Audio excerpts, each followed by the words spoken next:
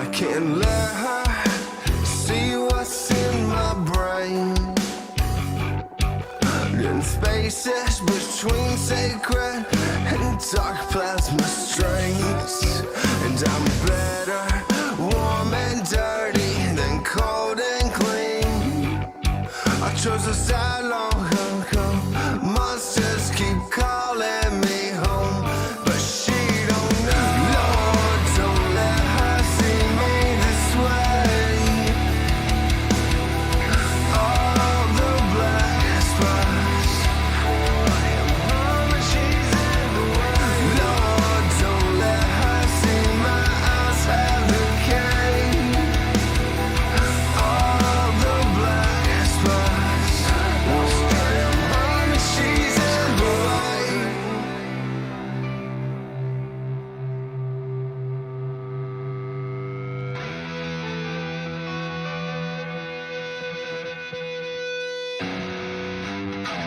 Look, I earned my teeth, but she's in the way. I'll carry the weight through the drug-induced days. How can wait? Young and naive will play hide and seek. I chose my side long ago. Monsters keep calling me home, but soon she'll know. Lord, don't let her see me this way. All the black spots, I am home and she's in the way. Lord, don't let her see my eyes have decayed. All the black spots, I am home and she's in the way. Just stay empty bliss, sleeping sweet. I still am dormant, and I'm choking back the rain. Pull the trigger if I fail. Be ready, because I'm afraid the strain's starting to show. Lord, don't let her see me this way. All the black spots, I am home and she's in the way. Lord, don't let her see my eyes have decayed. All the black spots, I am home and she's in the way. Choking back the rain.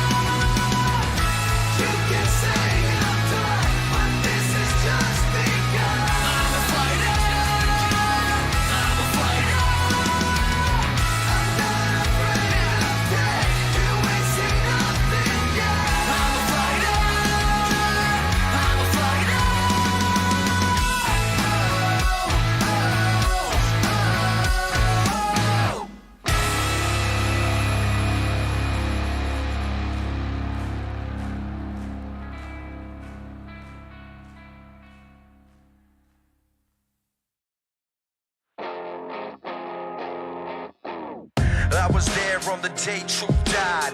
Blood on my hands, throw 'em up in the sky. I was a #1 sinner, no less. My life was a lie and my wish was a death.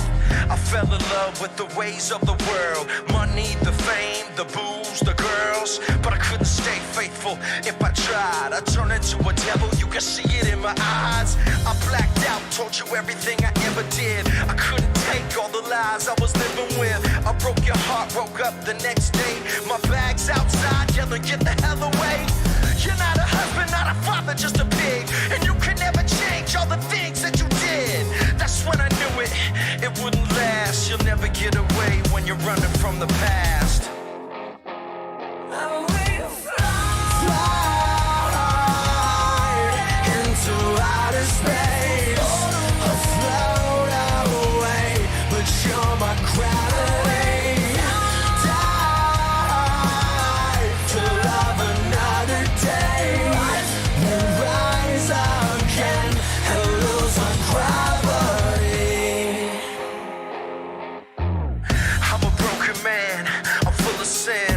I'm sick of all this hell that I'm living in, and I can't escape it. This is how it feels when you try to numb the pain with 1,000 pills. You tore me down, wish that I was dead. Said you wanna sleep alone in another bed, but when I push away, you only pull me closer. It's only over when we both wanna say it's over. I gotta change, this is not who I am. I wanna start over, wanna try this again. You're everything I need, everything I'm not. So pull the trigger, give me one more shot. Fly into outer space. Float away, but you're my gravity. Die to love another day.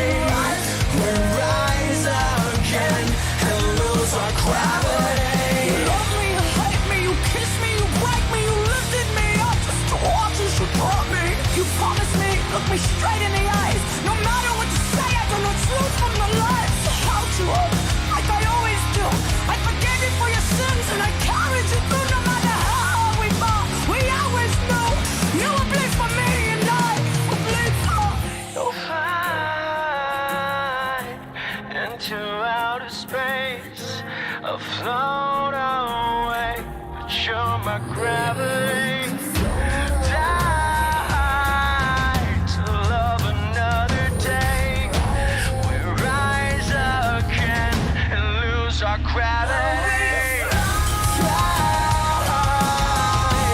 into outer space. Float away, but you're my gravity. Die to love another day. We rise again and lose our gravity. Fly into outer space. Float away, but you're my gravity. Die to love another day. We rise again and lose our gravity. Baby, we can float away.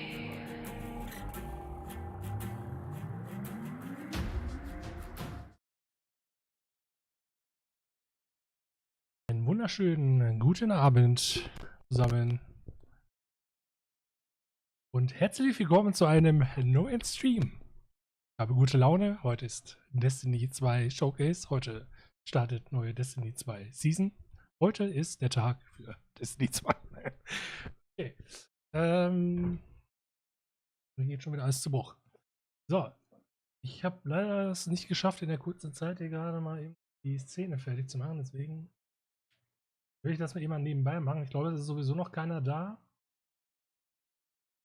Deswegen gibt es jetzt auch kein Jucken, wenn ich das mal eben mache. Und zwar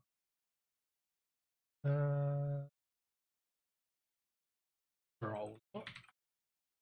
So, dann müssen wir mal gucken, wie ich das gleich hier zusammenschuster. Ich glaube, den brauchen wir. Ah, den brauchen wir. jetzt hier Vollbild mache. Jo, sieht gut aus. Okay, hier, wie ihr seht, ist noch, wie sagt man, vor Pre-Show oder wie sich das nennt. Ja, also bis Viertelstunde ist jetzt hier noch, ja,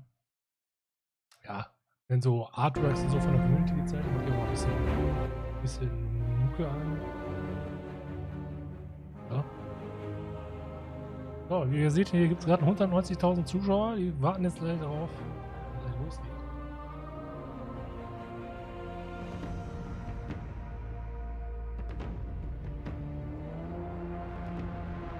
Aber es wurde ja schon im Vorfeld ein bisschen was geleakt, aber ich werde davon im Stream natürlich nichts erstmal preisgeben. Für die Leute, die sich sowieso nicht spoilern wollen, macht das auch keinen Sinn. Von daher bleiben wir da erstmal chillt. So, wir haben jetzt noch 14 Minuten, wo wir über alles mögliche. Die Frage ist bloß mal hier so. Muss ja später eigentlich anders werden. Eigentlich müsste ich ja so ein bisschen kleiner. Und den los.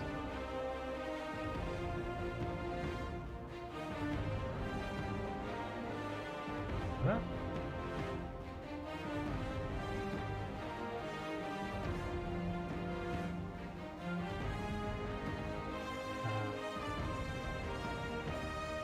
Dann Bildschirm an.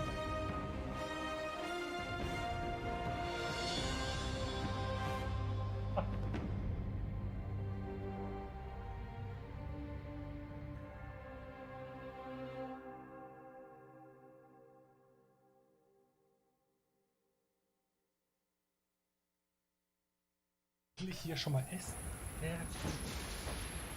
In a world where you rescue heroes from other timelines and brawl worm gods with your bare hands, it's a battle of light versus dark, monsters versus metal, everyone versus Telesto, in a lore-rich universe with an abundance of adventure and exploration.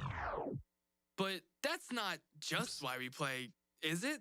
Believe me, nightmare hunts give me quite the adrenaline rush, but my Twitter mention suggests you expect more. So, did you keep playing for the life-changing god rolls? Or the mile-high sparrow flying? The Nessus frogs? The day one raid nights with your friends where you spent 8 hours and still don't know what you're doing? The Nessus frogs? You must have had some inspiration, right? Probably the creators and streamers that helped you forget that time you dropped your pizza, cheese side down. Or was it the people creating a Destiny universe of their own with stories, art, and literally dressing for the job they want? Maybe you're here for the intellectual discussion, or maybe you're here For the Space Horse. Ja. Maybe you're here for the Destiny creators Ich hab who natürlich jetzt auch love den so deutschen. much Bungie actually got one to do this Nee, video. ich brauche erstmal. Doch hier so müssen wir. Is Destiny 2 is so much more than the game we see in trailers. While many joined for the fantasy, we found a home amongst its people.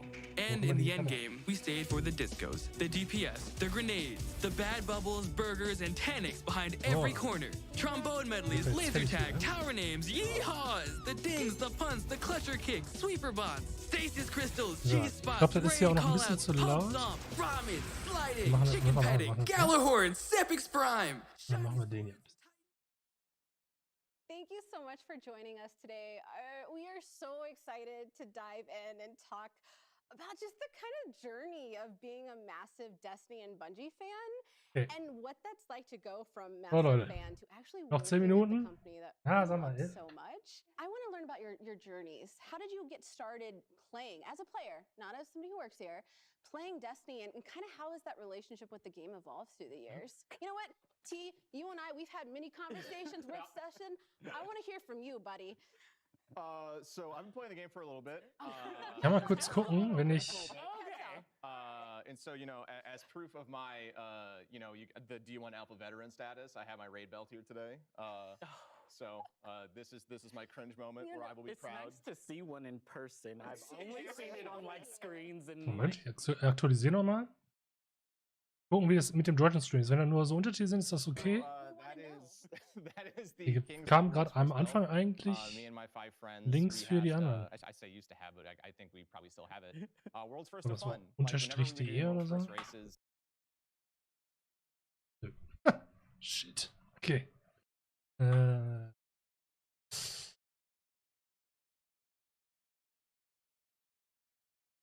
Well. Das. Bungie.de, da. So, jetzt gucken wir mal eben.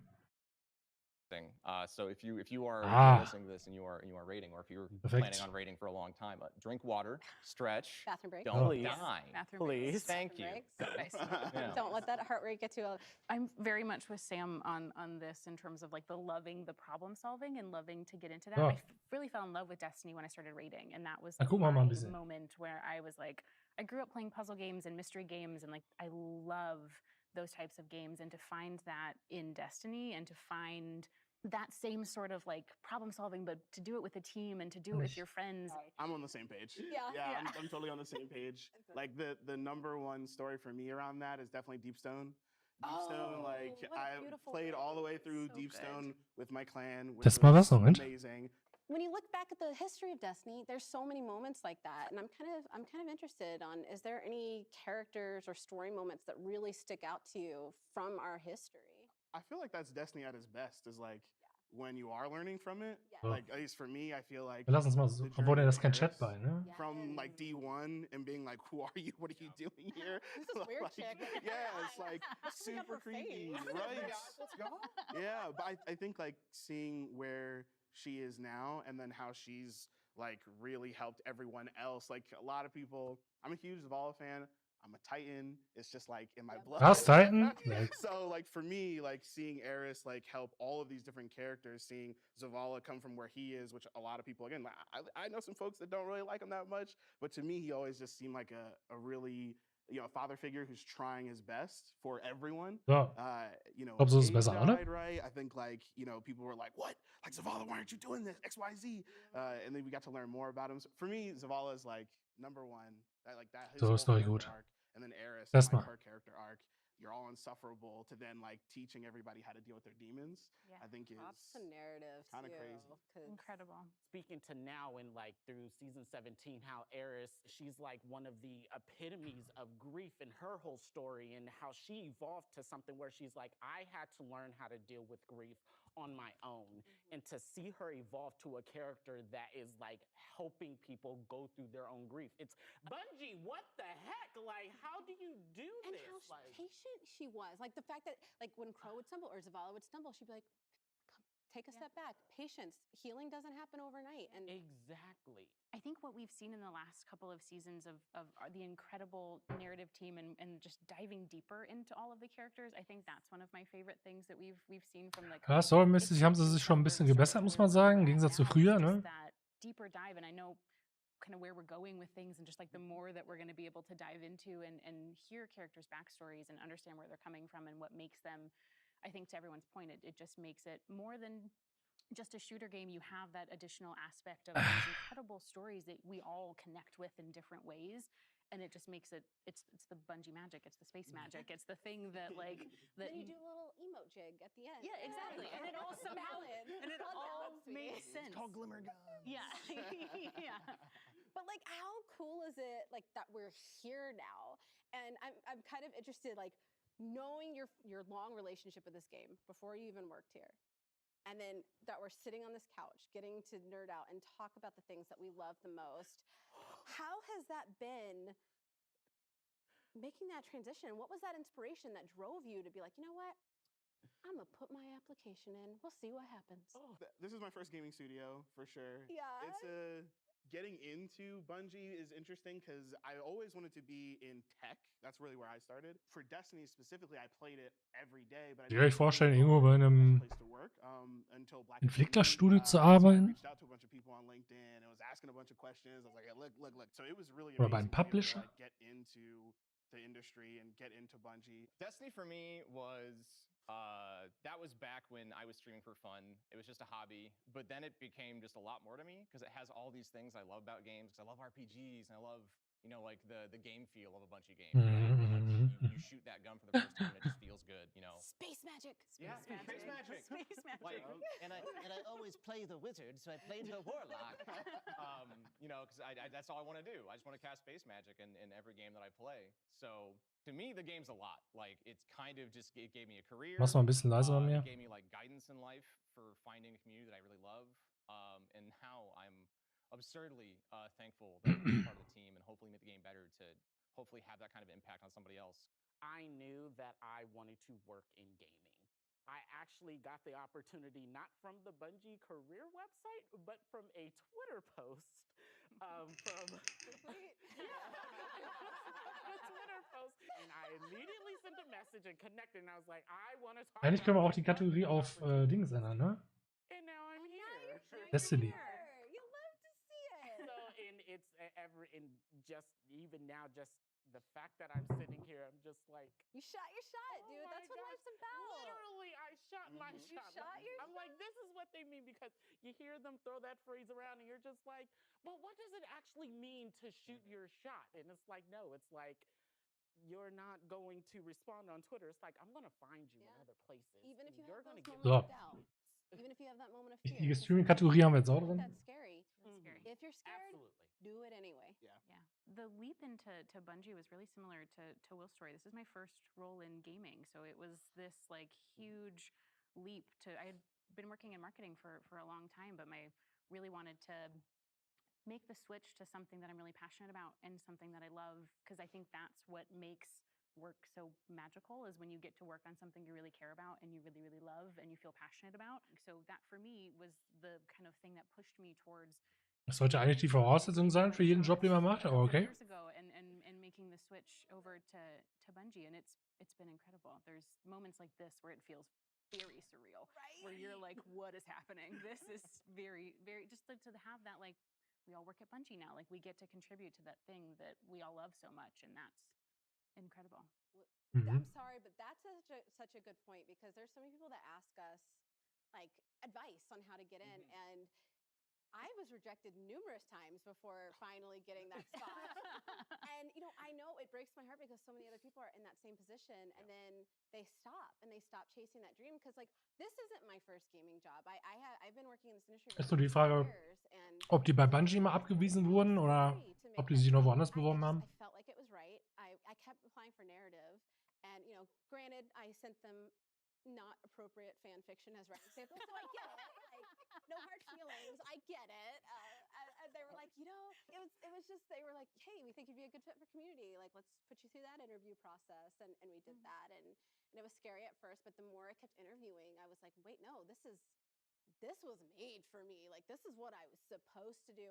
And it was funny because all of that trepidation that first week left, because I felt like it was family. I'd like to think that Bungie gives space for that human condition, that human element. It's a place where I can feel like I can be myself.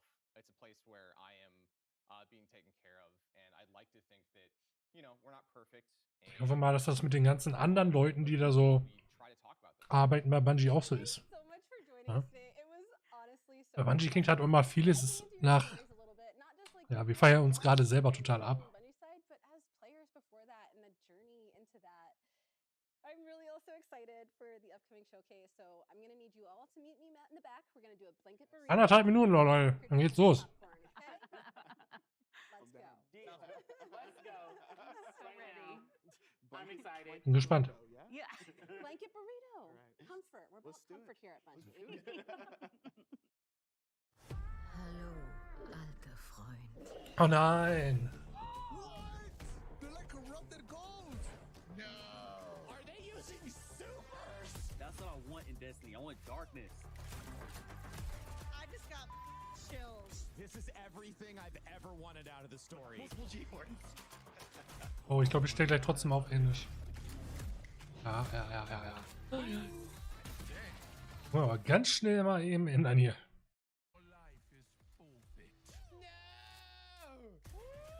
The Leviathan is back. A scythe?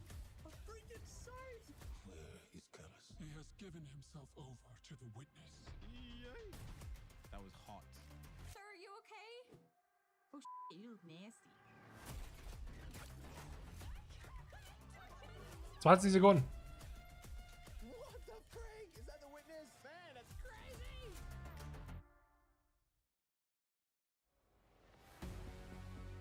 Oh ja.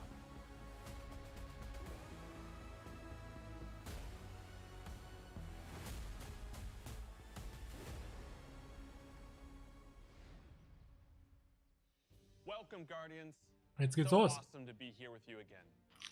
Last time we got up here, we got a chance to show you Savathun, the Witch Queen, and her majestic throne world. Since then, it's been a wild year for Destiny. You returned to the original Loot Cave to reclaim the fabled Gallarhorn.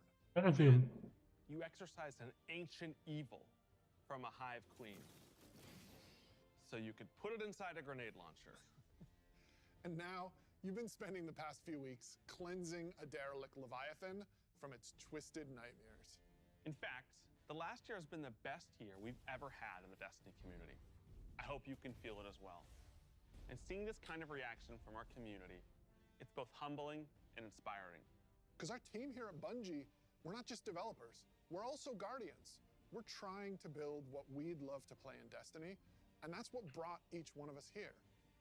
Brought us not only to Bungie, but also brought all of us to this final showdown between light and darkness.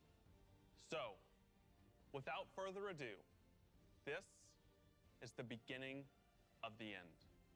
This is Lightfall. Auf geht's, Leute. Oh ja.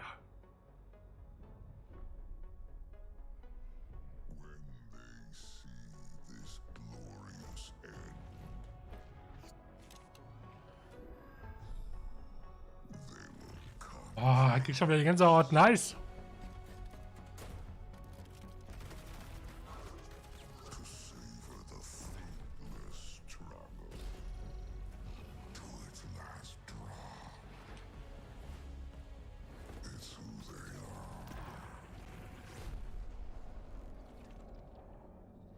Aha.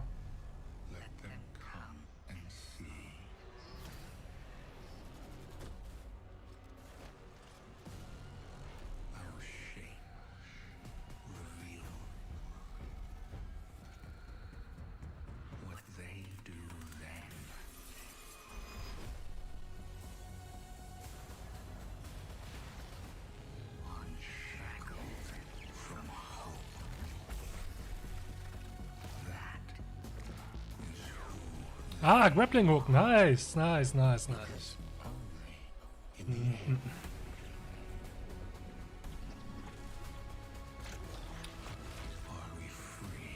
Neue Klasse.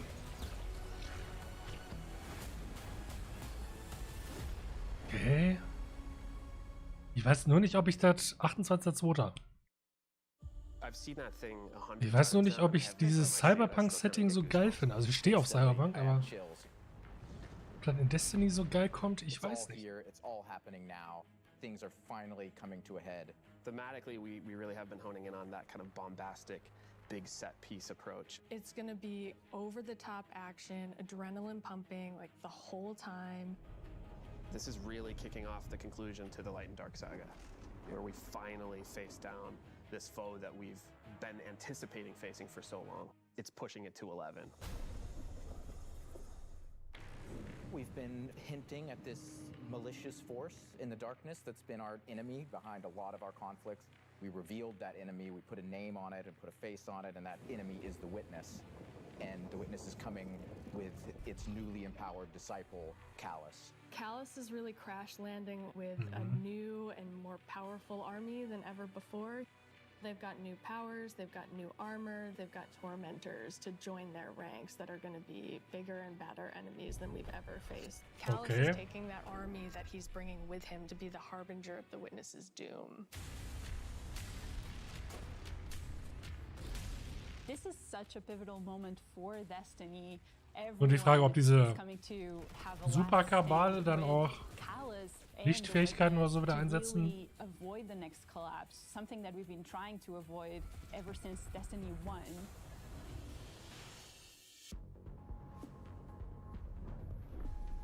We see in the trailer that we're headed to Neptune, and on Neptune there's been this hidden city called neuen, where an alternate version of humanity has been blooming since the collapse. Neuen is the capital city of Neptune. It's a giant metropolis that we were completely unaware existed until now. What's interesting and exciting to me about this place is that it's pristine, it's new. It's not like a lot of the places that we've explored previously in Destiny. Exploring that space is very, very cool. There's so much new stuff to discover in neuen and in Neptune. And also I saw some new characters there. I'm really excited to get to know Cloud Striders and their story. Also das wird ein neuer NPC sein, oder was?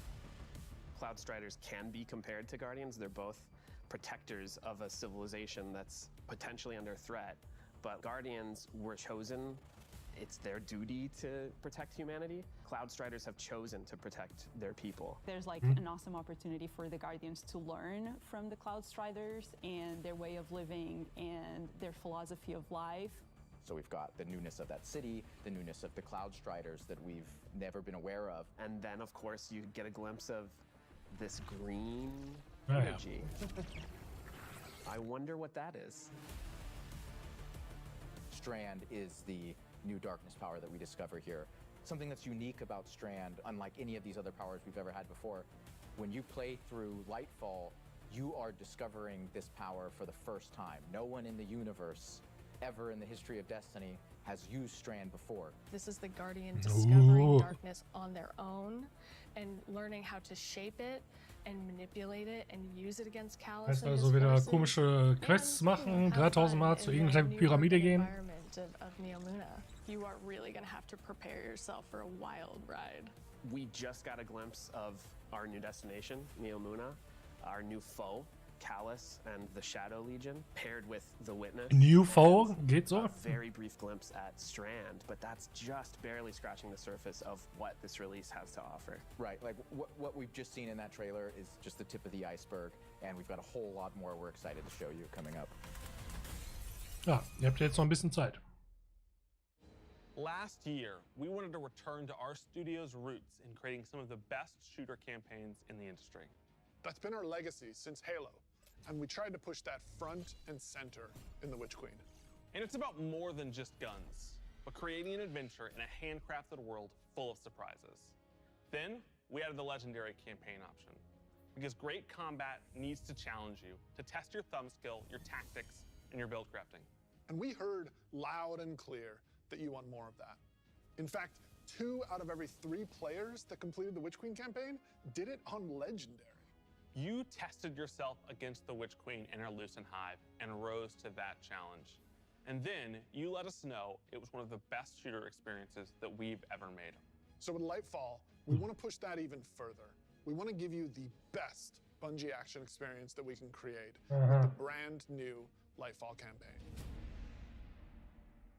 Lightfall is going to change the way that our players move, fight, and explore everywhere in Destiny. Neptune is this fantastic destination. The capital city of neuen is a really fun place to explore, and it's this bright neon metropolis. There's a harbor, office buildings, an arcade. This is a city that we've made, and using Strand to traverse through it and explore it, it's going to be so exciting. There's some places that once you whip out that grappling hook, ooh, you're gonna be able to explore and get to places that you couldn't before. Look at that up there. I wonder if I can grapple to there. I'm going to be a kid in a candy store. It's not a city that is collapsed. It is a city that has lived through the collapse. Neptune now has to deal with the cloak being pulled back and them being revealed to the world and are now central of the conflict. Callus has taken his capital ship and just like planted it right down in part of the city, and it's Cabal-occupied territory. It's a city under siege. You've got this infiltrator vibe at times where you feel like a tactical team going into a skyscraper. You're dealing with Cabal roadblocks and patrols all throughout the city. The Shadow Legion, they provide that like characteristic Cabal brute strength. They're all about like volatility and power, and they've been enhanced now by pyramid technology. They have these suppression devices that can take away some of your super, or take away some of your abilities, and then they fight alongside these terrifying new pyramid units called Tormentors. As part of his discipleship to the Witness, Callus has been upgraded. And so the tormentors that they've brought in are these impossibly huge, unstoppable behemoths. They wield scythes, they can attack from a distance, they can bring you in close, they can drain your very life force from you. They are basically embodiments of terror. It's like a boss character within the battlefield. Your stomach drops. Naja, Okay, I'm playing also through, diese fun, Lichtbringer bei Witch Queen waren ja auch eher so kleine Bosse und wir wissen ja, wie krass die dann wirklich waren. All the new stuff going into the game. Strand, Tormentors, Shadow Legion, a cool new environment. These are all a great setting for a new Legendary campaign, and we're still making sure that we go through and we tweak and tune and we balance the encounters to have that right challenging level of difficulty for players. Das heißt, die Kampagne ist im Prinzip schon fertig, oder wie? It was the first time we had done that sort of elected difficulty where you could really test your skill and test your power. And so we're going to bring that back for Lightfall. Of course, you're still going to have that higher reward tier, and we still want to make sure that you get that inside track towards being raid ready. Everyone back at the studio is so hard at work on Lightfall, putting in the details and making this whole release come alive and continue to surprise and delight players. I am so excited to get this out. Lightfall is unlike anything players have seen before in Destiny, and it's another step that sends you hurtling to the conclusion of the Light and Dark saga.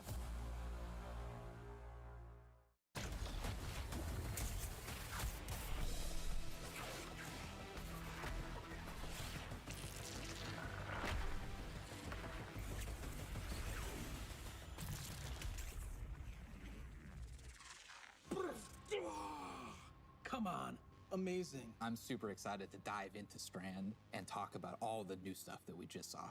Strand, like Stasis, is a power from the darkness. Unlike our light abilities, which are all about creation, darkness is more about consciousness. Strand is psychic energy that forms this extra dimension, or this sort of matrix that connects everything together, connects all living beings and all minds. And you, the Guardian, are sort of gaining the knowledge and gaining the power to peer into this alternate psychic universe and begin to pull at these threads and tug at these wires that are connecting all these living beings. When Guardians learn how to use Strand, it's almost like this third eye opens up. It's about peeling back the curtain of reality, taking those connections and then weaving them into new objects. Yeah, and it's pretty cool to see them come together. Like, it's always been there, and now that we can tap into it, we can use it for our benefit, whether it's through movement or through damage. Strand has a grappling hook. Since you're seeing into Okay, this also der cosmic Grappling web, Hook gehört zur you are able Klasse. to grapple at any Das ist ja point scheiße. because the cosmic web exists everywhere. Even if there's not an object there, it will hook on to that web and pull you forward. It's just taking that idea to the next level, putting that The Destiny spin on it. Yep. The grappling hook initially started as part of the Hunter's Kit, right? They're all about fluid movement, rapidly traversing space, and being very agile. But as we were developing, it's like, oh man, this feels like it's too much fun to just keep it to one class, right? So we made the call to expand this super cool new ability across all three classes. On the design side, we wanted to come up with how each of the classes interpreted this additional psychic dimension, like in their own way, right? So the Warlock, they're the telekinetic master of Strand. So they're going to be able to telepathically reach into the Strand dimension, pull matter out, and weave it into this big barrage of these Strand missiles. Wherever they land, these missiles are actually going to unravel, sort of reweave themselves into a new form. With the Titan, you're able to weave these claws and do an area of damage around you, spinning and slashing. The super I think I'm most excited for is the Hunter Rope Dart super. The Hunter does a flip and weaves these strands into this rope dart and is swinging it as they're kind of moving around. The first time I saw that, even in its kind of like rough state, it just blew my mind. We've learned a lot from creating our other subclasses, and we've taken those learnings about combat, about movement, about build crafting. We've put that all into Strand, and I'm so excited to see where players take it once it's out there in the wild.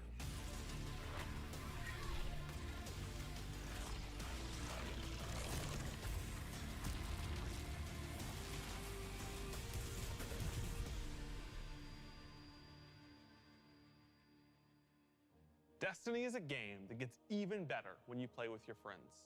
We want to create communities Welche denn? Hier sind that are keine. welcoming, inclusive, and that let you bring your old friends and make new ones.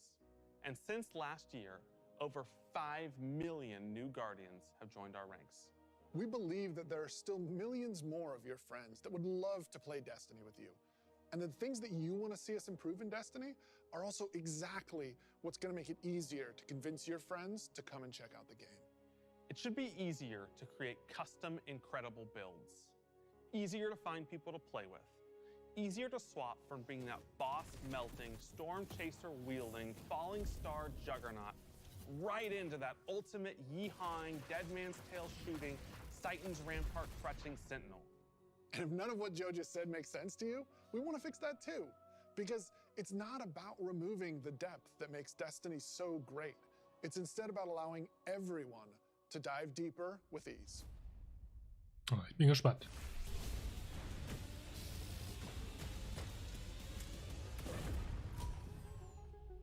The changes we're making to make Destiny easier to come into, changes to how you build your characters, changes to how you see what there is to do and what there is to accomplish.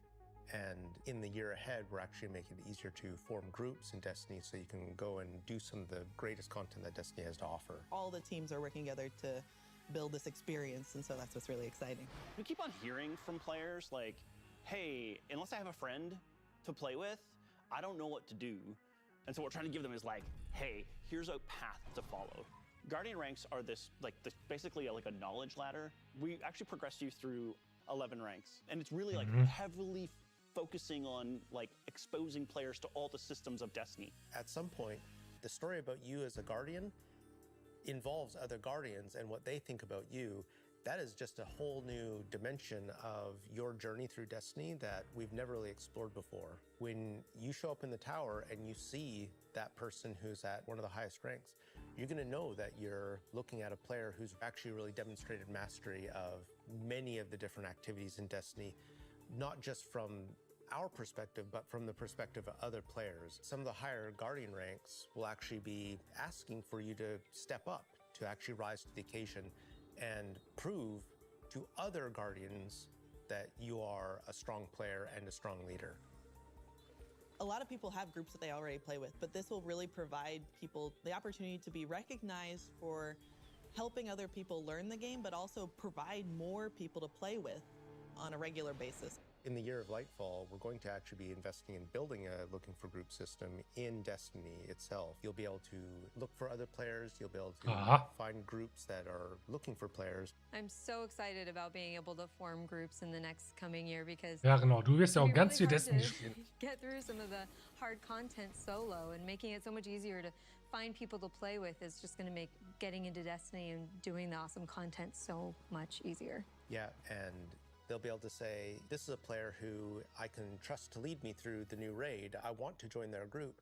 Or they can say, these are players who are new to the activity. I want to take them for that first raid because that'll be a great experience for them and a valuable experience for me as a leader. It's really going to help players come together and understand each other better when they've never met before. It's going to make the game so much more social, and I think that it's going to really make Destiny players feel like they're on one team.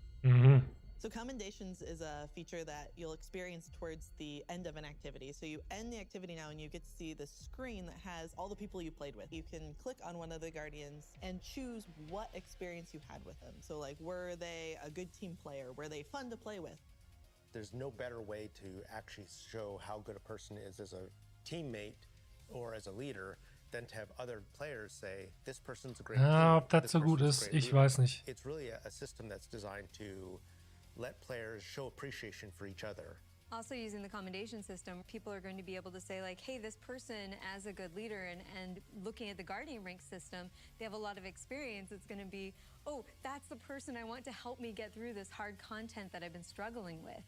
Social games like Destiny give you an opportunity to like really connect with other people and do things together and get to know each other. And with a system like LFG, you're making it so that more people can get that experience started than ever before. Both the loadout screen and the mod manager are completely new features. The mod manager is meant to make build construction Destiny a lot easier. We all love our fashion game. Fashion game's amazing. And so we're going to take what we did for the fashion game and we're bringing it to the Buildcraft game. There's going to be one screen where you can go to and do your entire loadout for your character. It's going to be amazing. So you'll be able to save the build that you've put together as a loadout and then switch between those things as you're going from activity to activity. Wow. Yeah, I feel like with the new release Destiny and Hab's ja noch nie in den anderen Shooter. mixed with Guardian ranks, we're giving players even new aspirations. It isn't going to be just about power level. It won't just be about gear. It's also going to be about that Guardian rank. It's going to be about those commendations. It's all the ways that we're bringing players together.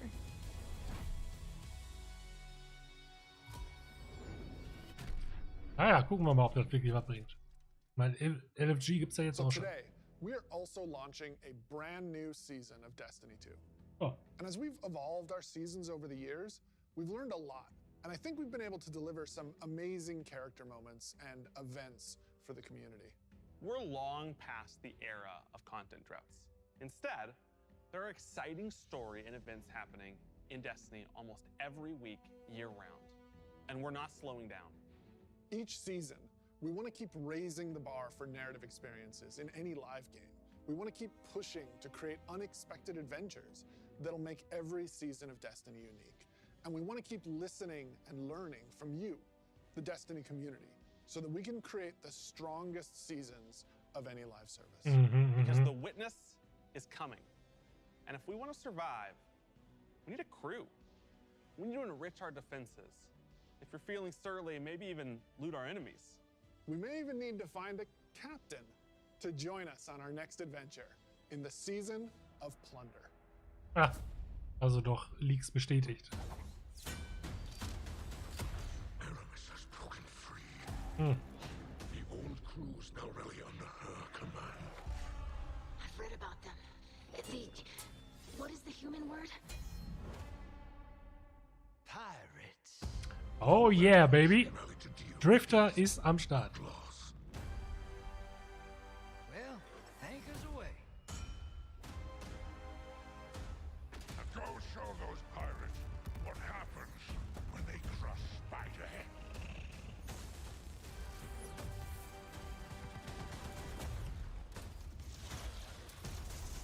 Hope you've got ammunition, Guardian. Time to blow this rickety barge.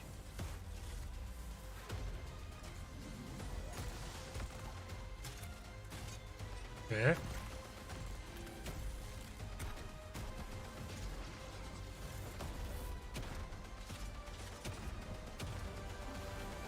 You got the goods, Guardian.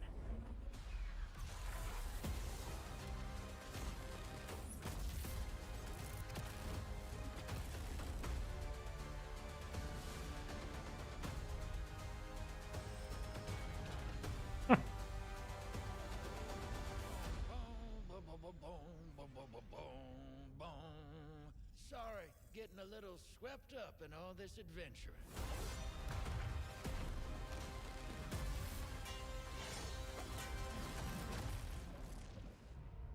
Okay. Bis zum 6. Dezember. What are you most excited about for Season of Plunder? Pirates. This season we said, what if we just go to the stars and dig up buried treasure? We are unearthing a lot of mysteries and secrets. We're swashbuckling onto enemy spaceships. And then we're also learning a lot of things about some of our favorite characters. We're gonna have endlich an mal. adventure this season. Season of Plunder kicks off with Aramis being freed from her icy prison. She's collected old, fallen crews of pirates and rogue cabal together in order to hunt down mysterious relics and treasures. It's time to meet your end. So Guardians are tasked with stopping Aramis from collecting these relics. And in order to do that, you have to create your own crew of shady dealers and backroom brokers. Drifter, Mithrax, Ido, and Spider are going to be helping you. Anchors away. Ready when you are, Captain. That's the beginning of Season of Plunder. What you're going to be doing is forming a pirate crew of your own. You're going to fill it with different crew members that you can recruit over the course of the season. drifter. He's going to toss you the keys to your personal catch. Then you're just going to set out into the stars and do cool pirate stuff. So excited. This season, we have multiple brand new activities coming that will really give you a sense of being on a pirate Multiple, adventure. One of the mainstays of this season is a new 6-player offensive called Catch Crash. When I saw the concept for the catch with the big mainsails on it, I just said, oh my god, this is going to be a fun season. Just like seeing Catch Crash through the different iterations, like fighting on the deck of the ship. You get to become your own ammunition and launch yourself from a cannon to the other ship, and you are the weapon, so you're gonna go mess them up.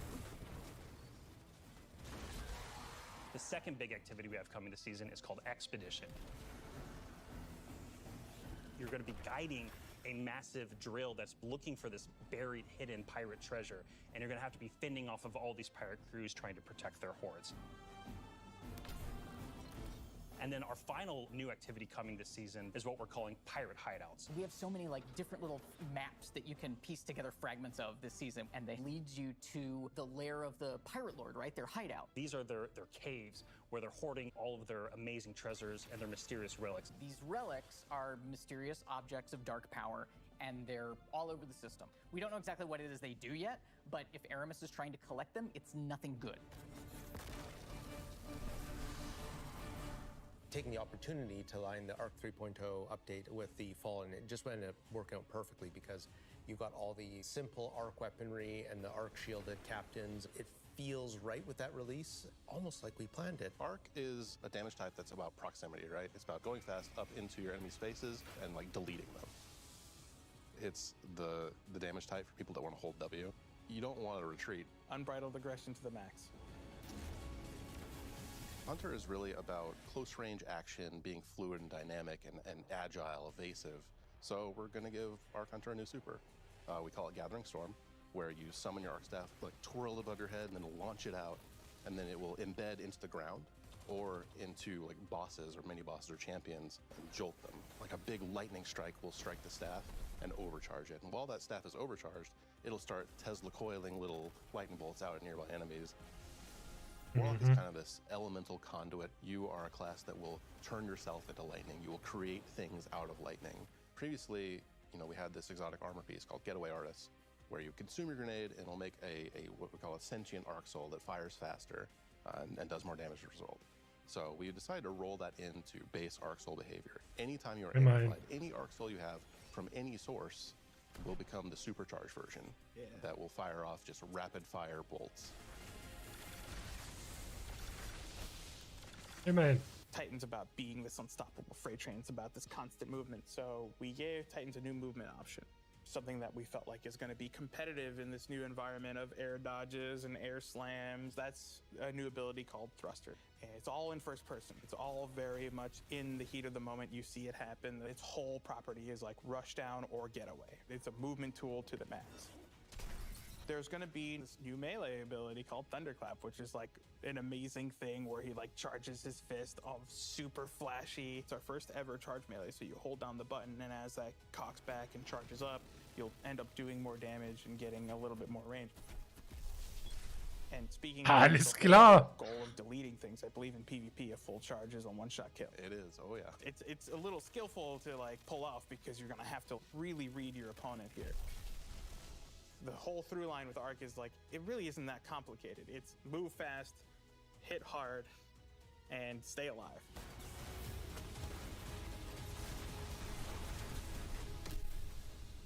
What I'm most excited about in Season of Plunder is that this is really a season that has a sense of adventure. You're exploring the system, you're looking for pirate treasure, pirate relics. You're seeing the world evolve in a way we haven't done before. I love that with the activities in the season, like we just leaned really hard into the Pirate Fancies. Ich bin gespannt mit dem Power Level. Da gab es ja auch so ein Leak, dass das Armor Level weggelassen wird und man nur noch über Erfahrung levelt. We're kind of a blend of both. We take inspiration when we say pirates. It's old world pirates that you would see traditionally back in the 17 and 1800s. We have like a flintlock pistol. We have an exotic fusion rifle that plays different than fusion rifles you've ever seen before. It's just like end to end, just really leaning into that spirit of like the pirate adventure, and let's also make it so that new players coming in can actually jump in and get started. The gift of the Thunder Gods is a starter kit. It's a set of armor, it's a Thunderlord exotic weapon. So jump in, join your friends, set sail, become the captain, and build your crew today in Destiny. Mhm. Oh, oh, ist das etwa King? Oh, oh yeah. Ah, schön. Oh, nächste Season wird geradet, Leute. Oh yeah.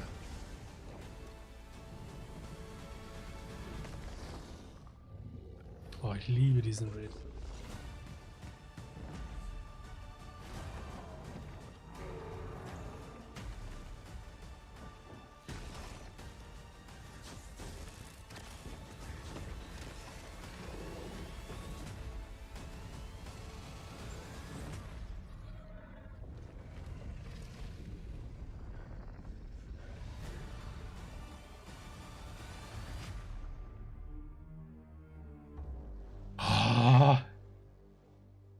What? No one? Man, it is so awesome seeing King's Fall return to Geil. Destiny. Yeah, actually, King's Fall was the first thing I got to work on at Bungie. And I'm thrilled that a whole new generation of Guardians will get to experience this refreshed and reloaded showdown with the Taken King. So, we've shown you Lightfall. We've shown you the new damage type, Strand. We've shown you some of the deeper changes to the game that we're going to be making throughout the next year.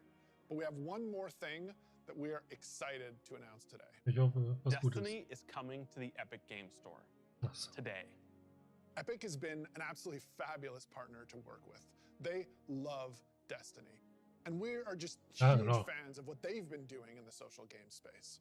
When we first started working with Epic, we sat down and talked about the impact that their games have had on us. And they had a bunch of the same stories for us. They shared stories about playing the Vault of Glass and how much they enjoy the social experiences in Destiny. And I got to talk about the summer of Fortnite Chapter 1, Season 5, when my whole family was laser focused, taking turns in the island to unlock Drift.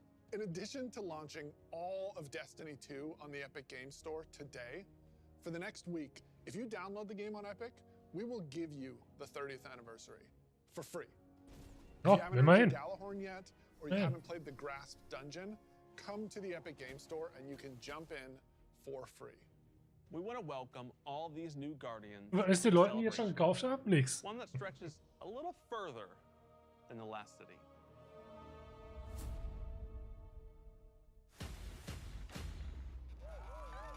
Ach.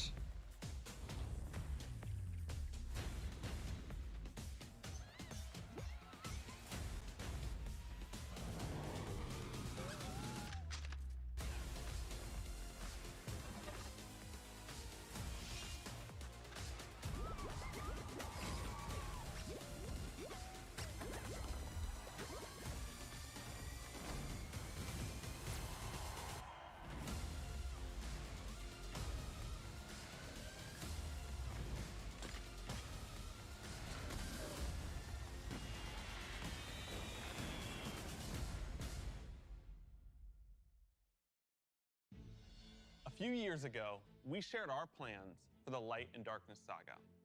This journey, years in the making, is coming to an end. Since we started charting our own course, we've been building this story. Nicht noch eine halbe Stunde? 5 years of expansions, since the first pyramid ship emerged in Shadowkeep and we first spoke to the darkness. Then, across Beyond Light, the Witch Queen, and coming up in Lightfall in the final shape, we're building towards a climactic collision between the powers of light and dark.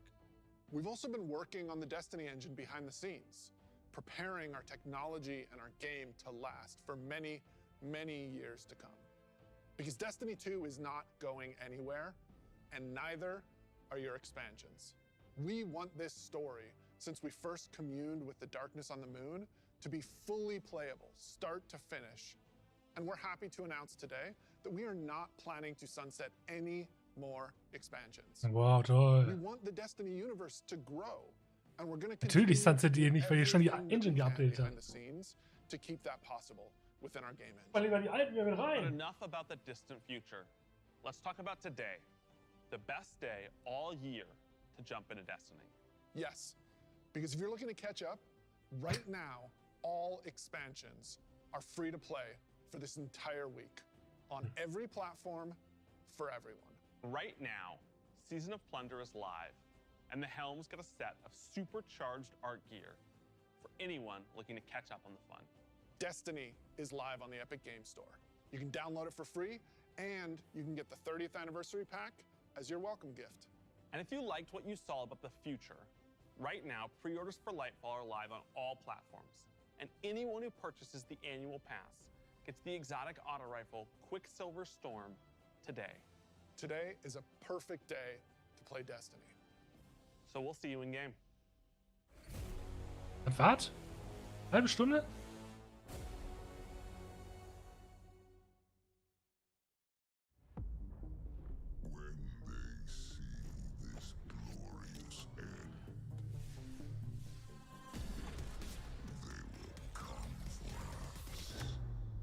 I've read about them. What is the human word? Pirates.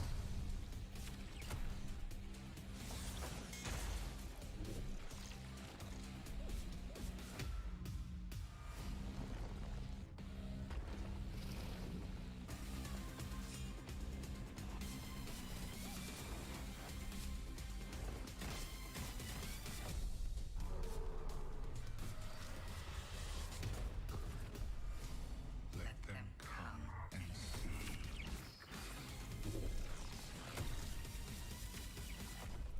What they do then, that is who they are.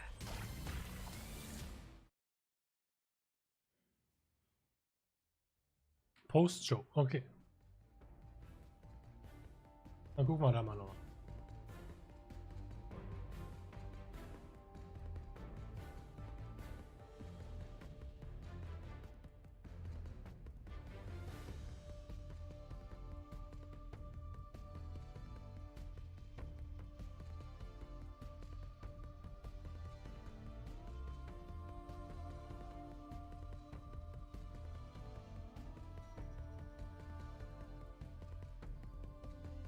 Ja. Ich muss sagen, ich war... Ich komme noch nicht genau auf das neue Dings klar, auf das neue Design von Lightfall klar. Ich finde, das passt da null rein.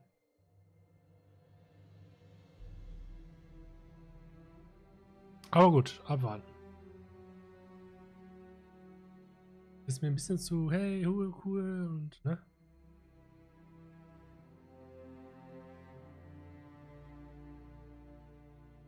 Also ein bisschen zu bunt, ein bisschen zu... Ja. GBAA.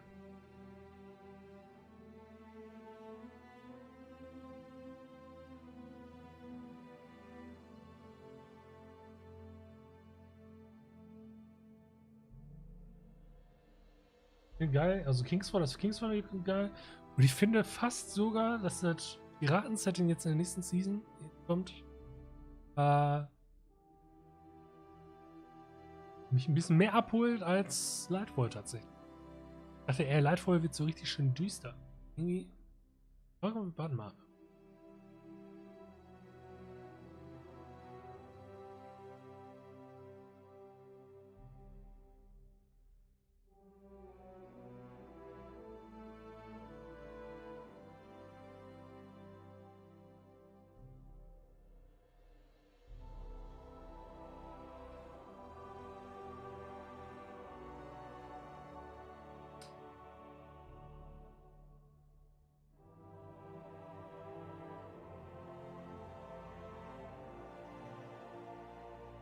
Ja, von wegen hier vorbestellen, nix.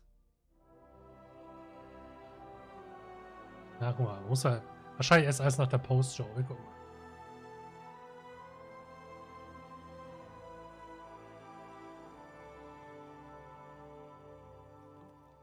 Hey Guardians, and welcome to the Destiny 2 Showcase post-show.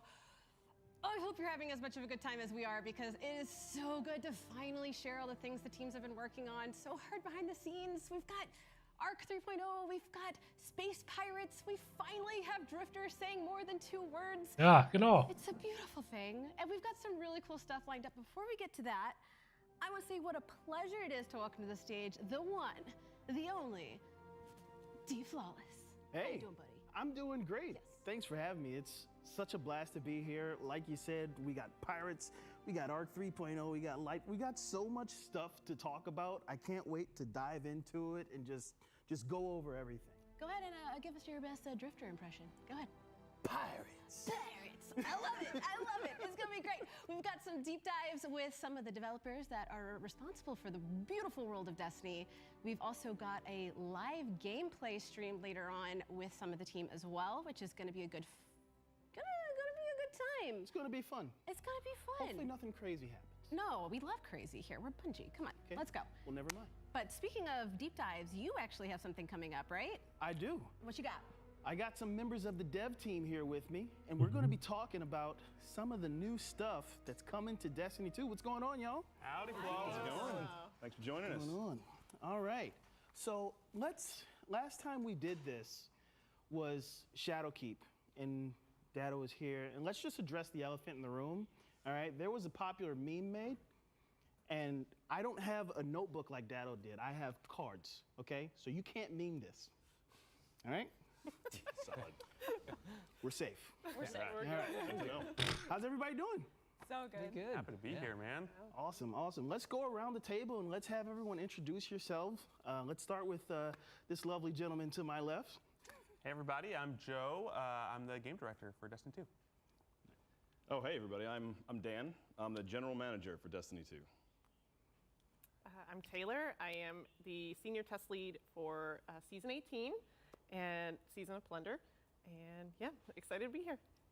Hi, I'm Kat. I'm the project lead for Destiny 2 expansions. Hi, I'm James Tsai. I'm one of the creative directors on Destiny. Very nice, very nice. Die alle so denken so, cool, wusste ich noch gar Let's nicht. just kick it off. We're all just talking. We're all just having a good time. Okay, cool. What are we most excited for? Ach, du arbeitest auch hier. Achso, ja, cool. Neomuna. Neomuna? Yeah. Neomuna. It looks so good. Did you guys see that trailer? It looked so good. I'm very excited. I'm very excited. I think in general, like in Destiny, we've went to very different destinations. There are very nature ascendant, and I think I'm really excited to just see what a up to date, like super futuristic neon city looks like, and I'm very excited to just use the grapple on that. So, yeah.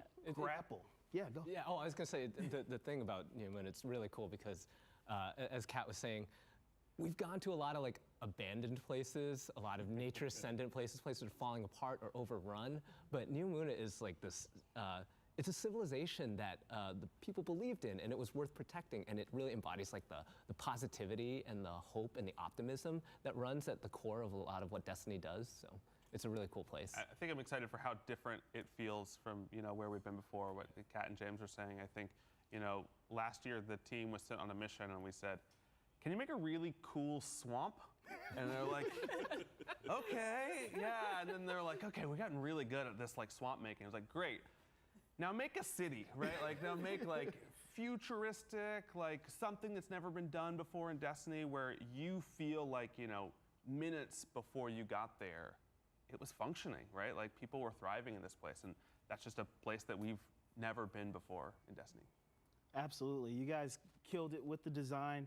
And did I see this correctly? Are we getting destructible environments in the game? So the game is like all about like blockbuster action, big fun sequences there. And yeah, there's definitely like some locations, some places where there's gonna be a lot of like things blowing up, a lot of visual flair. It's not like the kind of destructible, like dynamic destructible stuff where you're like gonna blow like a new path in the level and be able to like take a different route than you thought you could. But it really adds a lot to the mood and stuff to have like these things blowing up all over the place. It really complements the theme of the release. Yeah, I think for us it's about really highlighting some of those moments, right? You're gonna place the rally banner down, and just a sea of Cabal or Vex is gonna pour out, and then suddenly glass is flying everywhere and brands are going right. And that's that moment that we want. And then they're like, okay, yeah, I think I earned that, you know, those 2 treasure chests for my encounter there. I'll be on my way. After all the explosions. Right. I mean, that's the trick, right? Like, it's a war zone, right? Like, I know we've been at war, and I know we've been protecting the last city, but to Joe's point, we just spent, you know, the last year in the swamp kind of playing detective. And this is, the battle is there. It's huge. It's larger than life. So there's things blowing up. There's the constant struggle. It's just a very different vibe. Super excited for the action of it. Who doesn't like blowing stuff up? I do. So we talked about a little bit. Tell us more about who we're going to be encountering on Neptune. Who are we fighting? Ja, los. We saw some Bescheid. Cabal.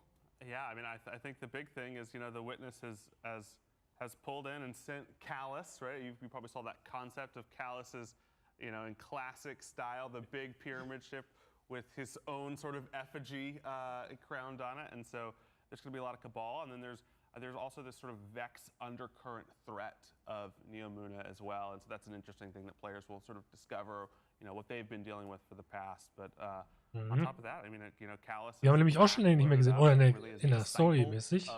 Die Vex aktuell relativ weit zurückgegangen. 97% certainty. It's like Callus and not a robot. Okay. Yeah. All right. Yeah. Definitely. But yeah, it's so cool because you know, we've been seeing like a ton of stuff going on with like Kayatal and stuff in the past few seasons and things, and we're starting to explore like more of the backstory of like the Cabal, find out more about them as a combatant race. It's just really exciting to see that happening, like the Destiny universe continuing to grow, and Callus, like we're gonna find out like why he's, you know, signed on with the Witness. What does he want? What does he hope to gain? Yeah, but speaking of which, though, but like, even though it's 97% Callus, and it's the Cabal, but it's not the Cabal we know, right? Like, as becoming a disciple, Callus got some upgrades.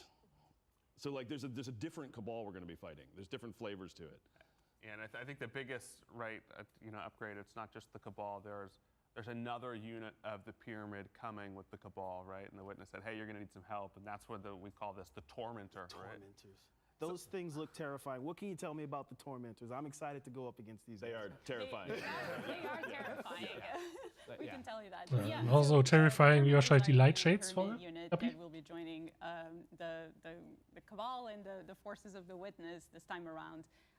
And they're basically bosses in the battle arenas that you will encounter throughout Neomuna. They are, as you said, terrifying to fight against. They have different phases, and they're really like, scary mini bosses. Yeah, it's.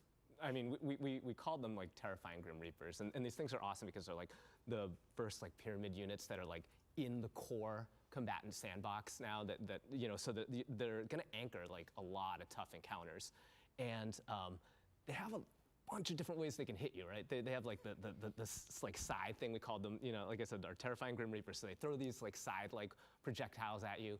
They can rush in and like, you know, like grab you and stuff. And it's just like, it's a completely different experience fighting them. It's a really, really fun kind of like. Ich bin ja gespannt, ob das wirklich so.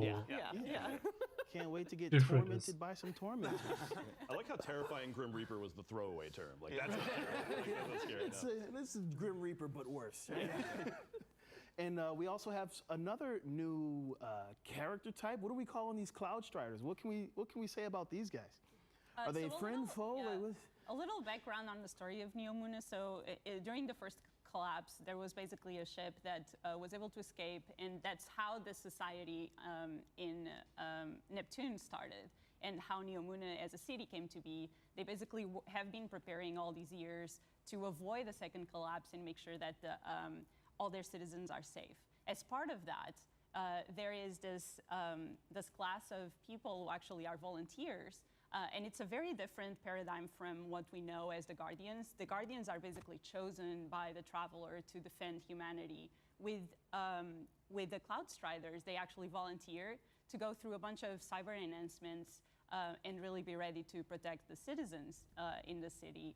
And so that's a very heroic thing to do. And we're going to be able to discover more of their story and how they came to be. But also it comes with a cost. Like they actually shortened their lifespan for about a decade as they are Cloud Striders. And so you basically have 2 at a time. One who's mentoring the next one, and we're going to see some of those things play out in Lightfall. Yeah. What I sort of love about the Cloud Striders is they sort of form this mirror for the Guardian in a bunch of ways. You know, we think of Guardians as the only heroes for the solar system, but the people of Neptune have come up with a different way. And you know, you take yourself as a Guardian, you know, this 6-foot mystic hero, and then you stand next to one of the Cloud Striders, and you're like, oh, I'm small. Yeah, and every one of the Cloud Striders looks like they're hitting the gym, you know, morning, noon, and night, and they have a very different approach to combat maybe than our sort of like tactical view or mystic powerful view. They're all force all the time. Yeah, it's a beautiful juxtaposition, right? Like you have the Guardians, as Kat said, that were chosen, like, you know, chosen for immortality but still for defense and protection, versus these Cloud Striders that opt in to shorten their own life, the antithesis of immortality, to sacrifice their mortality also to defend. And it's interesting to see, like, to explore how those two different societies play out and how they approach battle and how they approach combat. It's going to be really awesome to see it play out. That's awesome. So speaking of combat, we have a new energy type, Strand. Tell me everything about Strand. I want all the details. Grapple. What else do you I mean, it's green. You saw it was green. Like, it's green. There you have it. That's the bulk of it. Yeah, I think one of the interesting things for Strand, you know, is it's the first power where your Guardian is the first person to ever encounter this. It's sort of a thing that you're learning about, and you have mentors that are helping you learn more about it, but you're really on the front lines of this sort of new darkness power, and what does it mean, and then I think how that gets, you know, translated into gameplay is this high mobility. We really love the thought of the cosmic web, right? Behind all of us, there's this web that connects everything, and Strand is about touching into that web, and that's why grapple can grapple anywhere, right? You don't need a point. Yes. The web is everywhere. You find the web and pull it towards you, and how the different classes sort of, you know, make this web come to life, I think is going to be really interesting for our players to discover over the next few months as we start talking more about it. Absolutely. And it's been something that we've been exploring on throughout the whole campaign, is also your Guardian's journey in discovering Strand, as Joe was saying, and how we can learn and utilize this new darkness power is part of the story that we're gonna go through with players, and so it's been really cool. As a Titan, I'm very excited about doing the Titan thing and actually hold Strand and have like a whole AOE. What's with all the punching? Whoa, they're claws now. They're grafted on. Excuse me. This is a refined punching. So yeah, super excited about Strand, and I think one thing that I really want to make sure that we highlight is what Joe said. Like, you don't need a grapple point to use the grapple. Like, you can actually grapple onto anything, the air or whatever you want, because we are using this cosmic web that permeates the world. That's really good for me, because as a hunter who regularly overextends himself into like every fight and is just like after 2 seconds like, I gotta get out of here, that grapple has saved my life a lot of times. Sweet. Can't wait to get my hands on the grapple. We also talked about Grapple wird eins der Sachen, die wahrscheinlich am meisten Fun machen werden in Sachen Gameplay. Aber ich finde es ja doof, dass es an der Klasse gebunden ist, also an der Subklasse. Yeah, I think from a reward side, you know, we're following a really similar story. I think we're going to give you the awesome, you know, gear at the end of the campaign to get you up in that powerful band. We're going to get to choose one of the new exotics. This time, we're making sure they have high stat rolls on them. But in addition, because you're unlocking Strand during all this, we're also going to give you a little bit of extra Strand currency. So if you do the legendary campaign, you're going to be able to earn 1 extra fragment right off the bat. But I think the differences really start to come less in the rewards and more in the campaign itself. If you look at the Witch Queen and what we did in the campaign of the Witch Queen, I sort of like to compare that to the Corrupted Strike, right? There's like a little bit of nuance, it's a little bit creepy, there's some mechanics going on, and you got to play with a little finesse, right? Each thing is a little bit surprising. Really what we're doing in Lightfall is like the Proving Ground Strike, right? You're like, hey, you want to shoot a lot of people, right? Like, do you want to get in there and fight just a ton of Cabal? I think the thing we're gonna have players go through the Legendary campaign, and when you hit that wipe screen on an encounter, sometimes you see the report, and you're like, whoa, how many? Did I do that? I think you're Joe, not many. Oh, shots fired. I mean, Legendary Campaign has been such a. Ich weiß nicht, ob das so geil ist, einfach nur einen Strike zu haben, wie viele Gegner sind, aber okay. Destiny, universe, the past couple of releases, just getting back to that that smart combat that you like you have to make choices. You can't just be James and rush in and then try and grapple your way out of trouble. You have to actually think about where you're going to stand, where you're going to aim, what your loadout is. How are you kitted out for this fight? And to see the designers, at Bungie, just spend so much time thinking about all the different dimensions of the encounter, all the different ways that a player can pick it apart, and the different ways that they want players to be able to make progress in it or push back on the players. There's just so much loving handcrafted work that goes into designing these encounters. It's just been so much fun to watch. And honestly, just because I'm probably I'm definitely the most recent person to Bungie, I think seeing that, what James is just saying about the love that goes into crafting all these experiences has been absolutely just fascinating and just endearing, honestly. As a huge Destiny fan, and now having the privilege of honestly working on my absolute favorite game in the world, it's amazing to see how it all comes together. And sorry, I'm gonna stop or I'm gonna get emotional. Go. Good. Sure. Taylor, let's. What are you thinking about the strand abilities? What are you excited for in Lightfall? What are you thinking you want to jump into? I feel like most, except for James, we're all Titans here, right? No? What? Wow. Okay, you know Listen, what? I've seen. Aus mit dem Stream. I think we're the only Titans, really. I think the biggest problem with being able to see the internal stuff is you see all the armor sets really early, and then you're like, okay, what class am I playing this time? Yeah. Especially the aesthetic. That is always all about the fashion and how your abilities will kind of mesh with. I'm all about aesthetic fashion, so it's nice to kind of fit that in with your subclasses. Well, fashion is the real end game, right? Oh yeah. So we love fashion, we love Destiny, we don't want it to end, but we've heard talk about the end of this light and dark. Los. Hallo.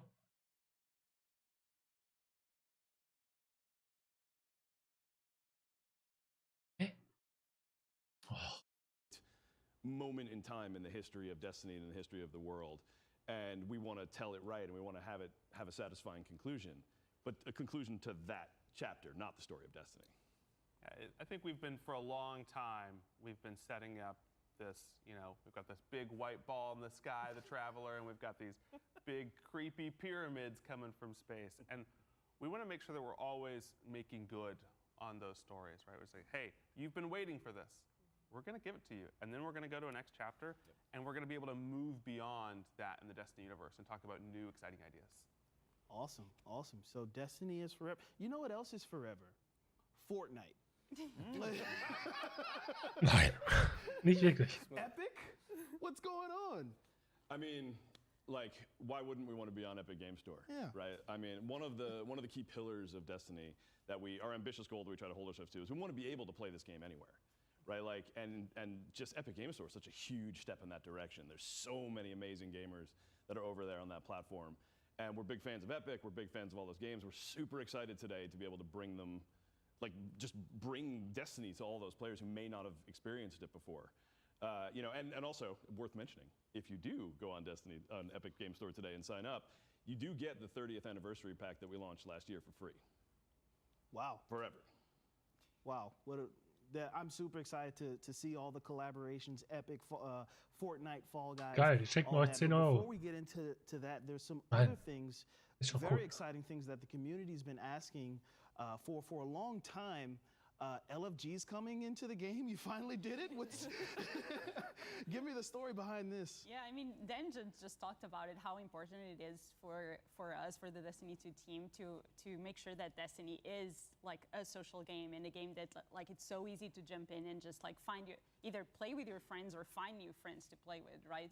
And so LFG is really a step in that direction. And so making sure that we have a really good system in-game where you can jump into your favorite raid if your clan is not available for some reason, or you're actually looking for a clan, I think is going to bring a lot of those experiences to way more people than it currently does. And so it's super exciting that we'll be able to bring that in next year.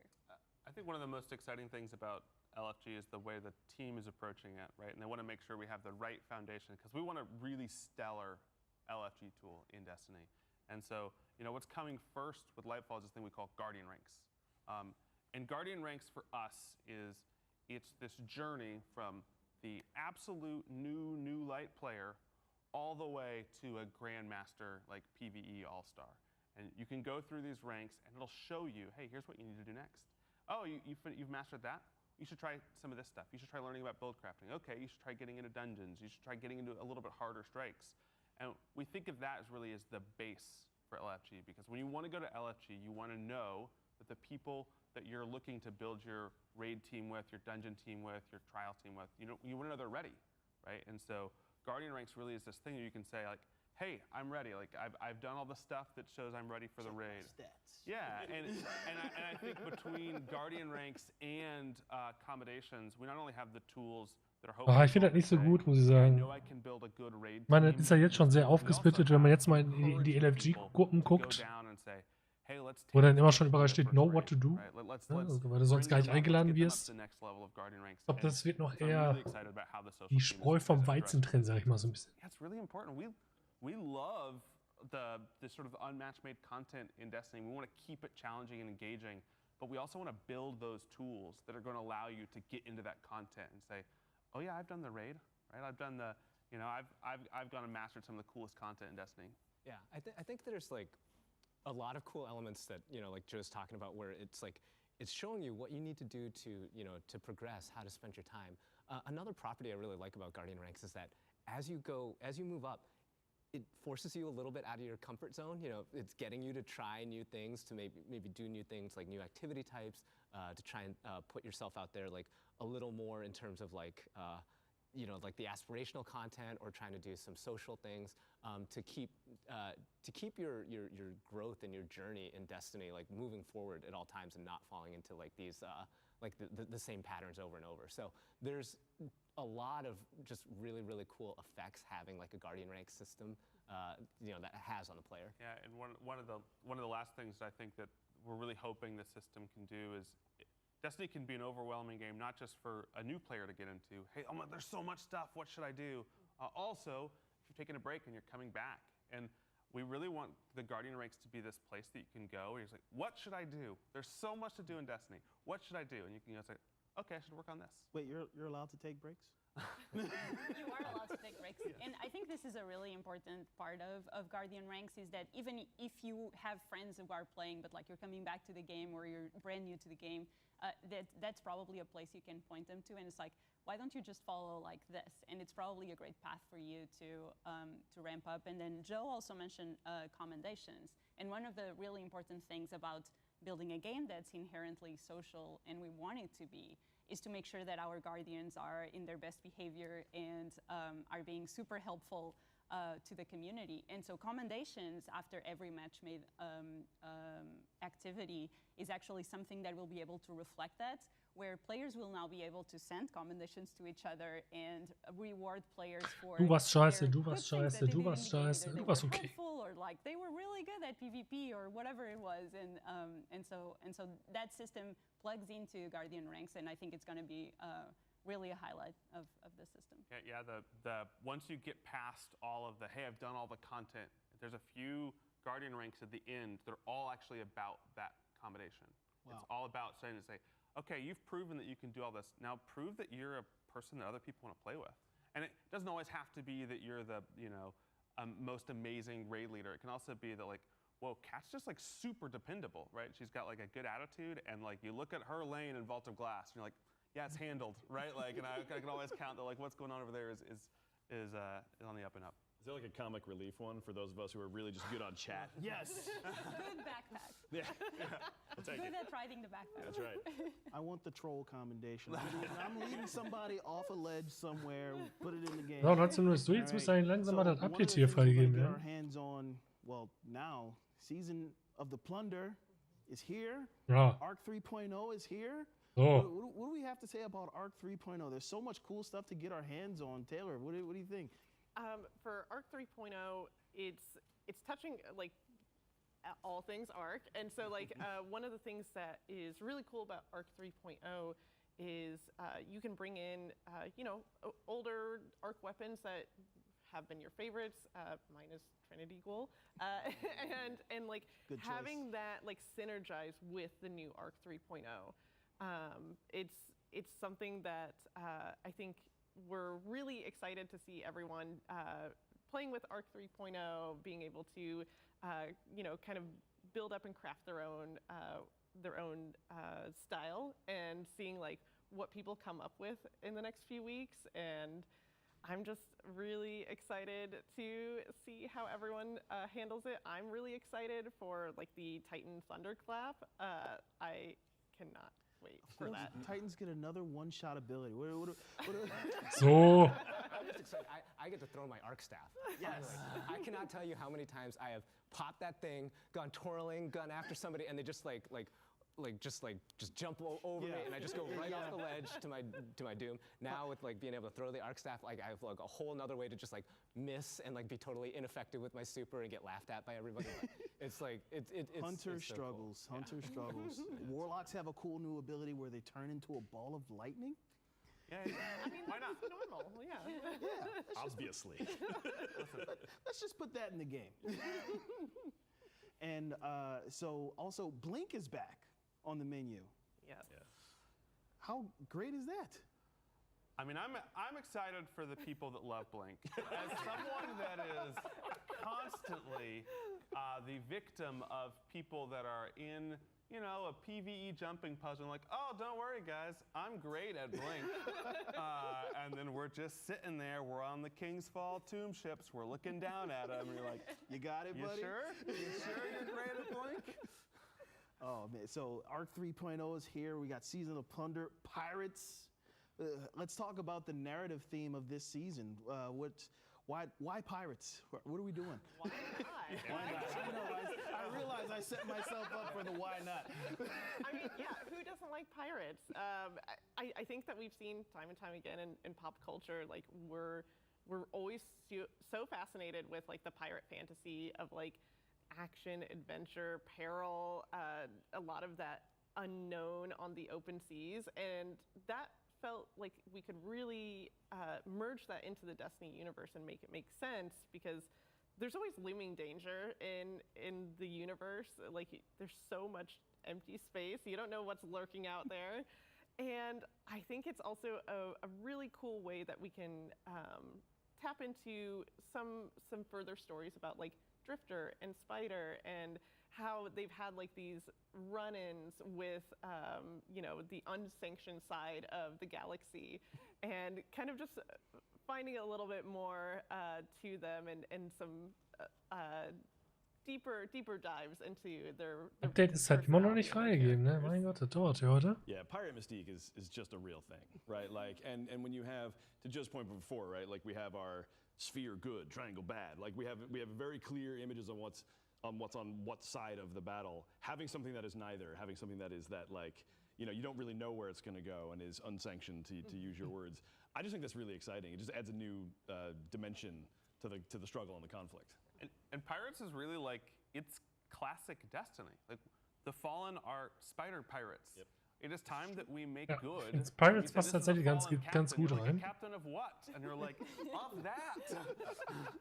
And Aramis is back. You see that pirate ship back there? I mean, but that's a true statement, right? Like ships are always cool. Pirate ships are cooler. Like it's just always are. There's a cool thing about the pirate aesthetic that I think the team just nailed for this release. So can we talk about the aesthetic a little bit? Are we getting pirate hats? What are we going to be wearing as pirates? Are we going to get to do the full get up? Oh yeah. We as the fashion lover here, we get the hats. We get some slick coats. I am a Titan main, but I have to say the Warlock set is so cool. We kind of are fashioning our armor sets. Reden die halt 5 Minuten über die Skins da, ne? Of like captains or swashbucklers, and so you're seeing a lot of hats. You're seeing a lot of coats, a lot of like shiny buttons and like doodads that are just attached to your armor, and it's I'm so excited. I am going to wear so much pirate gear. All the pirate gear. Do we get parrots? You know, I don't. Yeah. I don't think we get parrots. We do get crewmates though. So okay. Did parrots survive the golden age? They're different. Someone call Julia. Pirates, you know. So we're looking good. We got our pirate gear on. What are we chasing after this season? A lot of loot. I was gonna say a lot of booty, but a lot of loot. A lot of booty. You heard it here first. Oh, Pilano. Aber was bist du denn hier so ungeduldig? The pirate fantasy. So we have. Muss erstmal noch aufs Update warten. Catch Crash. Try saying that 3 times fast. Außerdem gibt es wahrscheinlich erstmal schön eine dicke Warteschlange, gehe ich von aus. And it is essentially you are having a shipboarding crew and you launch. Kannst René schon mal sagen, er soll sich das Game bei Epic laden, weil dann kriegt man das, und du übrigens auch, dann kriegt man das 30 Jahre Bungee-Paket mit dem Raketenwerfer so gratis. Kind of going, you know, plundering and finding eine Woche lang glory, and then we also have hideouts, and those are 8 different activities where you go in and you are you know, getting rid of some scurvy dogs in those hideouts, and you're uncovering some long lost artifacts. So it is really kind of hitting home on that, like you know, pirate adventure of like getting some lost, long lost loot, getting some glory, meeting some fighting and fortune in there. Nächste Woche nichts zu tun hast, ne? Super cool. Alle Add-ons für Destiny sind aktuell Free-to-Play. Für eine Woche. Was? But the day-to-day gameplay loop Immer of noch? Destiny. What's coming to Strikes, Gambit, Cruise? Bla bla bla bla bla bla bla bla bla. Sieht eigentlich ganz gut aus, ja. Good news today is that we've got Cathedral of Dust coming back to Destiny today. We've got, you know, also nochmal für dich, diese Woche, ab heute eine Woche lang alle Add-ons for free bei Destiny. Und wenn du die einmal Destiny über Epic Games, ja, das gibt es jetzt bei Epic Games, runterlädst und startest, kriegst du das 30-Jahre-Paket mit dem Raketenwerfer so umsonst, für immer. Ist das geil oder ist das geil? Die ganzen Leute haben alles hinterhergeschmissen, kriegen, wofür ich hart Geld ausgebe. Und es gibt jetzt Fortnite-Skins. Also es gibt den Fortnite Destiny-Skins und in Destiny gibt es Fortnite-Skins. Und nächsten Monat gibt es in Fall Guys Destiny-Skins.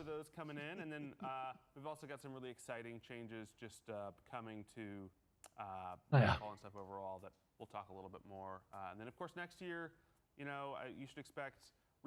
Mit raus, ja. Sweet.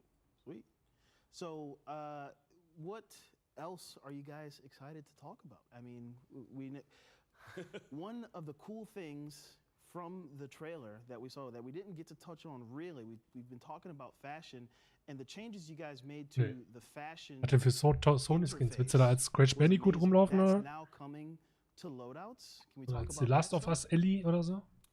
I have a nice story to tell because I Oder obwohl so ein Kratos Titan-Skin würde vielleicht sogar noch passen. Bungie, and it was like, if you could add one thing to Destiny, what would that be? And I was like, loadouts. And everyone was just like looking at me because again, I wasn't hired yet, and it was just like, And then, Warum you know, nicht? as we saw, loadouts are coming. So it's very exciting. I think it's something that like every Destiny player has Obwohl die neue Season klingt ja ganz cool. Schön Pirate-themed, habe ich Bock drauf. Not only like you can have multiple builds, but also the fashion game is kind of introduced. And Bisschen mehr Story zum Drifter. And so it's going to be super cool Cool. to engage with.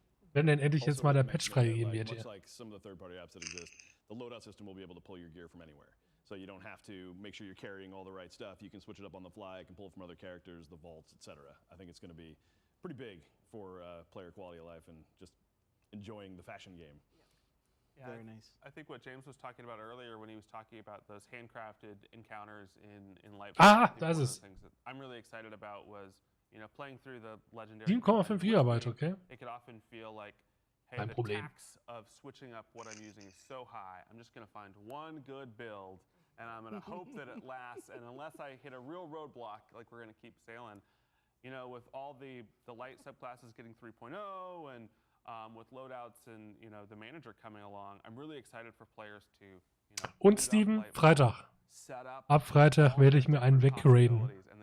Kingsfall, bester Raid, kommt. You know what? I think I should use Void for Geil. this, and then just press the button and be on their Void loadout, and then just hit that rally flag and be ready to go. That's super cool. That's super cool. And I think with all the synergies and mods that you now slot everywhere, I think it's such a time saver as well. Like it's, Und das neue Add-on wird so Cyberpunk-mäßig. Finde ich irgendwie nicht so geil, aber gucken wir mal. if you're playing with a fire team and be like, how can we make sure that like we're all covering all the things that we need to cover for each. Weiß ich nicht, ob Lukas da Bock drauf hat. Yeah, super excited about it. Huge time saver. I'm so Der rastet ja excited jetzt schon for that aus, wenn because er my fire auf den Patch team warten muss. takes way too long in the tower to like figure out what they're gonna set up and what they're doing, and it's like, you guys, let's just go. Like, so. Ja, dann bricht direkt der Stream ein, weil ich hier alles wegleache. 55 Sekunden noch. I'm very excited. Yeah. Well, I'm really excited for content creators as well because I think.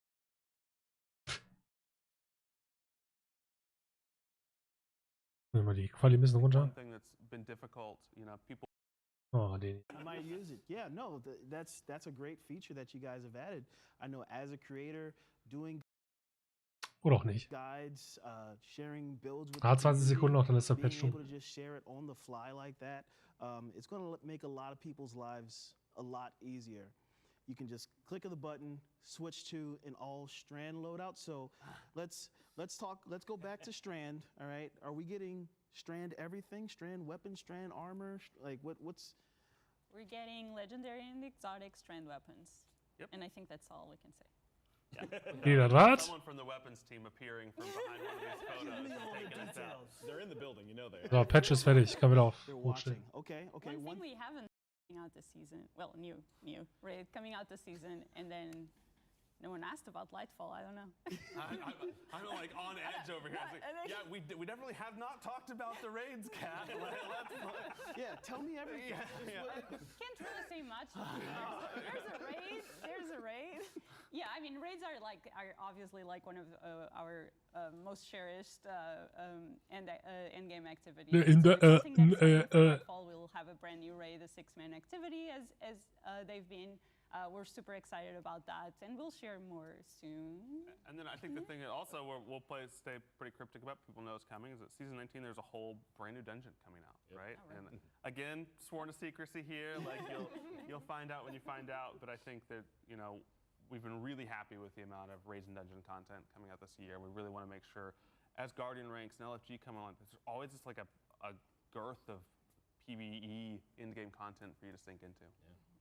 Really nice. And we talked about the raid. I'm assuming the witness is going to be tied into that some kind of way. Can we talk anything about what we can expect from the witness? Are we finally going to learn? Merkt, der Patch ist draußen. Von 300.000 gucken jetzt noch 130.000 zu. So hat er mehr kommen. Ja. Yes, we will. Erstmal starten.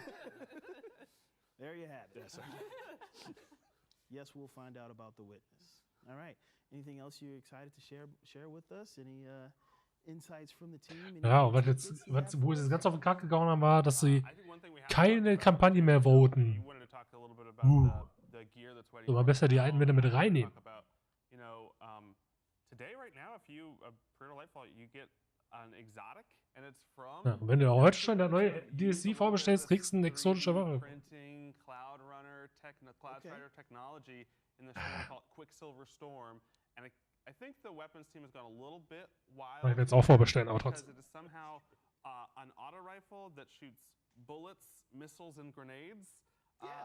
And so I'm excited to get my hands on that and start using that. So we can get our hands on that right now. Yep. Was? Pre-order. Yeah. Lightfall pre-order. And the other Kugeln, Raketen und bringing things Granaten? back into the fold in Destiny is always really, really important to us. And we know that like if you take a season off or you lapse for a little while, you know, there can be a lot of work just to get, you know, like get back Yeah, up man, to, PvP maps, I don't know. to where you want to be. So you know, with this new season, you'll be able to go to Helm Ja, ich seh's. grab like a chest that will catch you up now. So we're gonna have like a full set of gear in there. Lukas, du musst dich auch mal ein bisschen mehr für das Drumherum interessieren. Nicht nur hier rein und 2 Stunden später wieder, oh, kein Bock mehr und dann wird das Spiel nicht mehr angefasst, ne? I think what's really exciting about that gear is it's not just about the power level.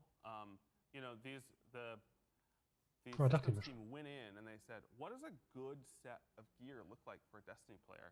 And so they've set you up with some legendary weapons, some mods in your armor, some, you know, Thunderlord, right? Then we really wanted anyone to be able to wear this and to be able to go into, you know, some match-made Nightfalls and people be like, oh, that's good. What you're wearing is good. And sort of have that confidence that as you get those better and better weapons, you have this baseline of like really just competent weapons and armor to go out and adventure in. So yeah, we got Thunderlord coming back, and probably a bunch of new arc weapons are going to get a nice refresh with the new season. Any weapons in particular y'all are excited to play around with this season? Like I said, I love my Trinity Ghoul. So Trinity Ghoul. Risk Runner, ja, was sonst? That's not going to be a problem at all. Sweet. Well, season 8 of Plunder is live right now. You can play it. But that's You can play it. Time. I just want to thank all of Season of Plunder is live now. You can play it. Me going on this journey. But right now we have a trailer. Aha. I've seen it already. Let's watch it again. It's the Lightfall trailer coming to you right now. Haben wir doch schon gesehen. Ja, okay. Guck dir Lightfall an, Steam. Ich meine, ich liebe Cyberpunk, aber ich finde, das passt irgendwie nicht ins Destiny-Universum. Ah, wer weiß. Der Trailer ist trotzdem geil.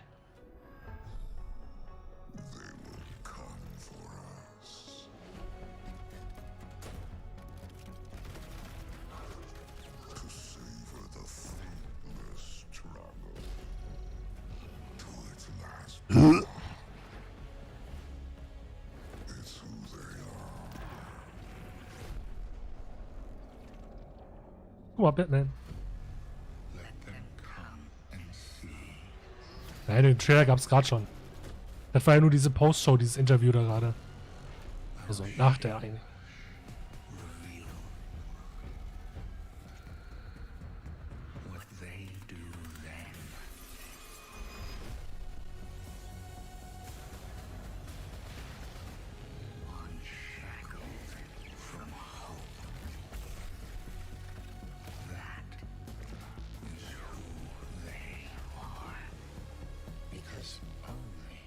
Soundtrack ist schon geil. Ah, ich mag den Destiny Soundtrack. Aber.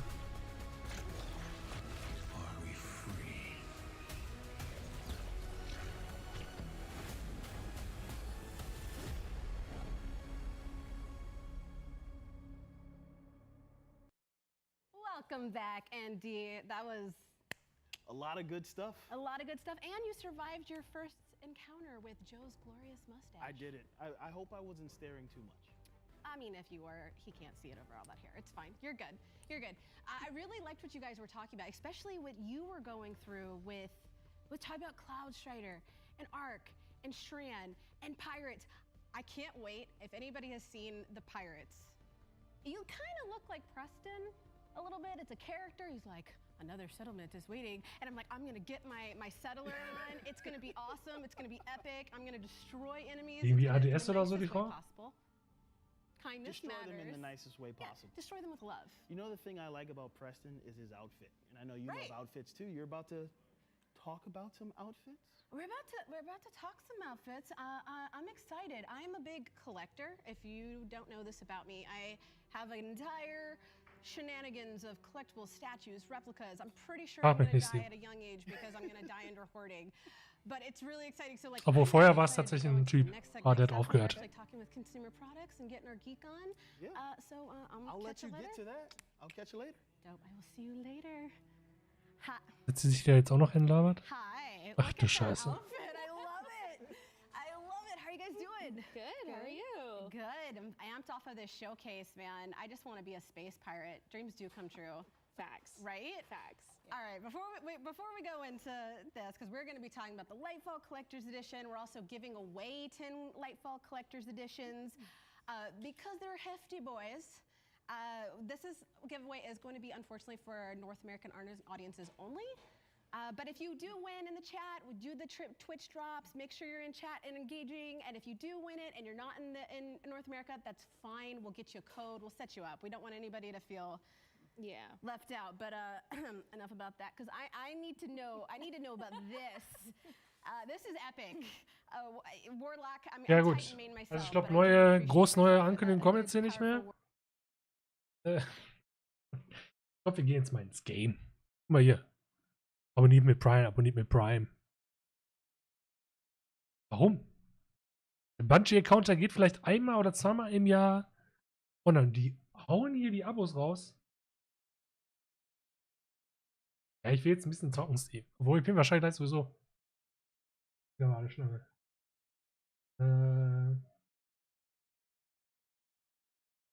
Dann browsen wir aus hier. Und gehen mal rein. Gucken. Achso. Das muss auch noch aus.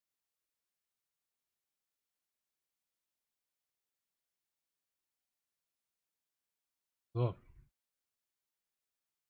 Genug gelabert. Jetzt wird geballert. Hoffentlich.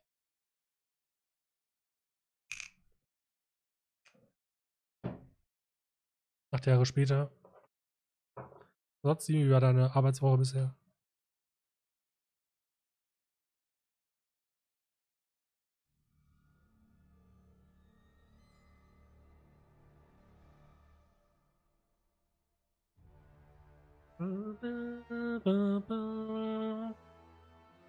So, wenn es in-game zu leise ist, muss gleich was sagen. Da geht's schon los.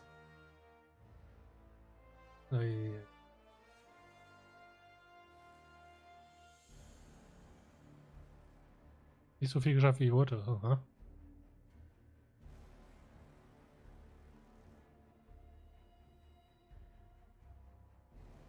Ist auch geil, dass man hier auch gar nicht sieht, in welcher Wartebeschlagenposition ist. Dann erst, ja, ist ja sehr recht chillig.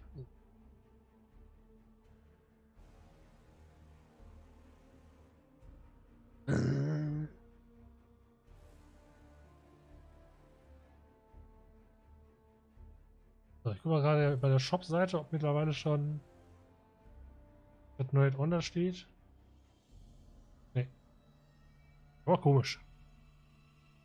Ich dachte, man kann jetzt schon vorbestellen.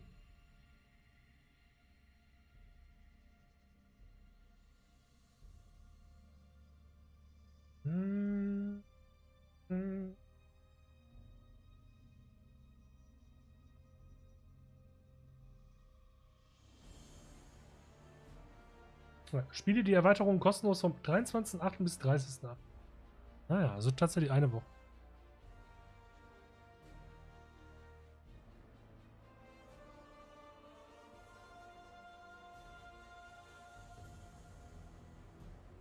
Aber noch kein Pre-Order. Komisch eigentlich. Normalerweise sind die so immer recht schnell.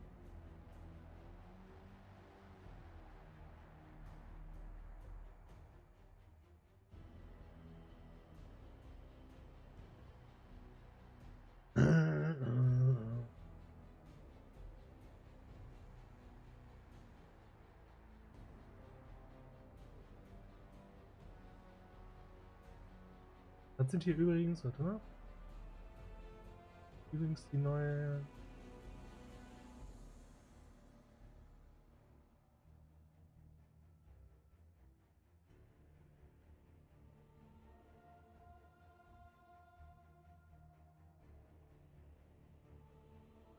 Ja, das hier.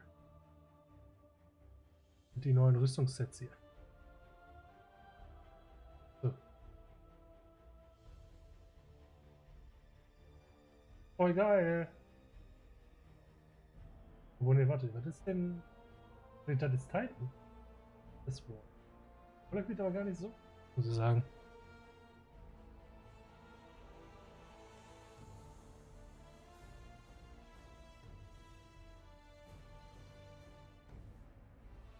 Mal direkt den Season Pass hier angucken, bevor wir ihn geben.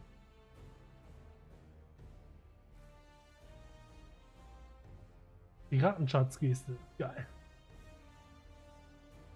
Akkus 3.0. Blablabla. Erhaltet eine kostenlose Sammlung von Akkus aus und die zwei exotischen. Für jede Kasse gibt es ein Geschenk, das jeder von ihnen Hand und Dreh aufholen kann. Okay.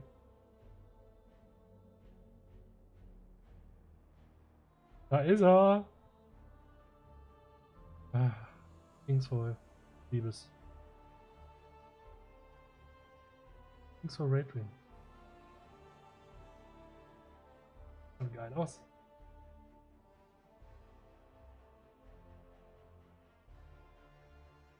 Muss wahrscheinlich den kompletten Titel freispielen. Na gut. Hätten wir jetzt doch noch weiter gucken können hier.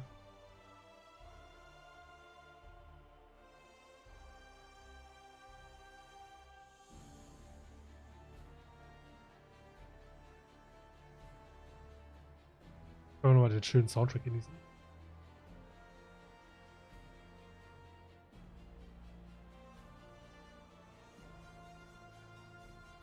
Was, Steven? Ich habe gesehen, du hast noch Mr. Warframe gezockt hier gestern. Gold Novice bis jetzt mittlerweile? Geil.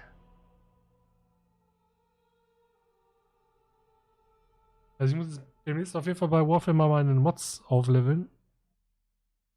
Weil mittlerweile merke ich in den höheren Maps, dass ich da nicht mehr so viel Damage mache.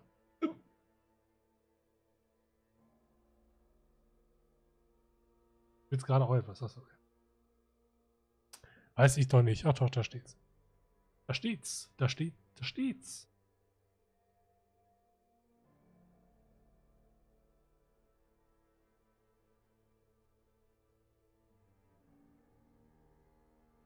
Ach, ich will doch nur spielen.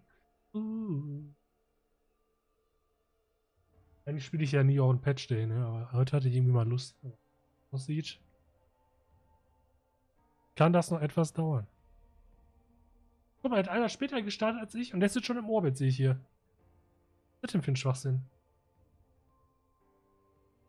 Deswegen ist Prime Warframes und Waffen.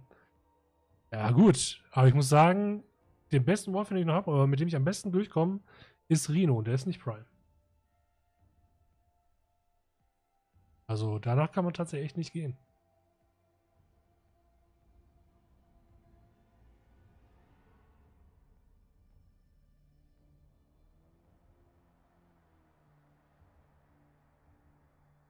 Der ist auch OP. Boah, Steven, ey. Ist okay.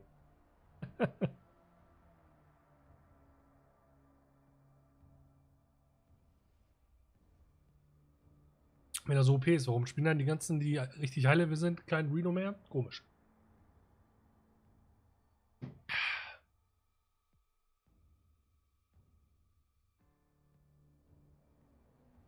Ah!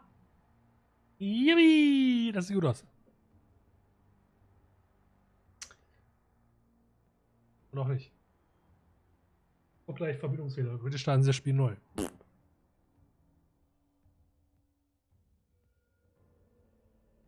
Komm, ich will jetzt hier Piraten-Dings und so. Auf geht's. Ja, ja. Ist das Stream noch? Ja. It has to be cute. Lustig. So, Arc Suppress Update, ich weiß. Play Expansions for free, brauche ich nicht. Haben sonst nie? Okay, haben sie das neu gemacht. Ja, was wird ein Anfänger empfohlen, weil du damit selbst in den Home ist, aber mit schlechten Monstern auch gut durch. Okay, ist ja nicht. Also ja, also klar, also, dass manche natürlich besser sind. So, jetzt geht's los. I was not there when my house fell to ruin. Defectors joined the coward Kel-Mizrax in his worthless House of Light and fled to the last city. They devoted themselves to their oppressors, the Guardians, and their great machine. There is no greater shame. I tried to claim stasis for my people, but I was judged, bound, abandoned by the same power I sought to command. Some chains cannot be broken. Or so they would have you believe.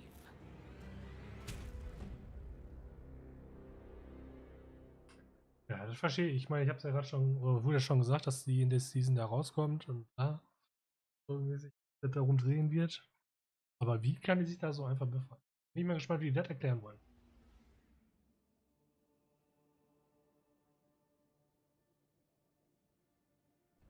Einfach nur keine guten Waffen. Ja, aber was glaubst du, warum ich momentan in der Chemielaboren da die Waffe erforsche? Kollege. Ah, Drifter. Delicate situation, hero. I had a delivery headed toward the last city when these House Salvation goons hijacked it. Now I just need you to get in there and expedite my shipment. I'll let you know what we're looking for once you're inside. Geht los!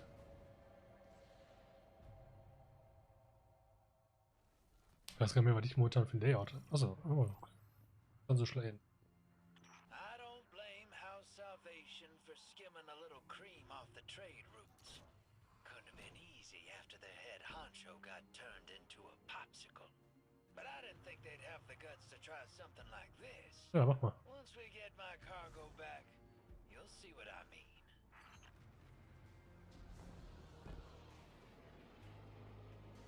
Find the Stolen Cargo. Auf jeden Fall die Gambit-Mucke im Hintergrund. Schon mal gut. So, ein bisschen Destiny Legging Stream hier am Start.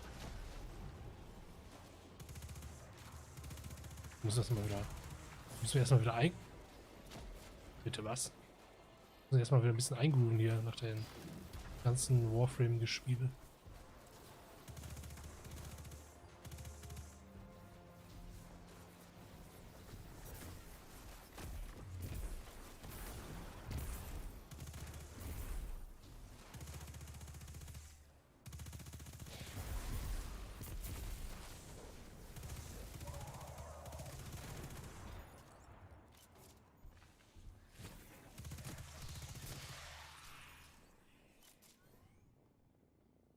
So. Oh, links haben sie ein paar Symbole bereitet.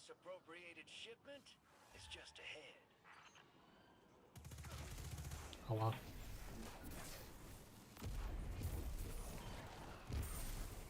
Guck mal, uff.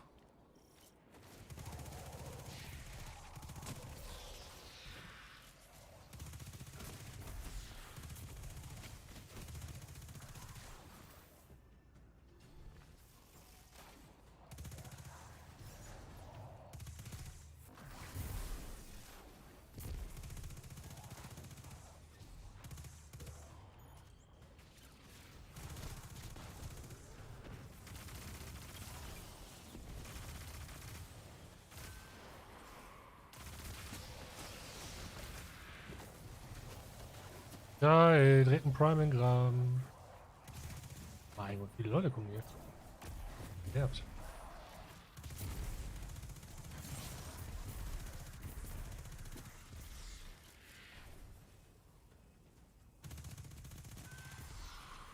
So. Bam, bam, bam. So. Ihre Cargo, okay. Guck mal, was da drin ist. Wahrscheinlich Boss.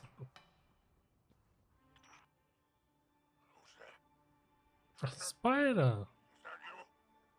I'm there in spirit, boss.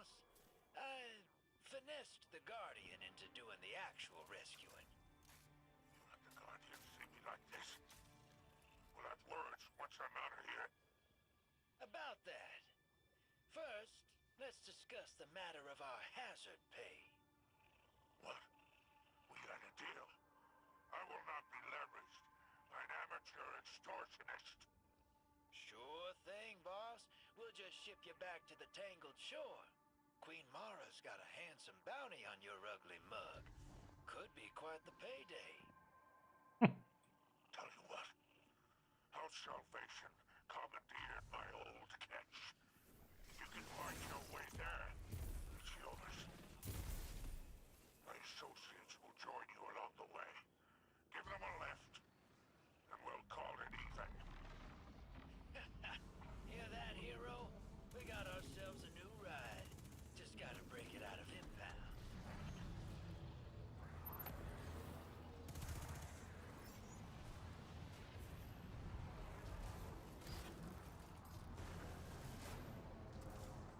Wow. Something you should know. I overheard some dregs talking. While you were hiding in your kennel? House Salvation is rallying. Someone's kicked the hornet's nest.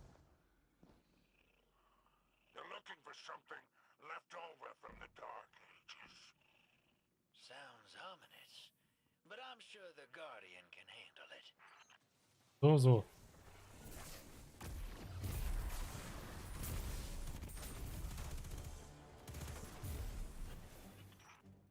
That's Hall 6.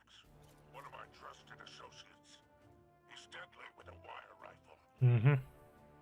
Bin ich ja gespannt. Guck mal, ob er wirklich so deadly ist.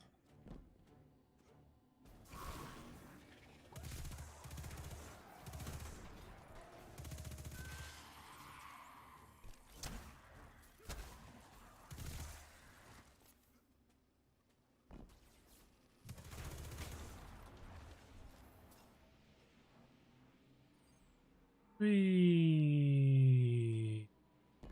Aber.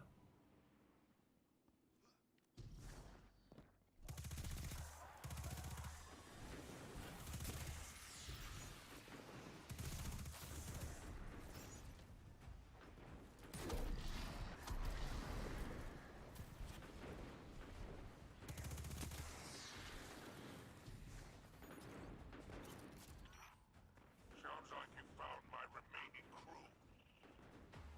Help them clear out this rabble.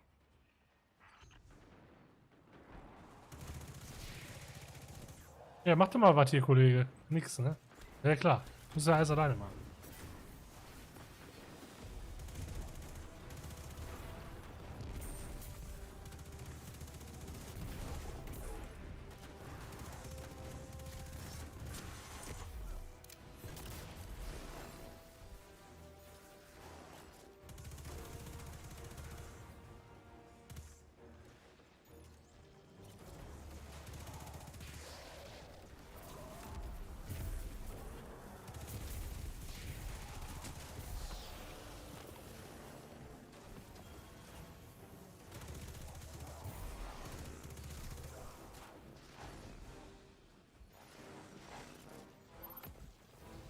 Muss ja hier noch was. Ah.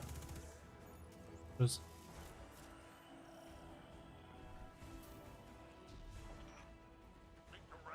Ach, das gehen wahrscheinlich dahin, wo jetzt gleich hier Eramis ist. Und die befreit sich da wahrscheinlich. You weren't lying about these House Salvation jokers. They're all riled up. What'd you say they're looking for? Relics. Antiquities of some kind. That's awfully esoteric for a bunch of rubes like these. They gotta be taking orders from someone. Who the hell's calling the shots around here? That must be the big boss in charge.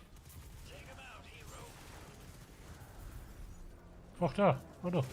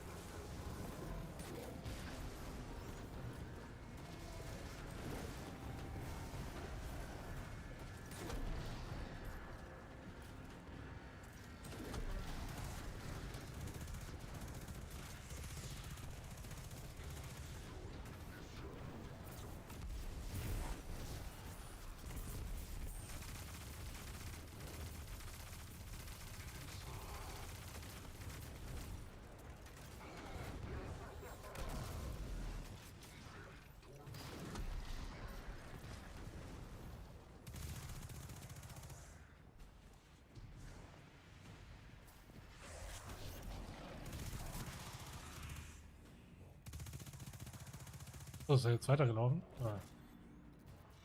Trotzdem, ich habe mal einen Drift gestellt.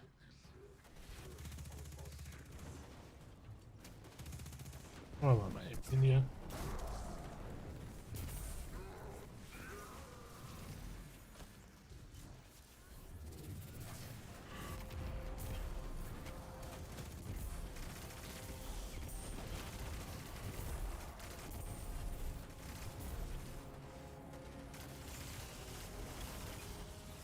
So.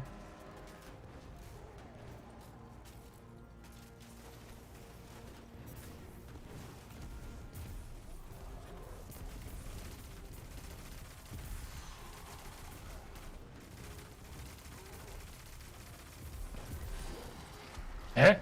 Schnell ist der auf einmal geplatzt.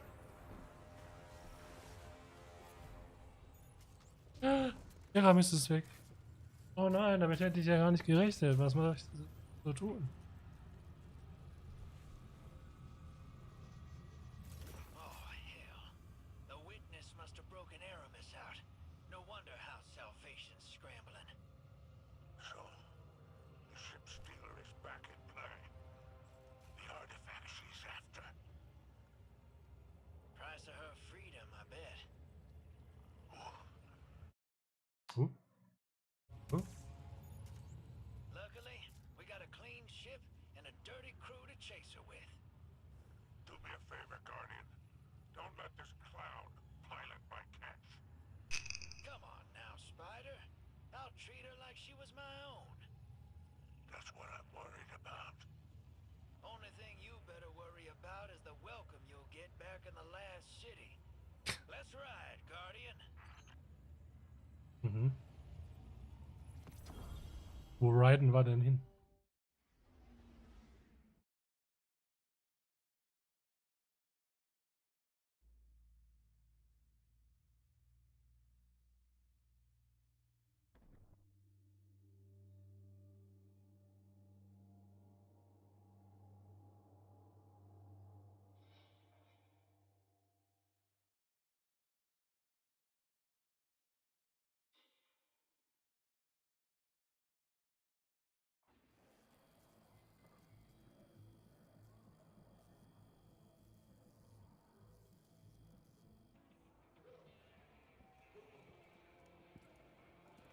Servus.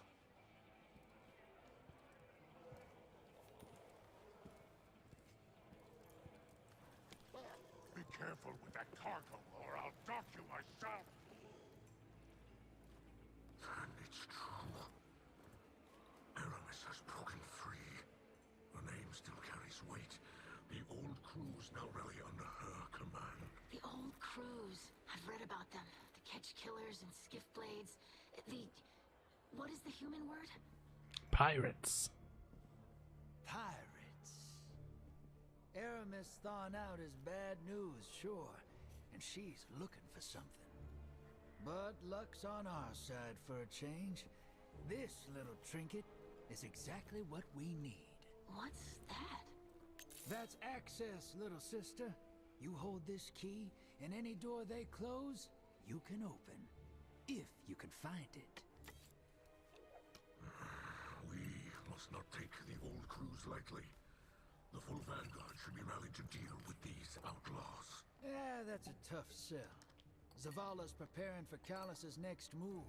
Ikora's got her hidden looking for Aramis, but they stick to the shadows. That leaves us. Father, we should do whatever we can to help. And there's so much exhilarating knowledge to be gained from these pirates. They may hold antiquities from the time of the whirlwind.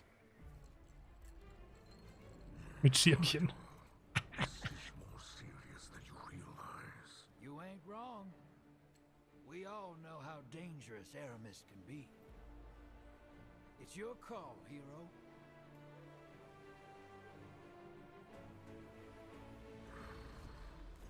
Well, anchors away. Ready when you are, Captain.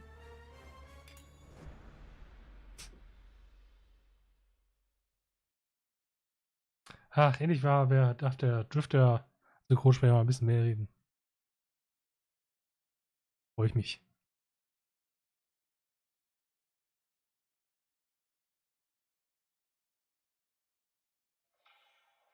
So, Gift Limiter from Fields.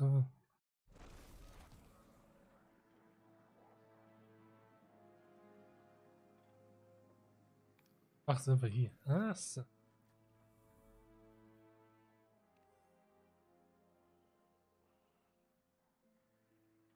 Right forward, also.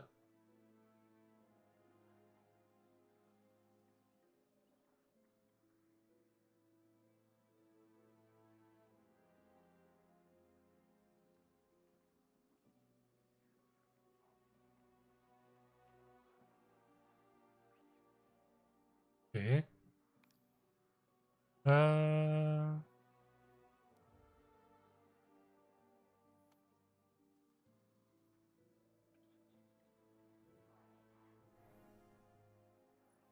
Gucken wir uns erstmal ein Artefakt an.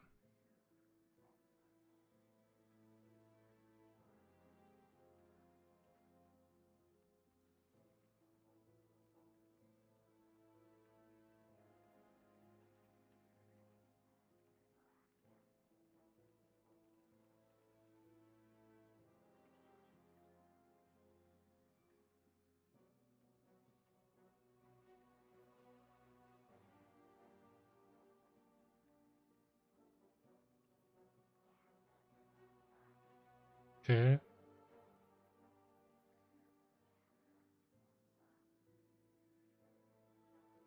Oh, keine Dings dabei diesmal. Keine Submachine Guns.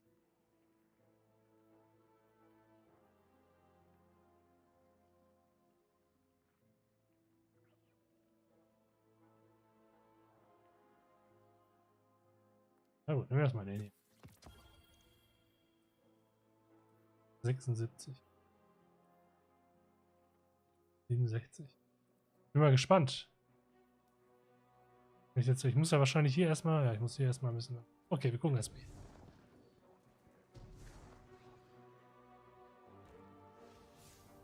We have not formally met.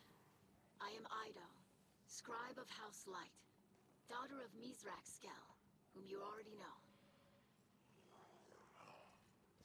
Yes. Mizrax and I are well acquainted. I have heard the stories. Have you now? Do you hold a title, sir? I've heard what they call you. I hold a great many things. Spider is better than Fallen, and no worse than your old man letting the Guardians call him Mithrax. Yes, some of them struggle to pronounce his name. Yes. It's surprising what they struggle with. Present company excluded, of course. Oh, yes, this Guardian is quite competent. I still hope I will be able to assist somehow. Very plucky of you, Ido. How does your father feel about your involvement? It seems these old pirate crews have put a touch of fear into him. Yes, he seemed apprehensive. But I am a scribe. Chronicling our history is part of my position. And deep down, he must be as excited about the adventure as any of us. Oh, I'm positively thrilled. Now, little scribe, if you'd be kind enough to excuse us. The Guardian and I have business to discuss. Of course. Welcome to the last city. May the light provide. May the light provide. Mizrax, you old charlatan. You built quite a house of cards here.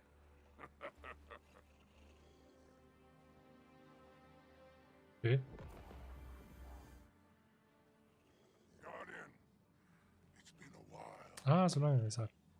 Seems like only yesterday I was in the tangled shore, trading in Seraphim. Yo. Yo, Lukas, yo.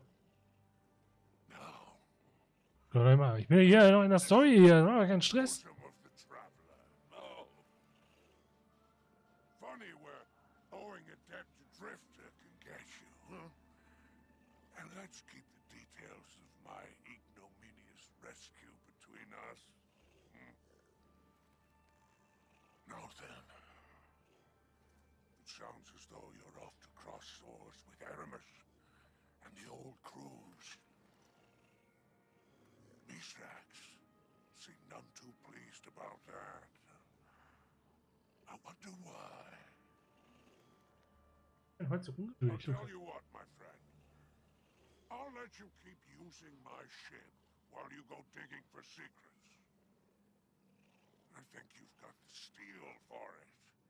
Now go show those pirates what happens when they cross Spider. While you're gone, I'll gather some accoutrements no budding captain should be without. No need to thank me, Guardian. I only ask that you keep my wanton generosity to yourself. I have a reputation to maintain. Wie die mal eben hier alles umgebaut haben. Catch Crash. Okay. So, jetzt gehen wir vorher erstmal. Ja, bla bla. Dann. If we meet again.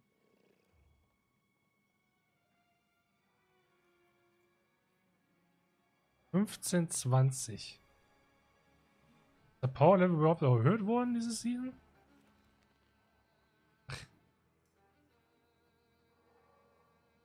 Hallo, nicht Tower. Da geht's schon wieder los hier. Erstmal gucken uns hier hin. Und dann können wir gleich eine Runde spielen, ja. Können wir tun.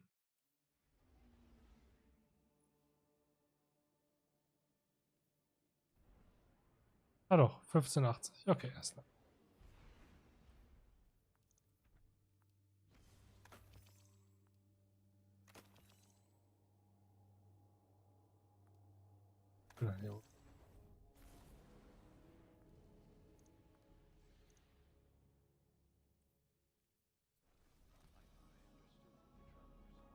Achso, auf einmal ist das ganze Zeug hier weg, oder wie?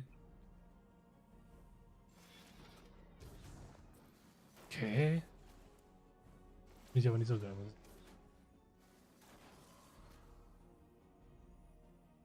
So. Achso, jetzt droppt der Deckel auf 70.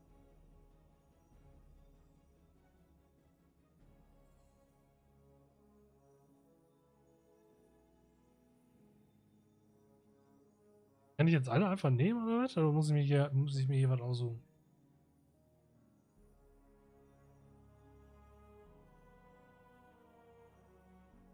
Alle? Erstmal die. Die hier sind doch. Ach doch, das ist auch eine alte. Oh, warum nicht? Naja, jetzt geht's nämlich los. Mit Space. Und ich grind mir da letzte Season den Arsch ab. Hätte ich ja immer morgen. Ist hier jetzt mittlerweile ein. Ah, Catalyst gibt's dann bald. Sehr gut.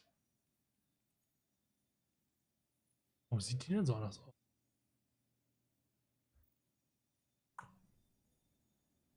Okay, Moment. Ja, eben kurz ein bisschen was in den Tresor packen.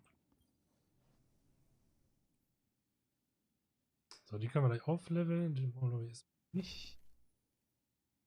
Nee, auch nicht.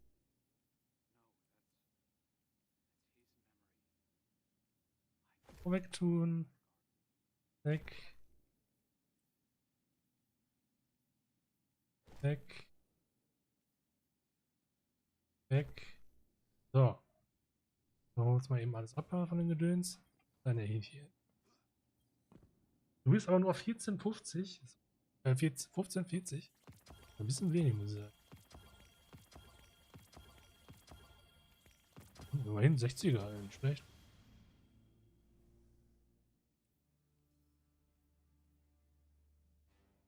Was? Jo, war ich ja Urlaub, war was? Ach, Urlaub, alles klar, ich verstehe. Alter, du willst aber auch Begriff hier. Urlaub, habe ich auch noch nie gehört. Aber gut. So.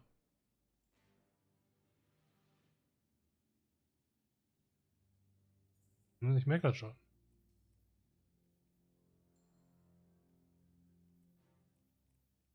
Frage, jetzt macht das Sinn, dass hier alles... Was ist denn hier mit den ganzen Fragments? Sind die alle schon frei? Nee. Muss man auch bestimmt wieder bei Ikora erstmal alles... Ja, soll ich Discord kommen? Oder willst du bei mir Discord kommen? Oder wie machen wir das? Erstmal Bounties mit.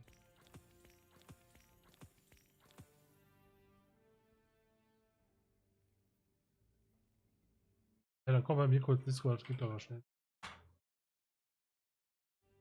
So, Jessen ist der ist sonst genau. Ja, und scheiß auf Jessen, Mann. Soll er mitspielen? Ja, Waffen sehen nice aus, muss ich sagen, vom Design her.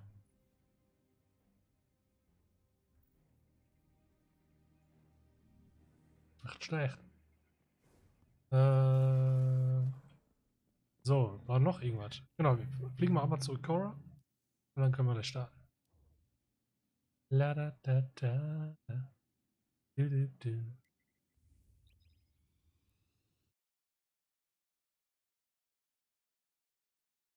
Wir sind ja noch gar nicht auf meinem Discord. Was ist hier los? Ich bin noch nie eingeladen? Boah.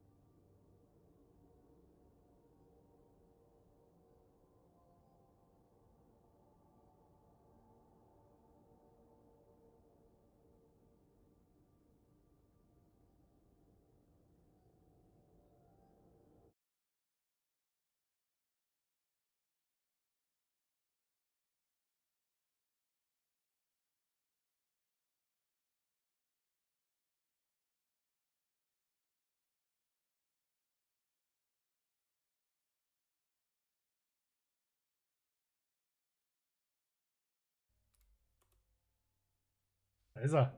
Der kleine Bub. Seht er sein Leben. Oh, sein Artefakt leuchtet, er kriegt es auch nicht.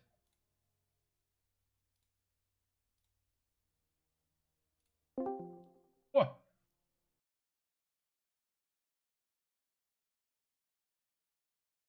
Hey du, na? Was? Guten Morgen? War das Ja, so? hallo. So. Ich muss dich leiser machen. Wieso, aber nicht zu laut? Dennis.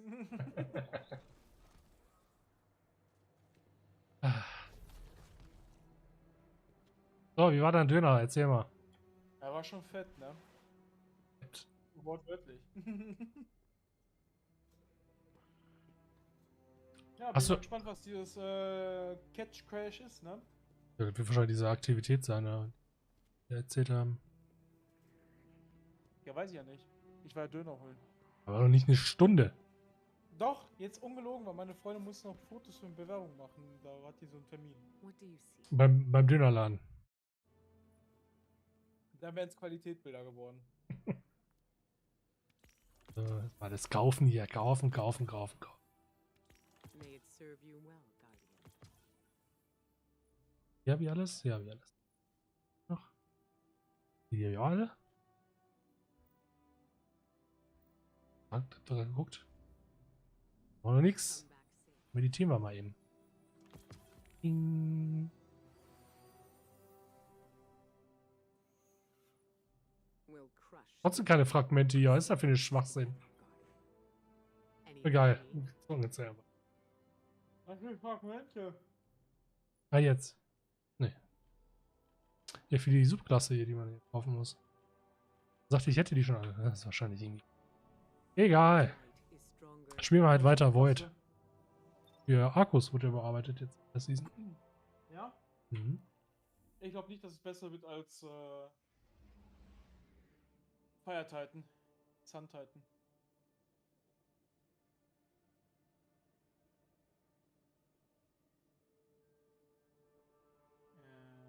Okay. Renz.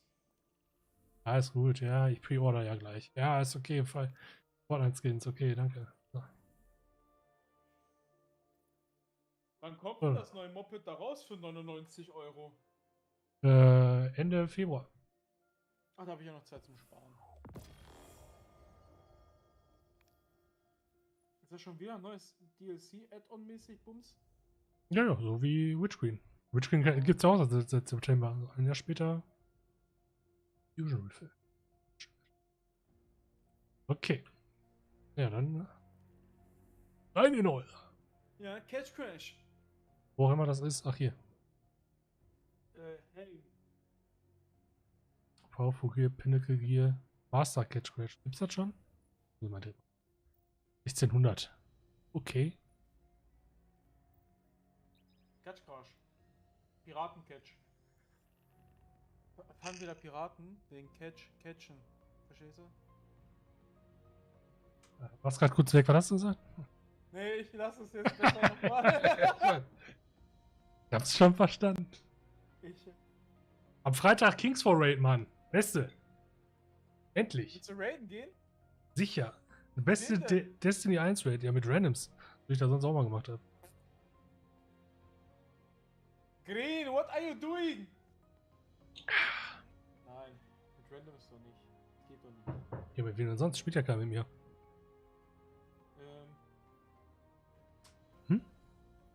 Ja, wir machen das so. Du? Mhm, alles klar. Also Werbung schalten auf Pro7 und Sat1, dass wir Mitspieler suchen. Okay. Vorstellungsgespräch. Assessment Center. Ja, kannst du dann ja alles mal in die Wege leiten. Ein kurzes Kennenlernen. Ja, sorry. Ein kurzes Kennenlernen mit Kaffee, Kuchen, Frühstück, ne? Ein paar belegte Brötchen. Oh, mit dabei. Dann auf jeden Fall noch eine Messe. Ja, und dann kann man gucken, ob man dann noch die Partnerschaft eingeht. Ja. Dann finden wir wahrscheinlich schon 4 andere. Aber bis das alles vorbei ist, habe ich den Raid schon 5-mal gelaufen. Ach, Jassen. Machen wir jetzt kein schlechtes Gewissen. Was denn? Ja, der hat gesagt, weil ich Discord verlassen habe, weint der jetzt. Und? Soll er heulen? Stell nicht so an, Jassen. Maxi kann ja auch nicht, der spielt mit Andrea GTA. Was? Das neue? Kapi? Was meinst du, das neue für die Switch? Ja, genau. Für den GTA Game Boy 5 für die. Advance? Genau, richtig. Oder für den Game Boy Color. Den gibt's noch? So, jetzt aber. Ein! Noch nicht rausgeflogen heute, schon mal gut.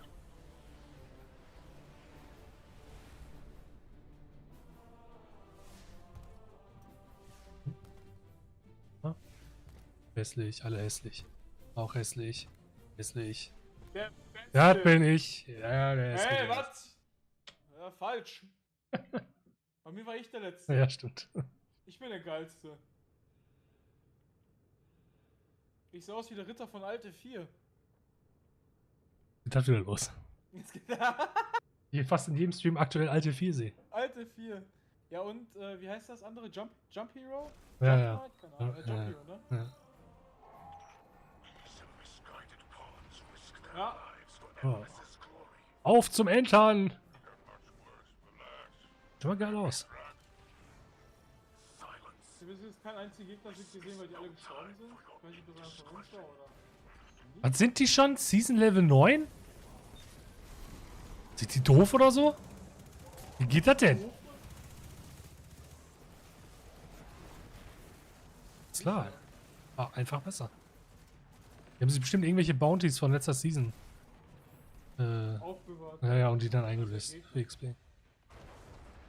Das ist auch besser. Okay. Boah, ja, ein Triumph, endlich.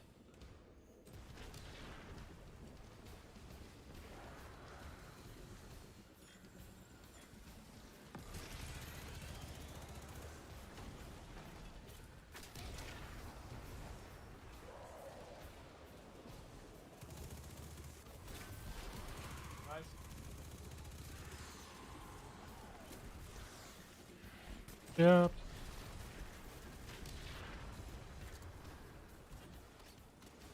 Ja,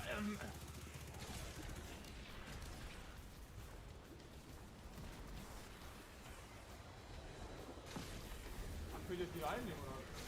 Wahrscheinlich. Kein Fuß, aber hier war es so gut am Flackern. Wir müssen die wahrscheinlich also müssen die wahrscheinlich halten oder so.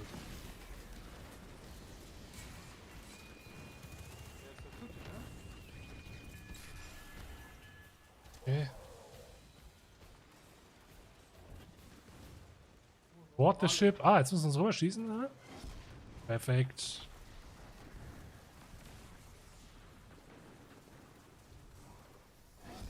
Yippie! Auch darüber schon. Ah, das ist Leggy.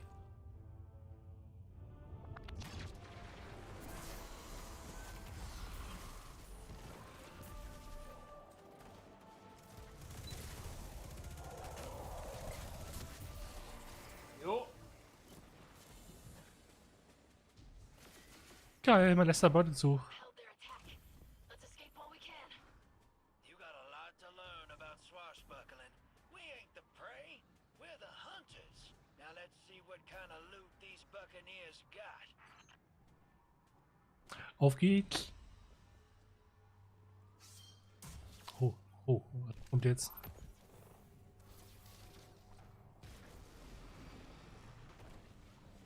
Der hat das auf jeden Fall schon mal gemacht, der wusste, wo er drücken musste. Ja. Ryer's Crewmate Upgrade, okay. Ah. Ah! Alter, direkt vor meiner Nase.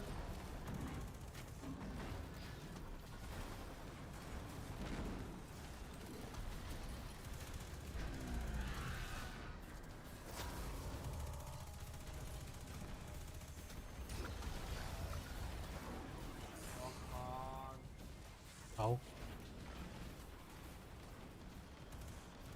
Sollen die abschießen? Ne, wie kriegen wir die denn kaputt? Ne. Bitte Moon. Ah, das ist noch ein anderer Panzer, den kann man da. Ach, hier. Müssen die Raketen wahrscheinlich nehmen. Ne, auch immun. Okay. Nice.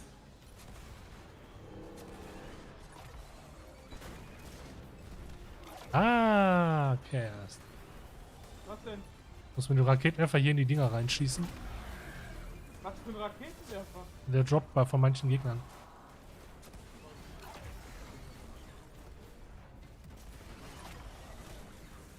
Okay, jetzt kann er.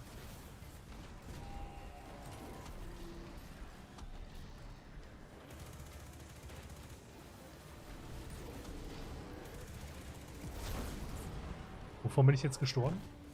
War das Jack. Von der Explosion? Nein, ich bin doch ein Hüter.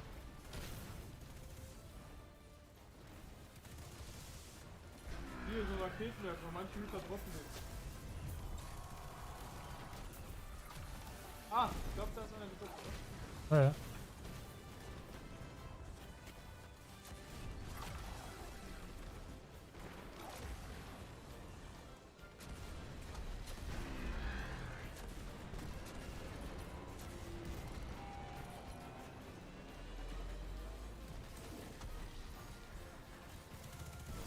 Okay.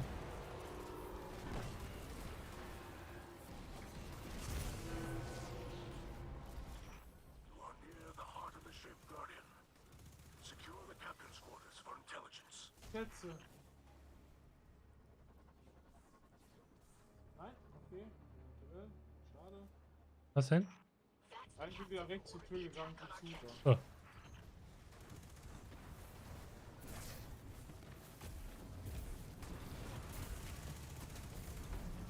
Ja, mitten im Fight, jetzt kommt ein Bildschirm schwarz. Okay. Sein Bildschirm ist schwarz, okay. Ja, da kommt so eine Ladesequenz.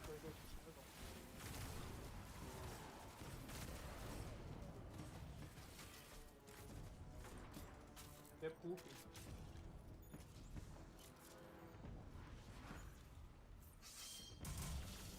Wie sie einen Banner stellt.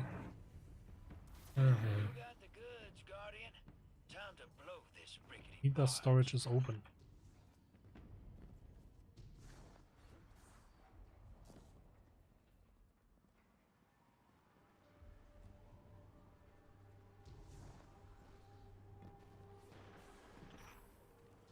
Hä?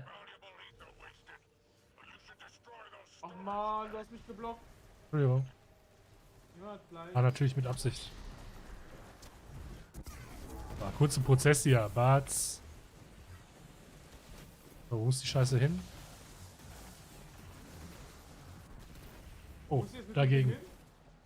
Da sind so leuchtende Tanks. Die muss man mit abballern, glaube ich. Abwerfen. Hab ich. Sehr gut. Boah, bin ich gut, Alter. Was, ne?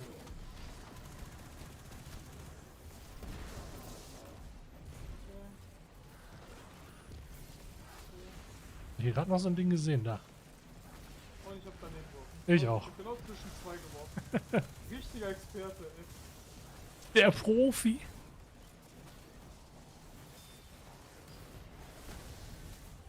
Und gleich so wieder ein neuer Boss. Ja, da ist er doch schon.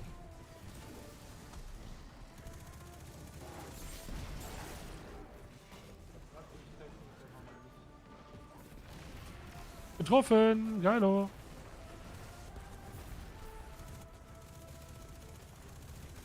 Einfach rein.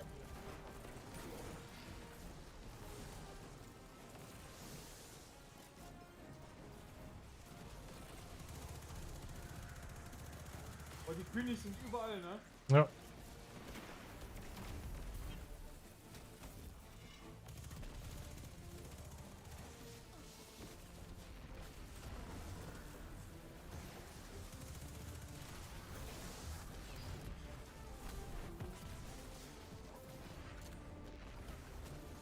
Wale? Ne, da sind noch welche, warte.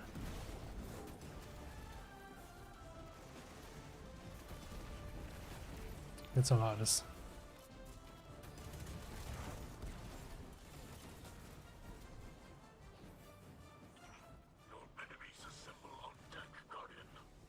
Seems like they're throwing you a little going away party.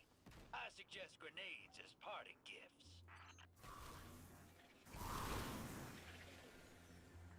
Oh, das war eine recht lange Aktivität, aber gut. Findest du? Ja, ja, für Destiny-Verhältnisse.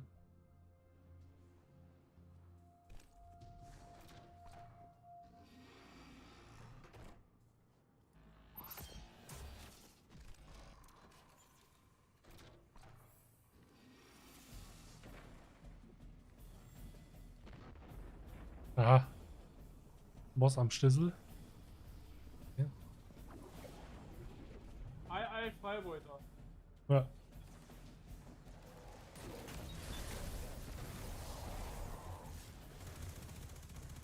Ist natürlich ganz nach vorne verpisst, der Bastard. Mein Gott, ich treffe auch gar nichts. Ich hab so viel Warframe gespielt. Muss man eigentlich ziehen können?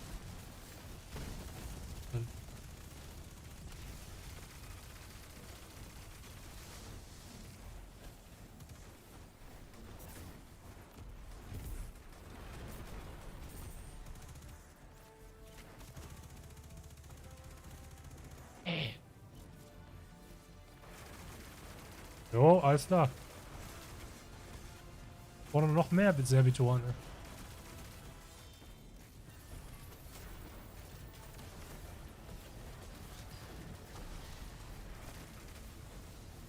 Mein Gott. Das ist schon wieder viel zu overlevel für die Aktivität hier.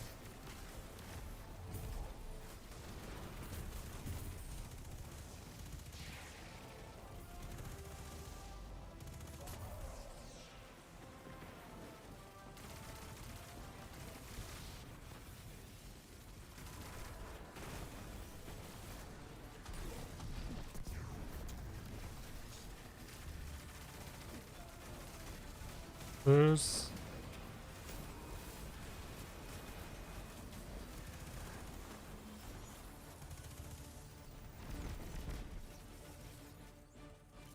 Also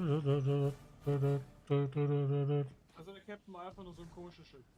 Oh. Collect your Plunder. Der hat sich der größte Shit der Welt drin ist. Ne? Raste ich aus. I see. Nix drin. Hey? Doch, eine Waffe. Ja, Kinetik-Waffe. Charge. Okay. Dafür So. liegt aber viel mehr Gold. Und es ist schlechter als mein Gear. Cool, ne? Nee. Nicht?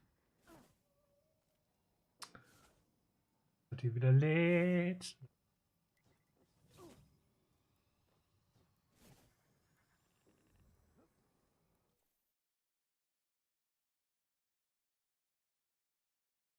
Was noch? Ja. Kann nicht alles haben im Leben, ne? Was ist denn meine? 1569.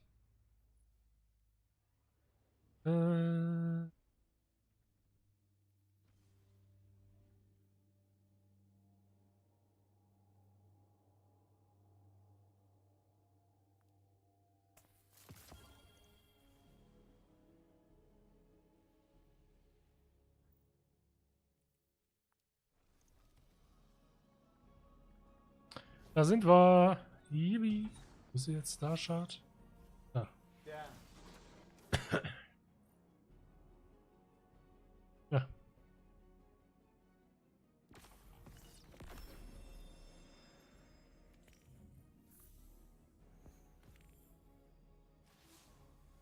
Guardian, I thought the Elixni had moved on from such senseless brutality.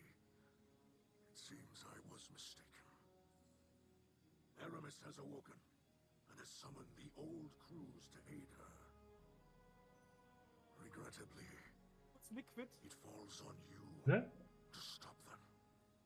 Was mit Liquid? For that, you will require a star chart and a captain's Hallo? atlas.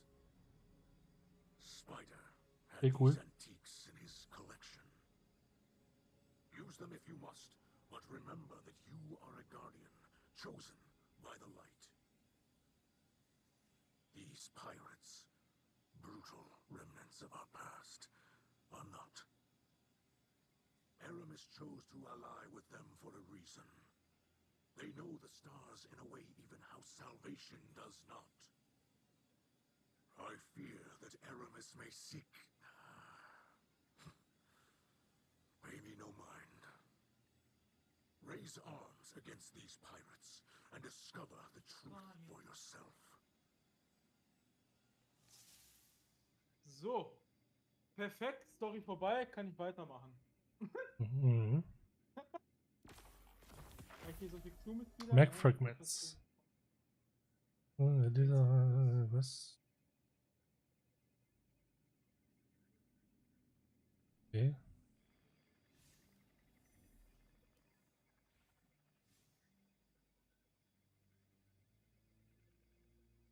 Map in Captain's Atlas. Eine Karte, die am Ende der Expedition den Weg zum versteckten Schatz weist. Hier. Ach so, hier. So, Details. Treasure Map. Fly.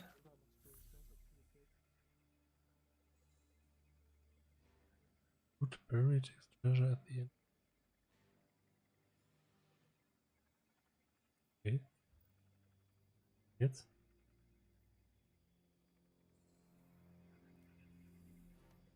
Ach, jetzt gibt es noch eine Expedition. Gibt's auch noch. Unstoppable Champions. Scheiße. Was denn? Ausgerechnet, das habe ich mir noch nicht geholt. Was denn? Oh, doch, habe ich wohl. Unstoppable. Ja, ist klar. Wir brauchen Mods für Unstoppable Champions beim nächsten. Dann nehmen wir doch die. Probieren da die neue Waffe aus. Was für Mods nochmal? Was? Champion Mods. In deinem Artefakt. Was ich dir letztes Mal gesagt hatte, wo du das in deinem Arm da festmachen kannst. Nehmen wir direkt mal die neue Pulse Rifle aus hier.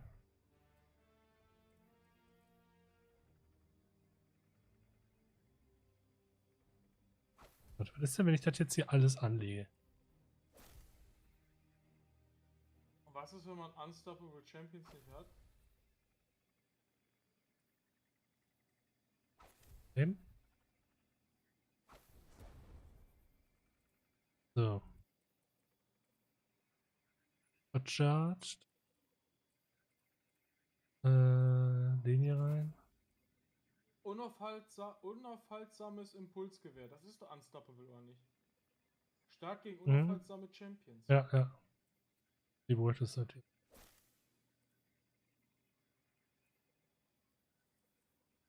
Ach, ich habe jetzt hier kein 15, 17 mit.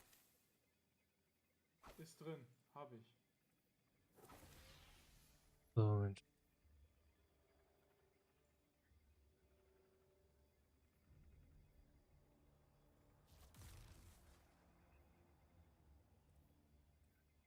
Dennis habe ich.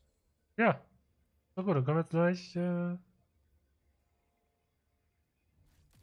So, was soll ich jetzt reinpacken? Der fruchtige Blitzquietsch oder Primal Lime Slushy Aroma? Lime Slushy. Ja, ich würde sagen, Lime Slushy klingt ganz gut. Okay. Obwohl dieser Quietsch vom Blitz auch nicht schlecht ist. Okay. Ist Pfirsich Kiwi. Ah, okay, das ist auch nicht schlecht. Sehr angenehm. Aber Primeville geht halt immer, ne? Das stimmt.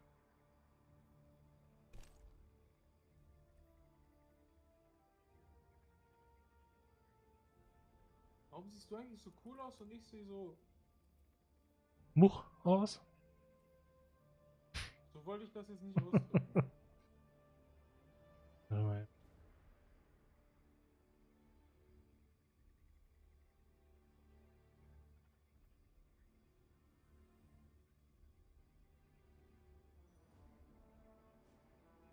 ha.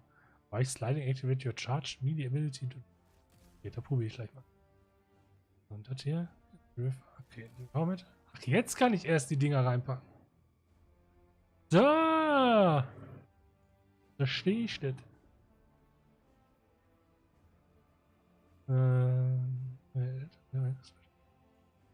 Hier, jetzt kannst du die Dinger erst reinpacken. Ja, meine Fragmente hier. Okay, das ist ja dieses neue Fragment-Moped, ne? Dieses Skelettschuss. Wollte ich. Volt Targets.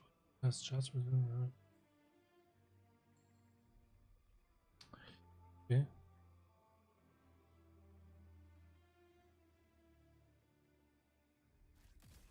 Nehmen wir.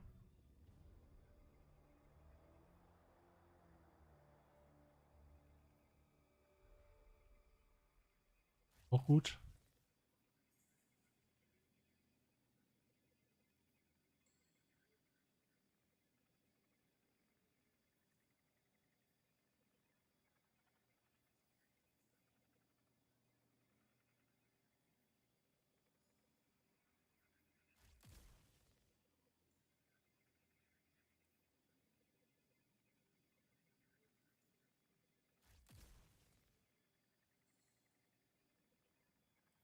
So.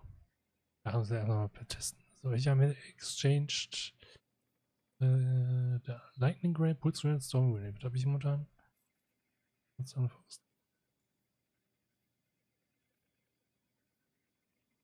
Pulse Grenade ist ganz geil. So, dann probieren wir das doch gleich mal hier. Die haben wir auch drin, die haben wir auch drin. Da haben wir ein bisschen arg. Okay. So, dann. Bist du ready? Ja.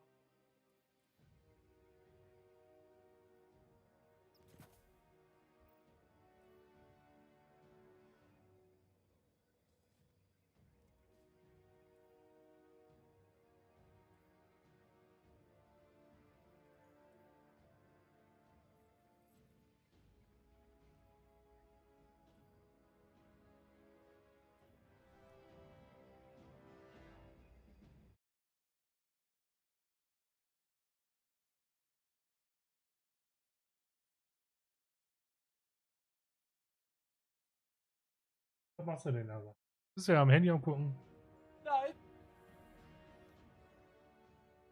Hast du denn als nächstes Ding auch diese Expeditions-Playlist da? Oder hast du die Karte noch nicht angeguckt? Meinst du... Overlord Endernst. Oh, das ist schlecht. Kapitänsatlas? Kartenfragmente und Schatzkoordinaten? Ja. Wie hast du das gemacht? Was? Ja, dass du in deinen Quests auf diese, wie heißt sie? Captain's Atlas gegangen bist. Ja, auf diesem Buch hast du einen Rechtsklick drauf gemacht und dann kannst du links unten da was einfügen. Eine Treasure Map. Schatzkarte. Einfache Schatzkarte. Wie ist da drin? Die am Ende einer Expeditionsmission den Weg zu versteckten Schätzen weist. Ja, und dann steht da Kartenfragmente 0 von 50, Schatzkoordinaten 0 Okay. von 325. Okay. Dann auf geht's. Und es sind Unstoppables, ne? Unstoppables und Overload. Aber Overload habe ich jetzt auch noch nicht. Doch, habe ich wohl. Nee, ich nicht. Aber da müsste ich Dingens nehmen. Ja, kann. Bogen. Stimmt, Bogen war nur Overload, ne? Den habe ich doch keine Ahnung. Ah, brauchen wir nicht. Der Random macht schon. Guck mal, ob das klappt. Ich weiß aber nicht.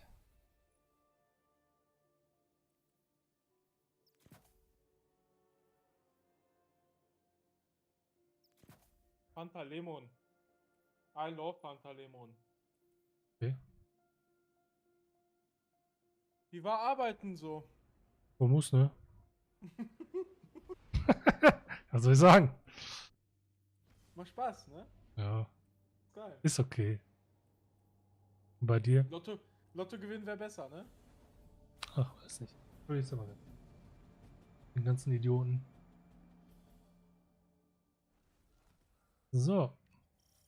Gucken wir mal. Okay. Warte mal kurz was.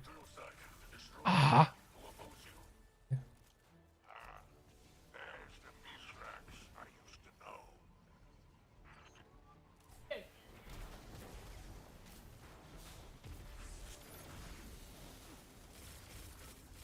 Okay, bringt Die nichts. ganze Zeit, das sind Gegner, ne?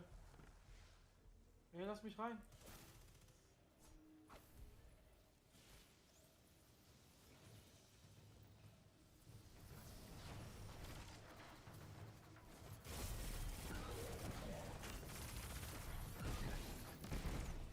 Das ist aber nichts für Overload, ey, ist schlecht.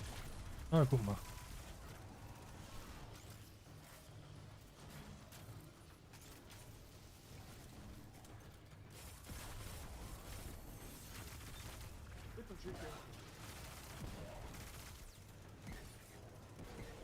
Das hier?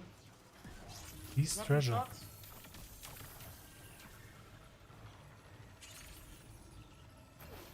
Ach, da müssen wir da reinwerfen. Ah, okay. Money, money, money, money, money, money.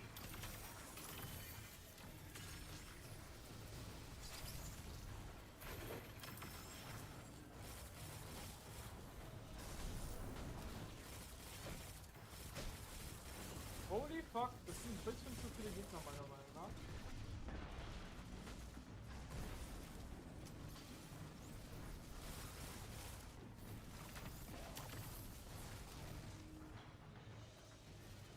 Es geht weiter mit Money. Ein bisschen.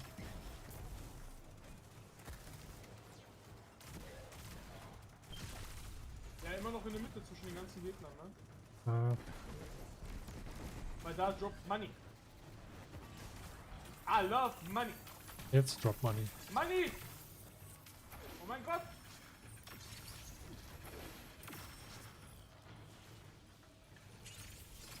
Kobe!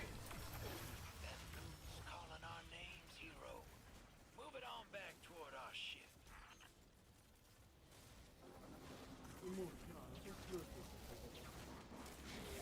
Das ist blöd.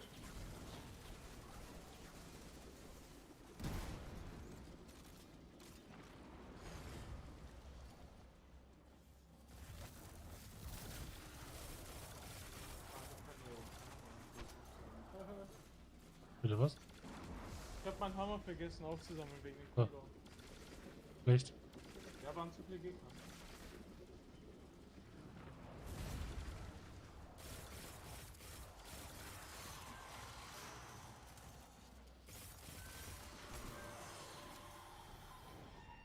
Da geht's weiter. Money.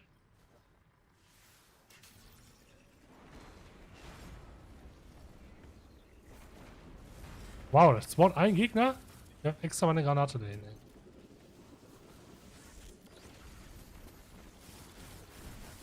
Und wenn du hier in meinen Rift gehst, kriegst du eine Akkuseele. Die schießt automatisch auf Gegner. So.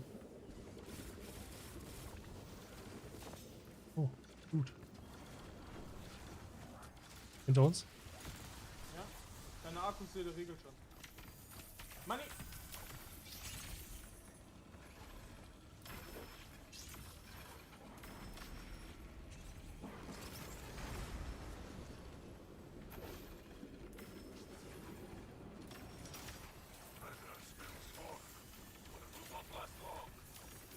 Mein Gott. Da ist noch mehr Money. Los auf die Gegner. Aua. Nein. Oh mein Gott, I'm dying. Glaub ich dir nicht. I'm Du lügst dying. doch.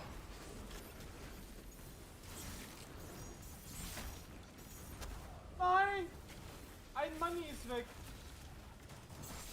2 Money sind weg. Ja. Wir sind Gegner. So. Erstmal die Gegner platt machen. So, jetzt können wir in Ruhe. Erst die Gegner platt machen, so jetzt können wir in Ruhe. Jetzt sind noch 6 Stück von denen am Rumrennen. Ja, unten. Ja, ich konnte noch ein Money save.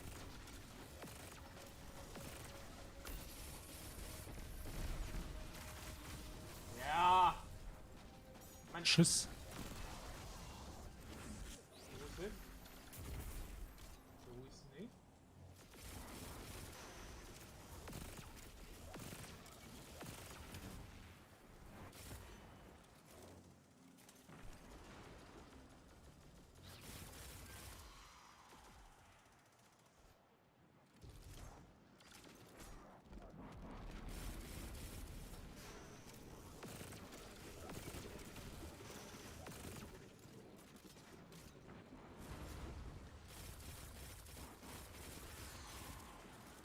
Wie viele Gegner hier kommen, ey. Holy shit.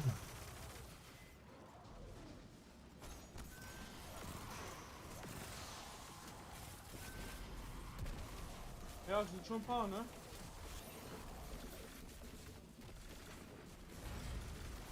Diesmal was anderes. Wie schnell ist jetzt aber der Schiff hier? Das Transporter-Moped. Bitte?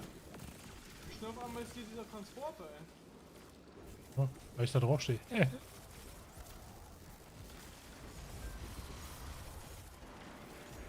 So. Jetzt wird er gebuddelt. Oder auch nicht. Holy shit, wie viele da ankommen. Oh mein Gott. Ja.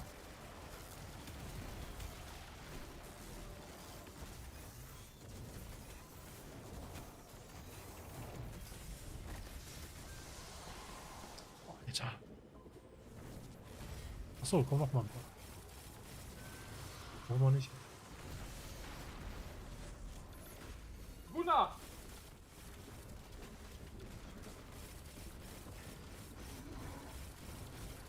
Hier droppt auch keine Muni.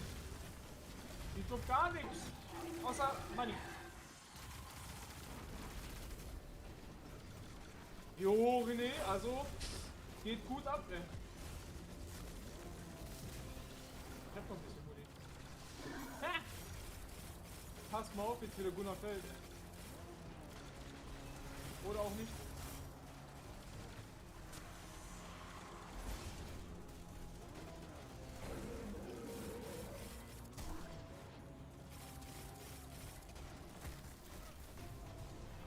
Ich hier keine Special Muni oder so.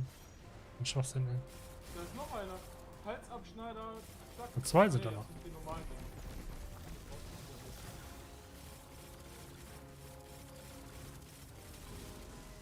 So. Jo, René, jetzt musst du hier Piraten jagen.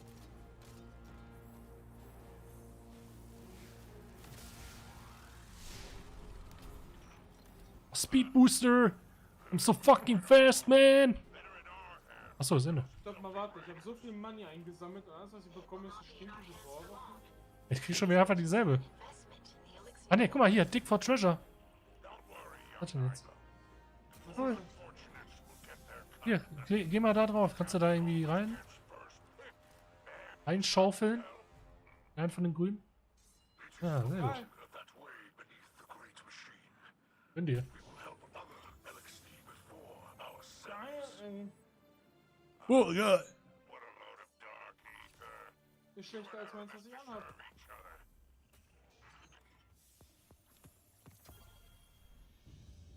Hieß der jetzt. Ach, I forgot. Ich dachte, hieß jetzt. Kinderfreundlicher Stream. Ich dachte, der hieß I faggot. Hey, was? I faggot. Alles klar, Junge. Jo, Cyberpiraten. Weltraumpiraten. Ist das nicht geil?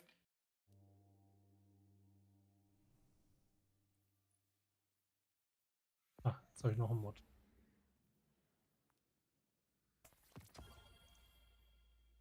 Perfekto. Atonum.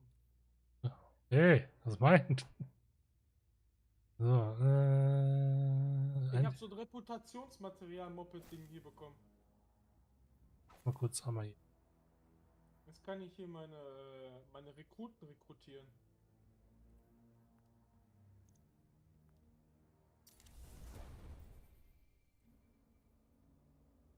Müssen wir jetzt zurück zu Helm? Bitte? Müssen wir nicht zurück zu Helm? Ja, kann sein. Ich bin hier gerade mein Inventar und alles. Ja, wir müssen zurück zu Helm. Ich fliege ja schon los. Ja, weil du suchst gerade wieder. Nee, ich will nicht suchen. Mach das weg. Mach das weg!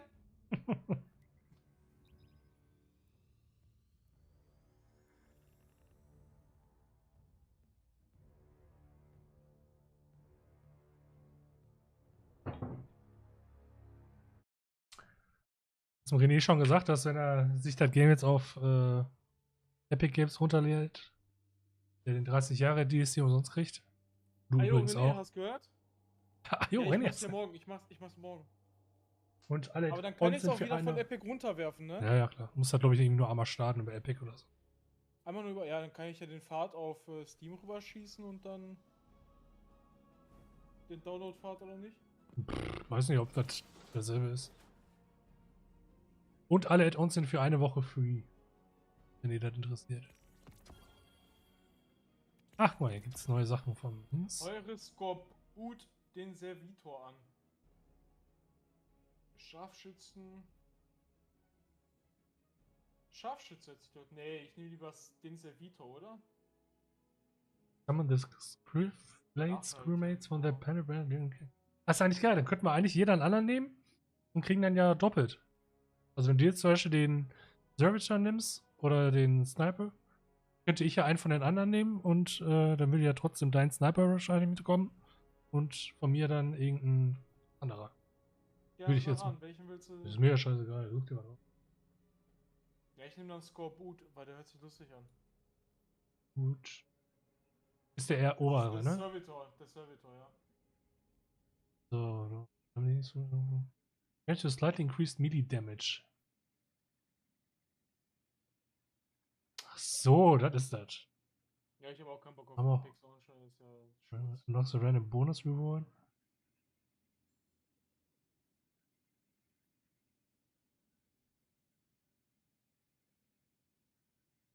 Was machen wir mit diesen komischen Umbral-Engramm, die wir da bekommen von dem? Damit kannst du, wenn du jetzt zum Beispiel du hast deinen ersten geholt, ne? Damit kannst du jetzt zum Beispiel, wenn du auf die zweite Seite gehst, hier bei dem Star Chart, Sternkarte, oder wie sie das dann nennt auf Deutsch, kannst du oben links deine Armor fokussieren. Also kannst du zum Beispiel sagen, in dem Umbral-Engramm will ich aber unbedingt ein Armor-Teil haben, aber ich möchte lieber eine Waffe haben. So. Und später, wenn du dann auch noch genug von dieser Umbralenenergie hast, kannst du weiter runter, kannst du auch zum Beispiel auch sagen, ich möchte aber gerne den und den Helm haben oder die und die Waffe. So, Dafür sind die da. okay. Würde so ein bisschen dir selber da rein. Ganz wie du möchtest. Und dein erster, den du sogar hast, der hat jetzt so schon diese Fokussierung. Die habe ich jetzt zum Beispiel noch nicht. Nur irgendwas?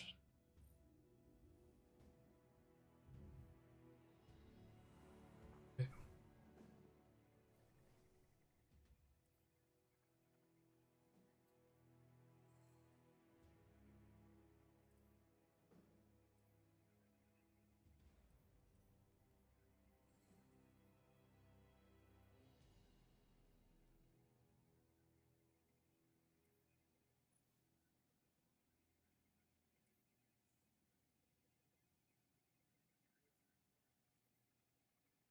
Aber warum droppe ich kein besseres Gear? Warum? Was? Warum droppe ich kein besseres Gear? Das ist eine gute Frage. Ja, hier ist das, in der Aktivität steht doch, dass du, wir haben zum Beispiel von den Cat Cratch haben wir nur eine Runde gespielt, muss aber mindestens 3 spielen, damit Powerful Gear droppt. Und bei dieser Expedition List brauchst du auch mehr Treasure, damit ein bisschen mehr Rüstung. So, und jetzt müssen wir noch was machen gleich. Aber ich muss eben kurz meine Ausrüstung ein bisschen passen hier. Dann können wir gleich loslegen. Bestikus.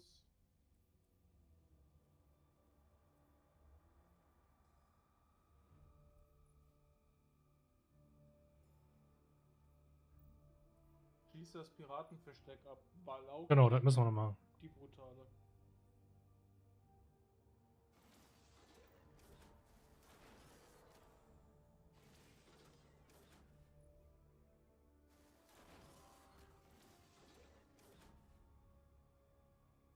Fresh Animations.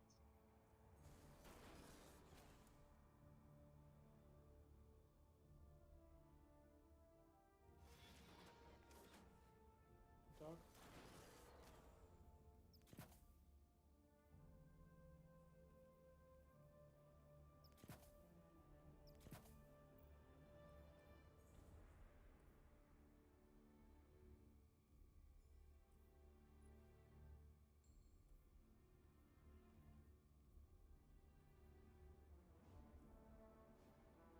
Okay, was hat der da für Mod drin?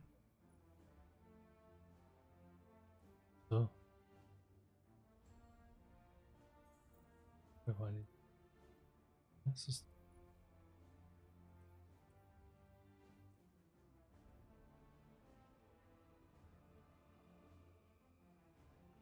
Okay, alles.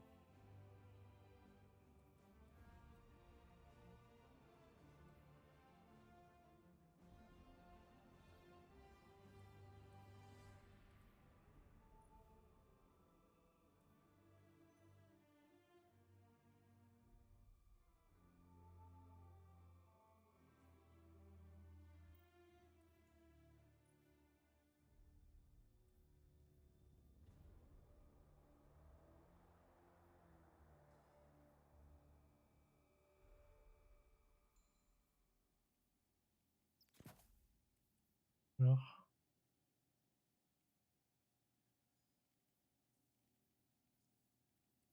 Wie Cooldown will ich das haben?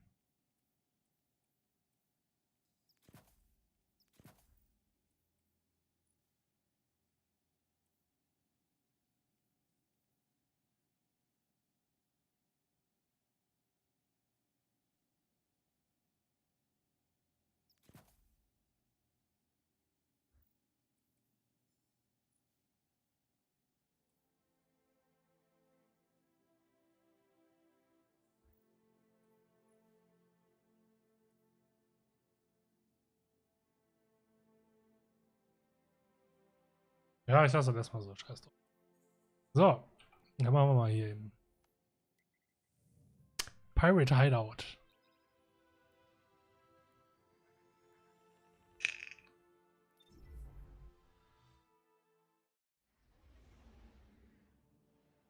Also ja schon die Fortnite-Skins live? Oder habe ich geguckt? Tatsächlich. Was für Fortnite-Skins? Fortnite-Skins für Destiny. Nein, oder? Mhm. Fängst du jetzt auch mit Fortnite an? Hä? Nein. In Destiny gibt's Fortnite-Skins, du Holzkopf. In Destiny Ja. gibt's Fortnite-Skins? Ja. Was? Für jede Klasse ein so ein. Oh, hier, der Warlock hat hier so diese komische Katze da. Wo sind die? U und dann oben Store. Und dann bei. Hier, on sale, oben links. Da oben rechts. Ich weiß aber nicht, was du dafür an hast.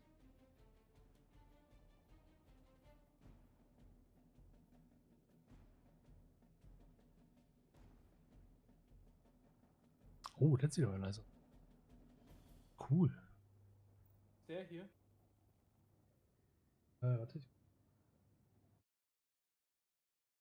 Ja, ritterlich schwarz, Titanpaket, oben rechts.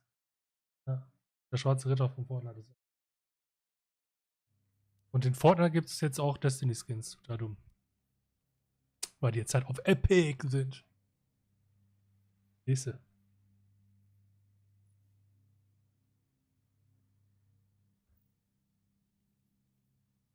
Doch ist aber auch echt nur Mist.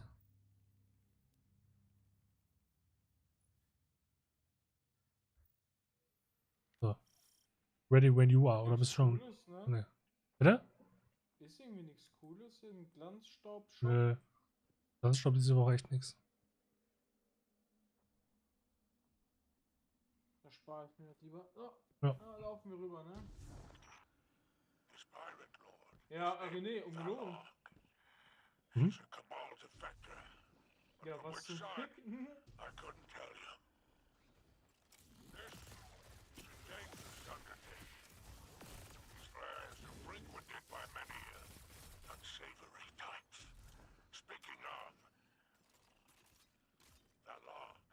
Einfach Fortnite Skins und Destiny. Den kenne ich sogar. Ja, ist das, so sieht's aus, René. Aber es läuft irgendwie flüssiger als vorher im Stream. Also, mir hat Destiny sonst mein Stream immer recht Probleme gemacht.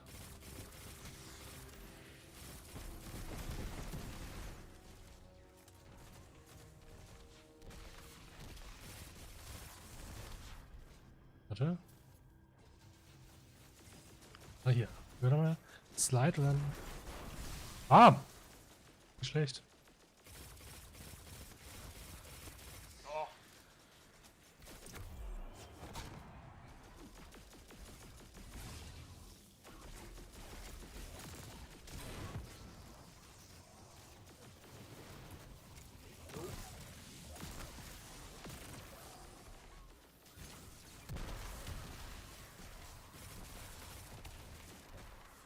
Bist du? Ich bin hier. Hier, geh rein. Gönn dir eine Akkuseele, mein Freund. Ciao.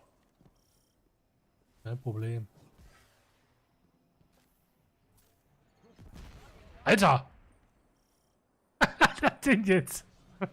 Lass mich rein. Du hast die Bombe einfach direkt in die Tür geworfen, ne? Nein, Ja, okay. ich doch nicht.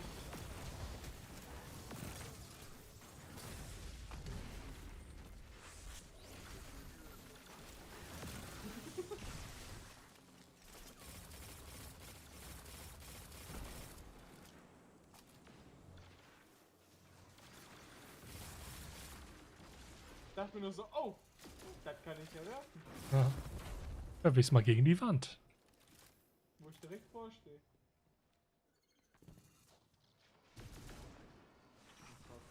Oh, hallo.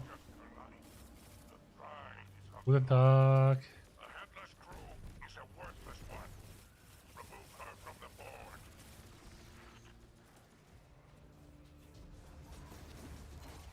Heavy Ammo. Mit dem Hammer nix, ich muss den wegmachen.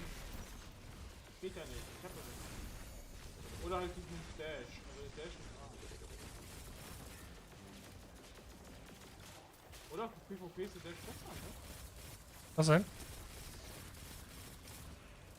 Die Was? Melee-Fähigkeit. Was hast du denn da? Den Hammer. So. So.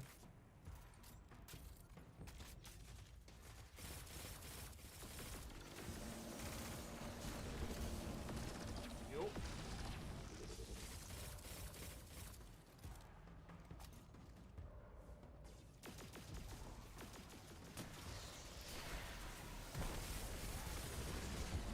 Aua.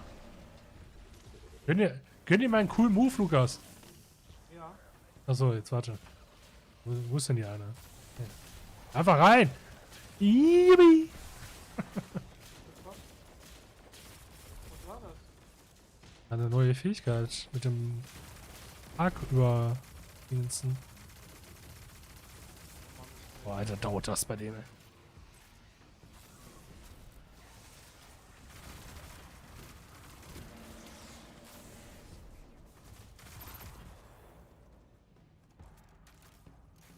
Warum müssen die mal wegrennen? Ja. Kamehameha! Easy peasy.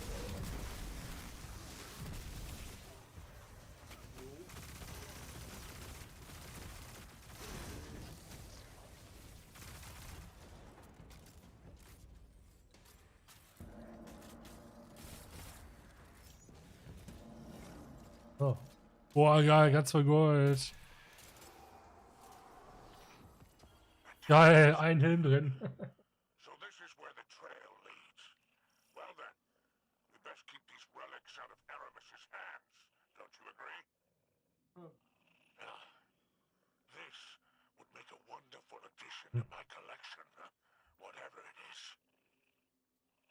But I imagine you'll hand it over to Mithrax and that nosy daughter of his for the good of the elixir.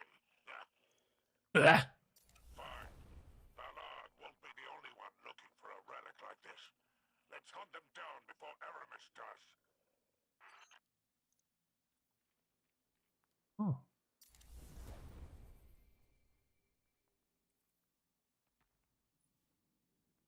Beim neuen Add-on muss man dann Imperator Carlos wieder durch die... Ja, Wird dann wieder der... ja, er kommt, Ehrlich? ist anscheinend wieder zurück.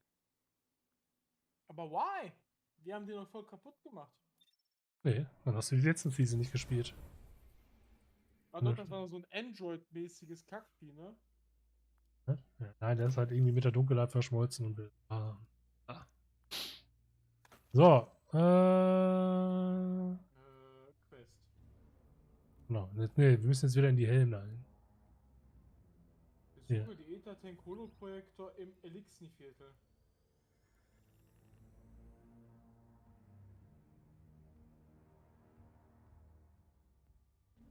Wir müssen zum Elixni-Viertel. Ja, da bringe ich uns auch gerade hin. Mach doch mal nicht so einen Stress.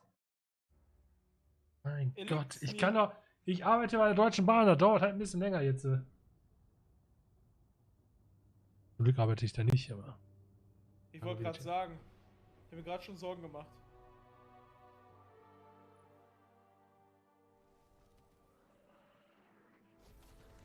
Hallo, guten Tag. So, achso, hier an dem Ding.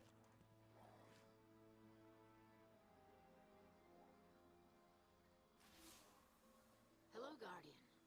My father and I are already studying the relic you reclaimed from the pirates. I am eager to learn the nature of the strange energies that seep from within. Ja, scheiß auf FaceTime, ne? Ich brauche auch so ein Holodeck. Aramis's fleet. I hope my support was beneficial, although I admit I am unused to the rigors of combat. While I did study with the awoken Techians, gunplay was never part of the syllabus. I am proud of the progress we made together. Thank you for including me as part of your crew. Ja, gerne, gerne. I must continue my studies. May the light provide. May the light provide. Das ist der neue Spruch, ich merke das schon. Ich akzeptiere. So, Anu. Jetzt müssen wir wahrscheinlich wieder eine Woche warten. Ne, doch nicht. Spider. Du Spider! Der war da auch hier irgendwo. Hier drin. Ja. Shall we make a deal? Ha? Ah, was nehme ich? Ah, was nehme ich? Ich nehme die goldene Mitte genommen. Ich auch. Maschinengewehr? Ja, Maschinengewehr. Ja. Ich hätte vorher gewusst, hätte ich was anderes. Quatsch. Ich auch. Ja, Maschinengewehr ist schon.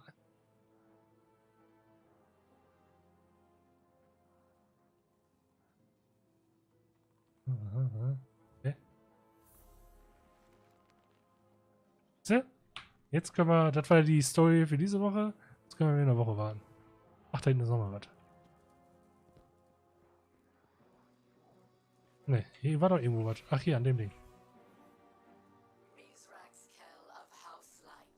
So, was haben wir denn da? Machine Gun. Perpetual Motion. Oh, okay.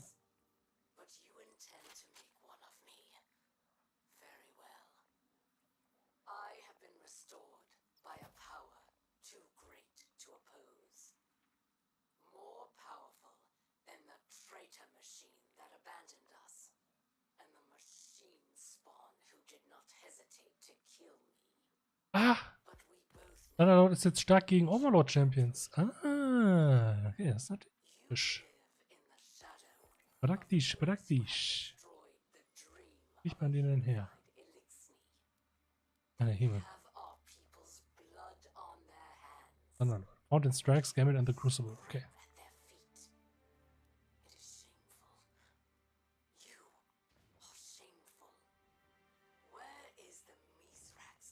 Fünf Stück wieder, ey.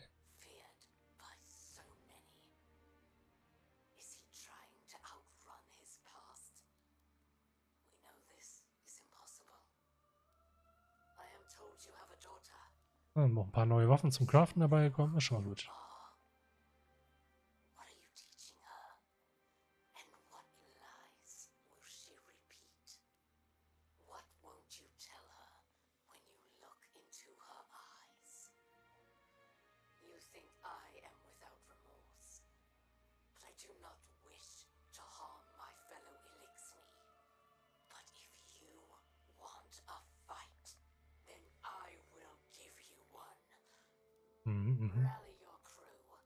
Geht aber ganz schön viel.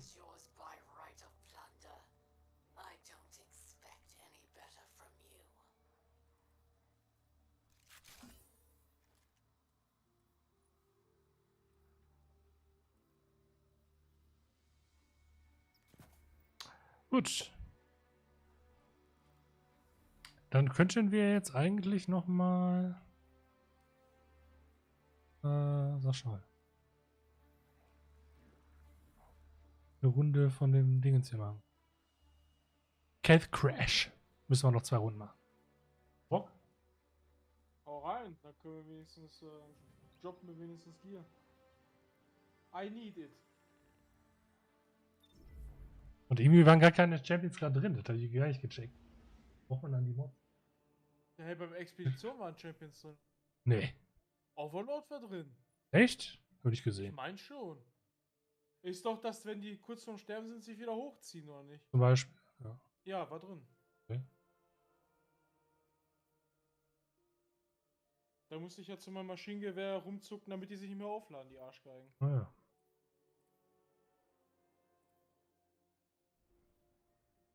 Die waren aber auf jeden Fall drin. Na gut. So, dann haben wir diese Season für einen neuen Finisher. Flint Flock Fury. Hä? Das ist ja fast genauso wie den einen, den ich habe. Okay. Wow. Habe ich ja gar nichts ausgedacht. Na gut.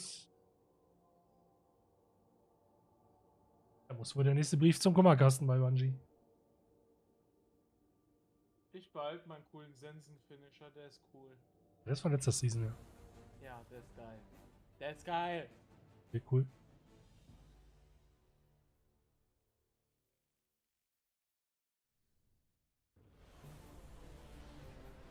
Deck. Catch Crash. Move. Move. Move. Move. Aber besonders der letzte bei Lukas, der ist richtiger Much. Der letzte ist ultra breit.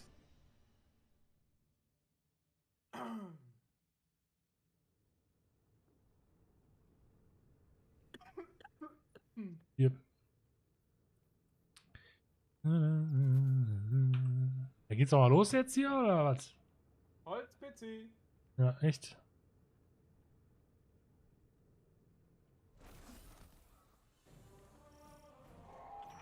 These misguided pawns risk their lives for Aramis's glory. They're much worse than that. Misrach.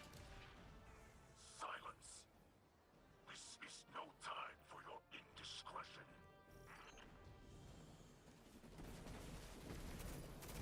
Yeah, boy.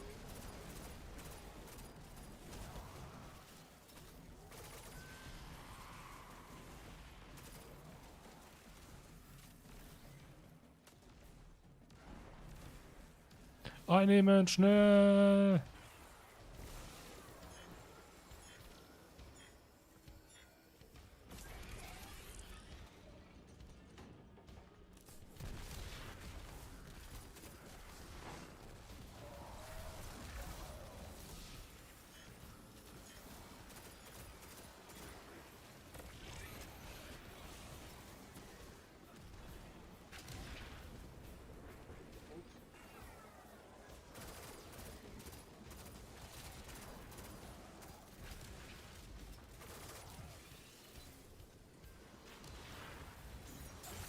Aua!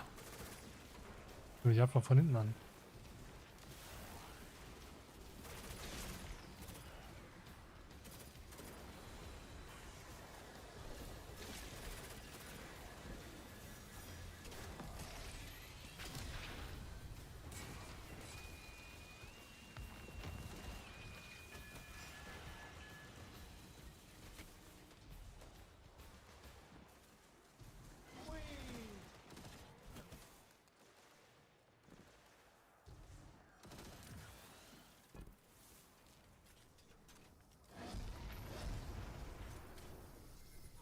Ich bleib jetzt einfach hier bei mir. Ich fühle mich einfach wie Thor. So wie Aus Thor. dem Weg. Aber Thor hat auch Blitz als Element. Nein, ich bin sein Bruder. Ja. Nein, sein Cousin. Aber wenn du Arc spielen würdest, könntest du wenigstens eine schöne Rakete machen. Nein. Now let's see what kind of loot these buccaneers got.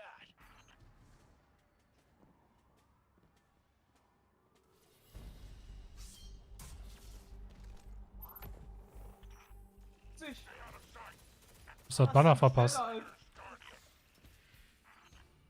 Das Banner verpasst. Ja, egal. Mo.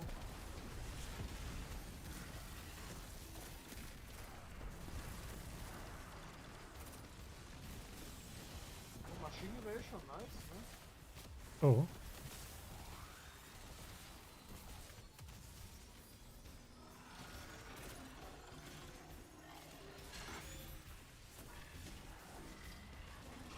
Mach mal irgendwo hängen. Nein. Einfach den Hammer in die Fresse. Reinpfeffern das Ding. Was machst du jetzt? Machst du das noch richtig? Klar. Ach, ich hab den Hammer gar nicht fertig. Okay, ich will da irgendwie reinpfeffern.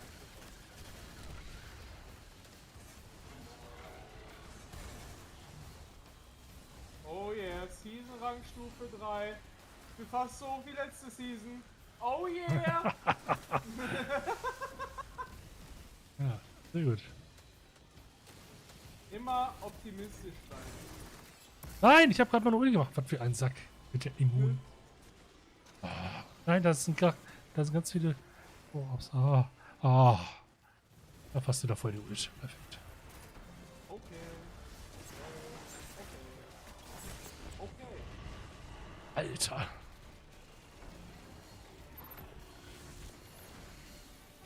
Bungie, wie viele Gegner wollt ihr haben? Ja.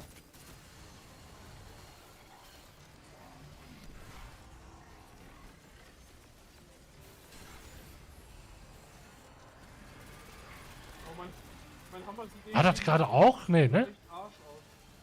Oh mein Gott! Der. Ah, das haben wir doch gerade nicht gespielt, diesen Encounter. Nee, war ein anderer. Ja. Unglaublich. Ich hatte noch ein Leben da. Also sind die doch unterschiedlich. Normalerweise wechseln, also früher war es immer so, dass sie sich immer pro Woche gewechselt haben. Mal gucken. Ich bin gespannt auf den Endboss später, ob der derselbe ist. Ja, der Endboss ist wahrscheinlich wieder nackte Große oder so, keine Ahnung. Die haben ja auch so komische Namen auf einmal. Der Gradi ist Gunnar. Ja, war aber der in dieser komischen Mission. Nein, Gunnar Doch. war der hier oder nicht? Nein. Ne.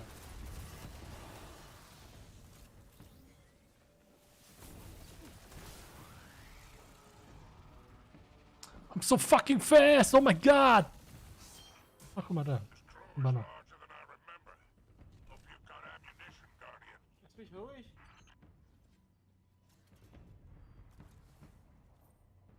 Also René, wenn du knallen willst, dann am besten diese Woche, ne? Weil da hast du alle Add-ons. Da kannst du auch Maxi sagen. Der hat ja so oder so Bock auf Strikes und sowas. Off-Strikes sowas, dafür brauchst du kein Add-on. Nein, für Dämmerungsstrikes. Da brauchst du auch kein Add-on für. Für manche schon. Ja gut, weil du die... Weil die vorherigen nicht besitzt, ganz genau. Ja, selber schuld, er besitzt auch schon die vorherigen nicht. Bitterfisch, Spaßbus. Ich die Add-ons nicht holen. War das nochmal, wie hast du das vorhin gemacht, am besten vorstellen und dann werfen, ne? Nee, dürfen wir dann nicht.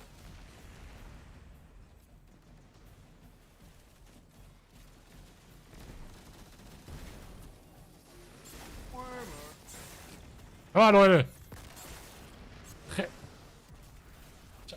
Ja.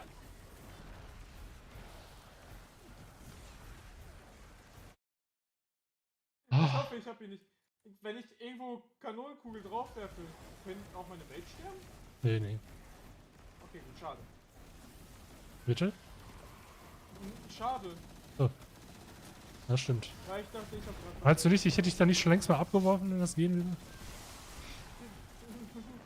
Jetzt sagst du was. Ja. Ach, ich hab drauf gezielt! Mann!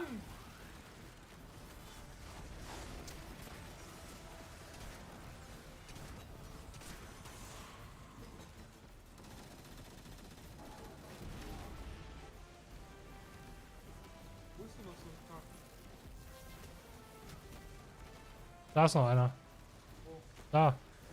Danke. Gerne. Da, wo es lila leuchtet. Da hat nichts mehr lila geleuchtet. War eine lila-pink-Schwäche, ne? Ah, da oben.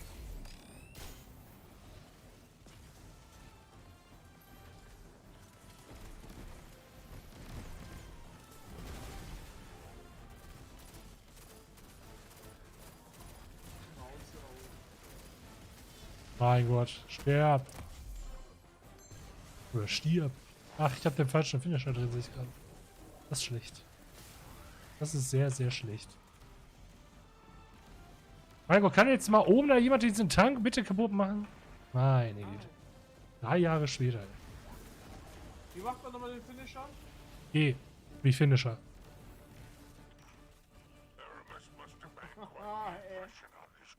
Was denn? Na klar.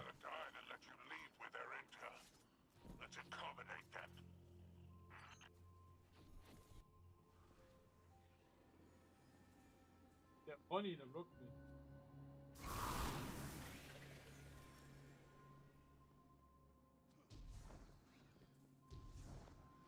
Danke, danke fürs Warten, ey. Danke, ey. Das ist echt zu schätzen.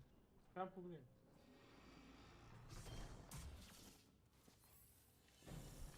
Eilfreibeuter.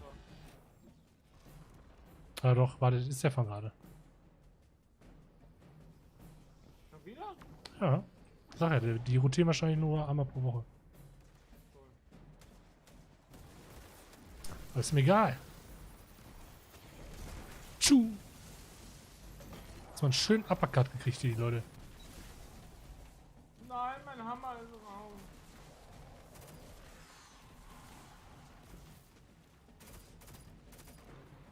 Bonnie ist tot. Wer ist tot? Bonnie. Will ich nicht.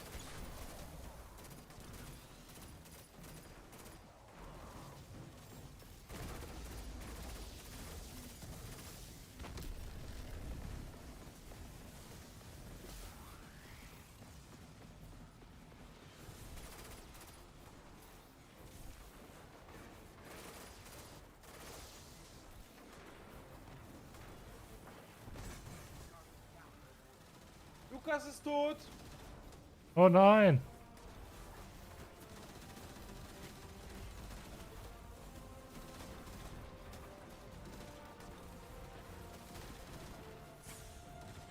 Ich sehe den Boss nicht mehr. Was? Kann ich nicht hören, es ist so dunkel hier drin. Ja.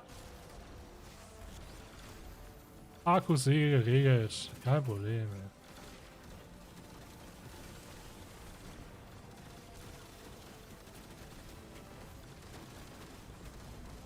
Digga, wie viele Gegner! Und KMH! Ja! Alter, hier explodiert da war alles. Digga!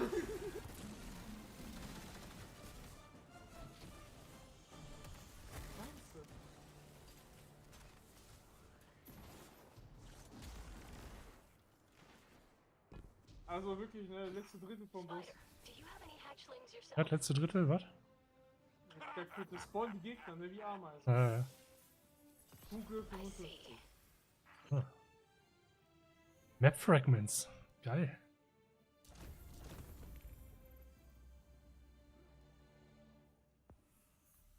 Geil, ey. 8000 Glimmer, endlich, ey. Hätte ich nicht genug davon.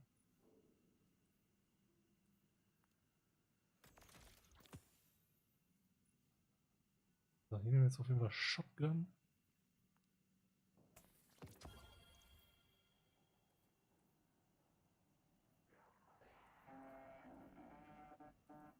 Okay. Bitte? Ne, da hat irgendeiner Ingame von diesen komischen Viechern gelacht.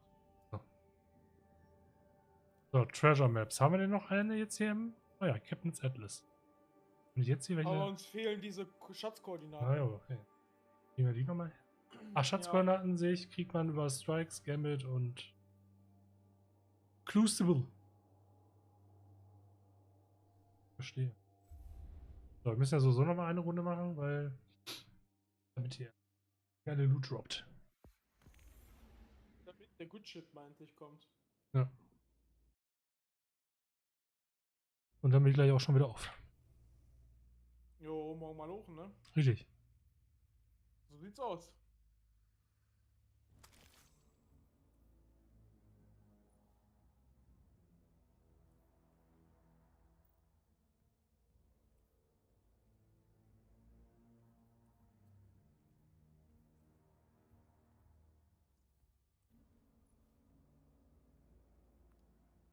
Aber bisher war man nicht schlecht.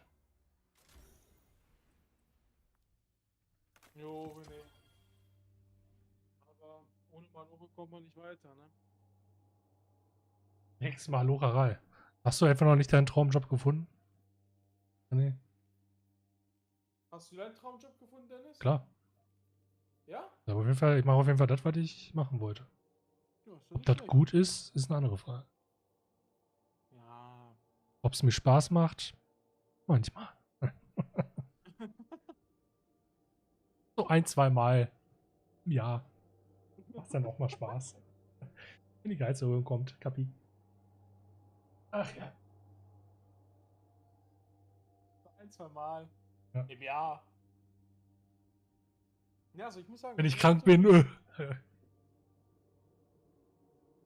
Bitte? Du musst sagen, was? Ich muss eigentlich sagen... Ich wollte dich nicht unterbrechen. Was hast du gesagt? Schnauze jetzt. Okay. René, Traumjob, Lotto-Millionär und Harzen. Alles klar. Glaubt man, Aber dass wenn du das Millionär bist, brauchst du noch nicht mal Harzen. Wenn du Geld gut anlegst. Ja, aber lustig. In Bitcoin. Nur auf dem Konto und beziehst Hartz IV. Ja. Genau. Wird ja auch jedes Arbeitsamt und der deutsche Staat wird da natürlich mit Freunden irgendwelchen Millionären einfach Hartz IV geben. Geht genauso funktionieren. Auf dem Konto 60 Millionen. Ja. Ja, auf Oh jeden ja, Fall. Genau. Da geben wir besser eine Unschulung. Zum Bäcker. Zum Altenpfleger. Genau. Fachkräftemangel. Rufen erstmal 6 Banken an, die natürlich wollen, dass du das Geld bei denen schon anlegst. Und dann kauft ihr noch den Fonds und die Aktie und hier gibt es noch einen Sparbuch. Investieren Sie in Krypto? Genau. Machen wir jetzt auch. Hm? BAföG. Alter Junge. BAföG ist so 2000er. Gleich haben wir alle staatlichen Förderungen durch. Ja. Kindergeld. Da können die Harzer ja auch gut irgendwelche dummen Kinder ins Welt setzen. Machen das schon. Wir sind schon nicht dumm, ne? Die Kinder schon, aber die Harzer nicht. Ja.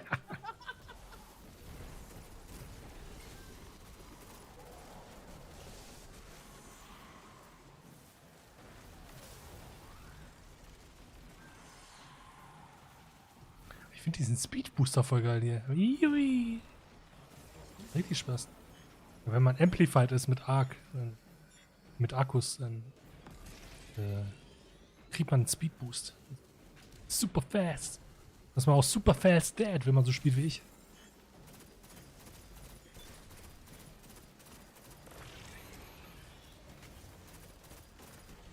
Mein Name ist Thor. Odins Sohn. Ach, verfickte Scheiße. Schon wieder Befehl. Okay, cool.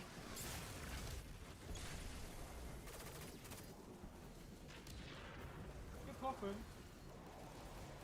Getroffen.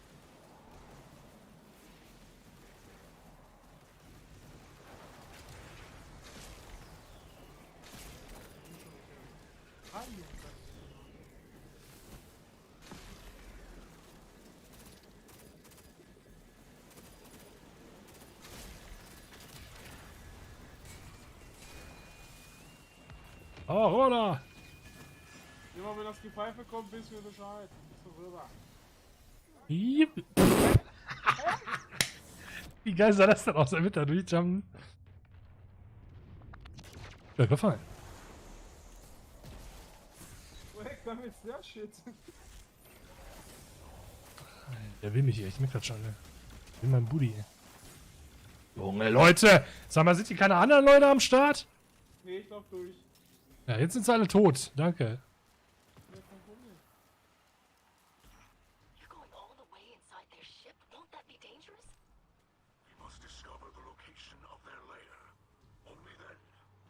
Mein Chat ist auch wieder so aktiv wie eine Alarmanlage in der Mittagspause. Du kennst? Ja, ich freue mich, dass René im Chat ist.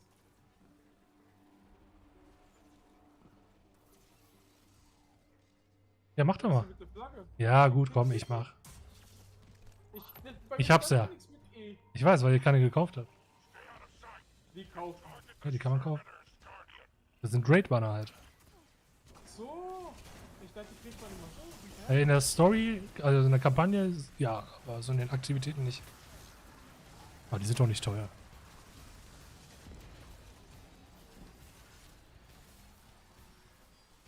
Ich hacke! Hackerman!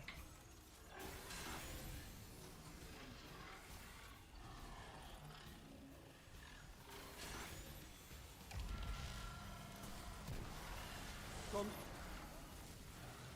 Holt euch eure Arcseele ab, Leute.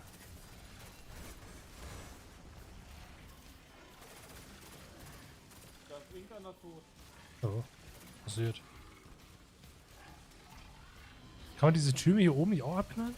Ja doch. Dauert nur 8 Jahre. Kümmere mich mal drum. Oh, ah, Mama. Ah, wo kommt ja der her? Alles klar. Muss los. Ja, Mann! Ja, Maxi ist mit Andrea, Jasmin ist da, Steven ist da. Meine ganzen Follower die sind gar nicht da. Ich weiß überhaupt nicht. Willkommen in meiner Welt. Wo sind eigentlich deine Bots, Dennis? Ja, ich bin froh, dass die nicht mehr da sind. Zieh nur die ganze Statistik mit runter. Ich bin voll auf den Sack.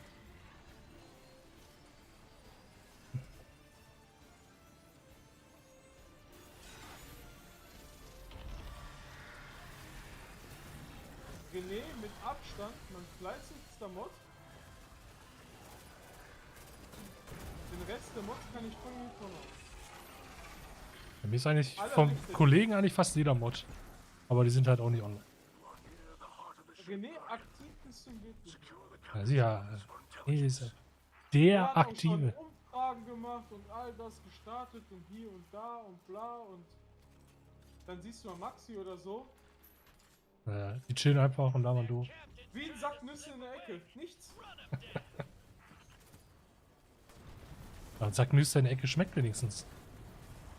Kommt drauf an, wie lange der Sack Nüsse in der Ecke schon rumliegt, ne? Ah. Ja gut. Wenn die so lange in der Ecke liegen, so wie ein Maxi oder sonst wer im Chat ist, dann sind die noch gut. Ja.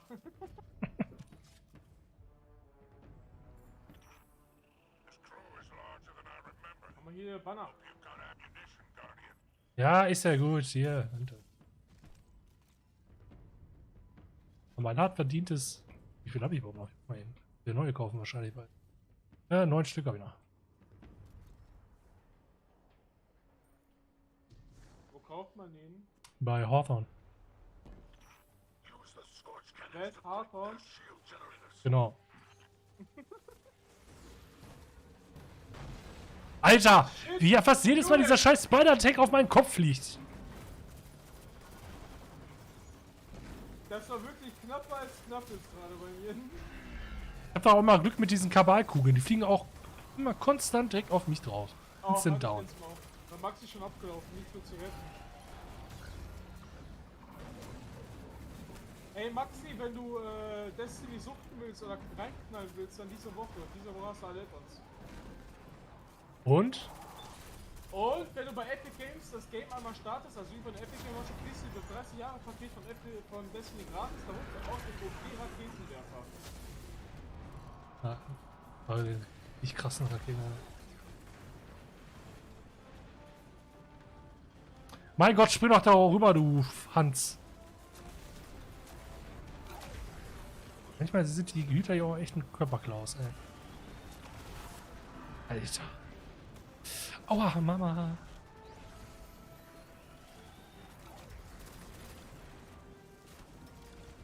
Irgendein Ding haben wir vergessen, der ist immer noch nicht value. I'm dead! Aber ich konnte die Dinger kaputt machen. Gib doch die scheiß Waffe, Junge! Okay.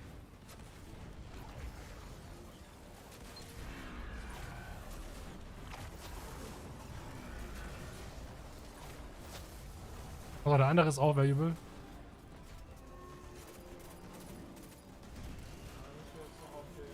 Zeig deinen Kopf! Das war Nummer 1.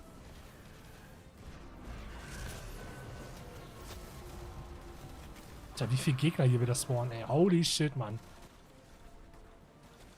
Oh, dass das Game hier leckt.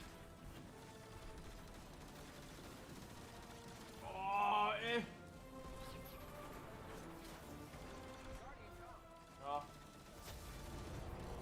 Bei so viel Mopeds.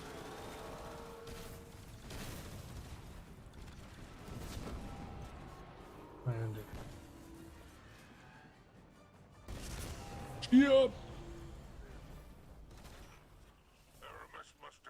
Das neue Maschinengewehr ist nicht schlecht, muss ich sagen. Voll Bock. Hast du den Catch Crash? Catch? Nein, das neue Maschinengewehr, was er gerade gedroppt gekriegt. Ach so, ja, das Hat ist man nicht getan. schlecht. Also das wenn's gut rein, ey. Du kannst das hier, wenn der Boss, ne? Dieser AI-Freibeuter in den Immunmodus geht, mit den ganzen Orbs. Mhm. Mit dem Maschinengewehr easy peasy. Mhm. Das ist so krank. Dafür, also Maschinengewehr sind ja auch eher als Ad-Clear da, als Bosskiller. Aber man zwischendurch echt mal. Hier, gönnt euch! Der dicke Dennis hat Raid Banner mitgebracht. Hey. Doch, für schwere Muni. Für Power-Muni ist nicht schlecht. Oh, den Gegner kenne ich noch gar nicht, Kappa Klaus. Geht. Er ist mir neu.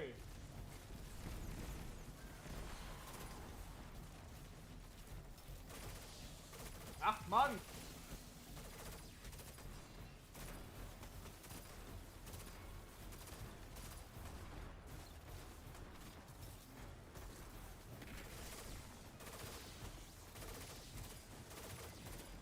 So, einer hat schon seine Ulti raus. Hast du deine Ulti schon rausgepfeffert? Nein, nein. Ich habe hier wieder Arco-Seele stehen. Und Healing!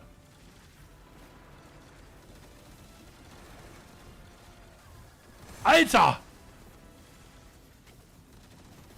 Kommen einfach so 50 Selbstzerstörungsviecher auf mich zu, ey.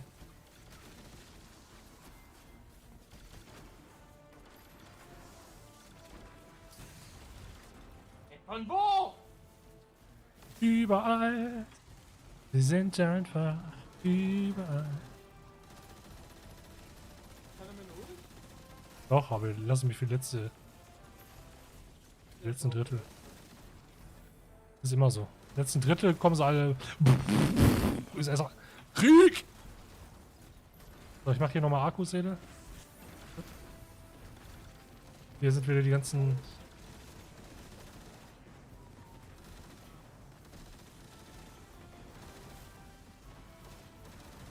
Gott, ey, wie viele sind denn da noch? Jetzt. Kamehameha! Easy Game.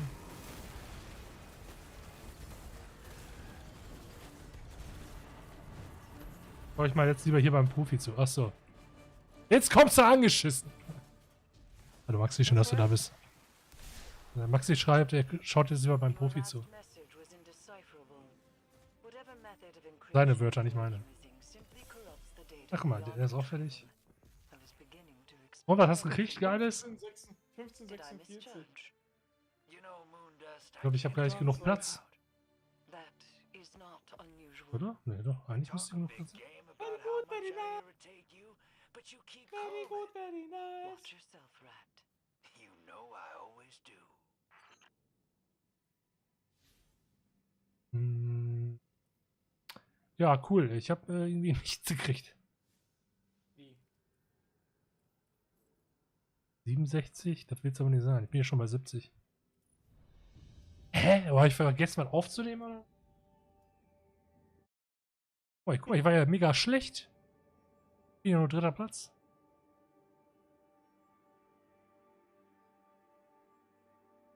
Warum bist du nur 3.? Was weiß ich, was da wieder ist. Das ist doch gar kein 3. Platz, das ist einfach nur so eine Gesamtauswahl. Du warst doch der Beste. Keine Ahnung. Das müssen andere. Deswegen meistens- Lukas denkt 50% der Zeit nur auf dem Boden. Na hier, da kommt direkt die Fronts hier. Wer hat das geschrieben? Ja, ein gewisser Knochi Wer aus 89. deinem Chat? Bann ihn! Oh, Master Catch Crash unlocked. Ja, geil, mit 1600.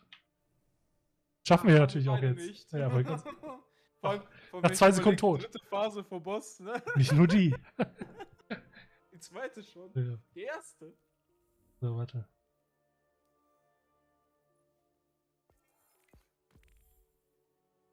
Geil. Relic placed. Defeating commons with a few. Relic placed? Return the first relic to the helm. Haben wir den nicht schon? Hä? Was jetzt? Bei den Seasonal. Ach so, okay, ich verstehe. Wir brauchen ja diese Treasure Coordinates. Die kriegen wir ja nur durch Dings. Und ich glaube, wenn wir die komplett fertig haben, die Karte, dann. Es gibt ja hier unter Season of Plunder diese Changes noch. Da hatte ich gerade geguckt. Ach so. Und oben rechts hier habe ich zu 100% fertig, bis auf dieses Relic Place. Und ich glaube, das kriegst du dann erst, wenn du. Die Karten da fertig hast, Genau. also den Atlas da, ne? Also noch 40 Kartenfragmente und 316 Schatzkoordinaten. Ich habe nur 1570er Sachen gekriegt, sehe ich gerade. Hey, das kann nicht sein. Ach so, ja doch, weil wir ja nur Powerful-Dings gekriegt haben. Ach, ist ja kein Spiel. Ich brauche ja wieder nur Spitzenausrüstung, deswegen. Shit. Gier du nicht. Bitte? Ich krieg Gier. Ja, genau.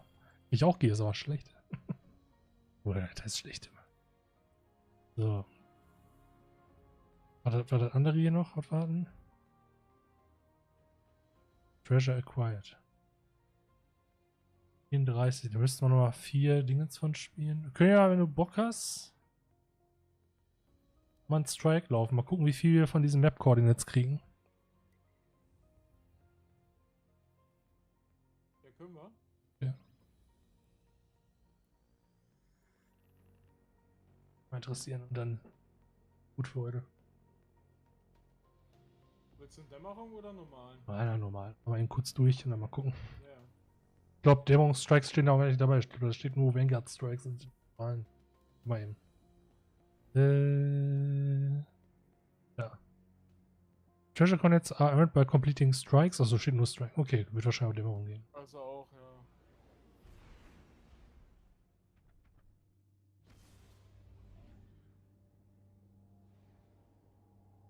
Oh mein Gott, sind bitte neue Waffen, mein Bild drüber.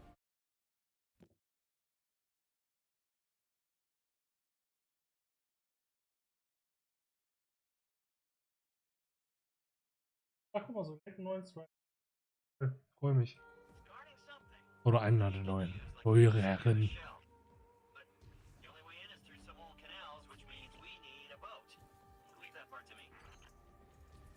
Hast du den schon gespielt? Eigentlich? Das ist doch von der Witch Ring. Ja.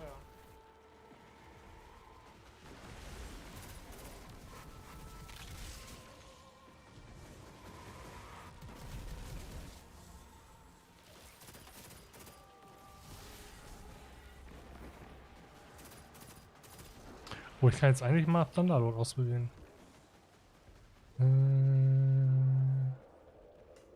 Ja, die mal mehr zum Spaß.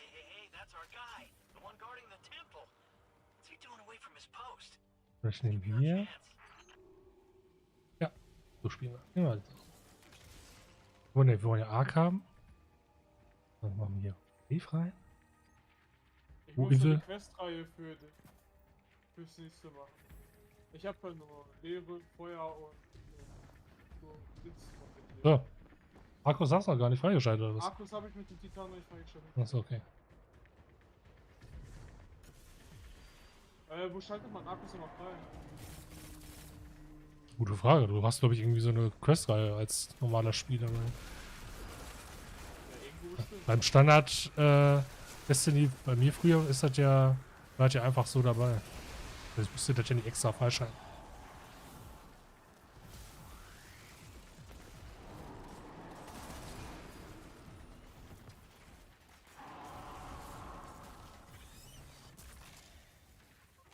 Look, back there. The path is unblocked. Dieser Speedboost, geil!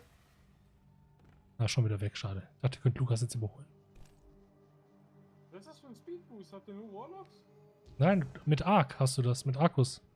Gibt so ein Ding, wenn du Amplified bist, das kriegst du, wenn du irgendwie mit Akkus-Dingern die Gegner killst, dann kriegst du so einen Buff für ein paar Sekunden und der gibt dann so einen Speedboost. Das ist ziemlich nice. Und Jäger hat, als Jäger hast du sogar eine neue Ulti gekriegt. Gesehen. Okay, nein, ich schaff den Job nicht. Ah, fuck. Hä, wo bist du denn? Geht am Arsch der Welt, Alter. Ja, moin.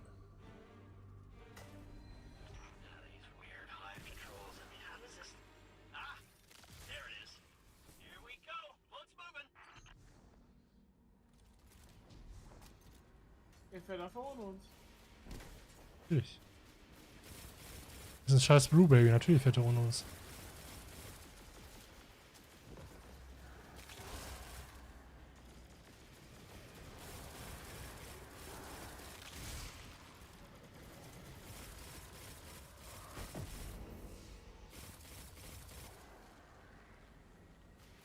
Ja, der Jump war kacke. Der Jump war kacke. Ich hab mein Bestes gegeben und hab nicht rausgelaufen. Okay, tschüss, Dennis. Wir müssen dahin. Finch? Why Oder? did we stop?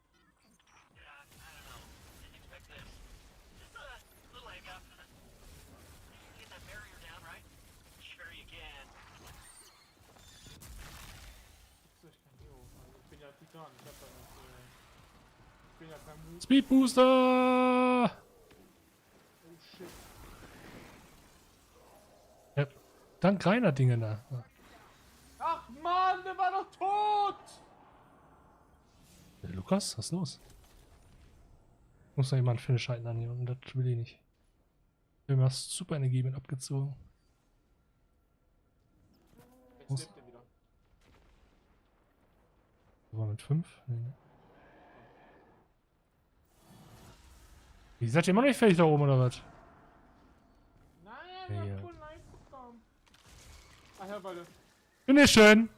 Wie denn? Mit G, du Holzkopf! Ach ja, mit G war das.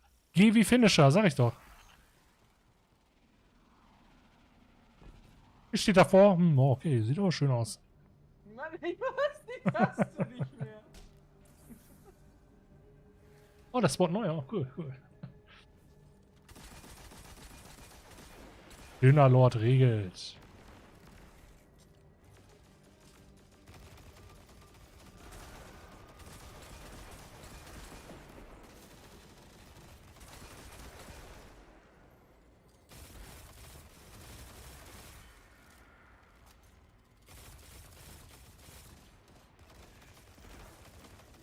Ah, mach dir mal. Entspannt ist. Achso, ich hab den mit einem Muckler. Dann ist mal wieder aus.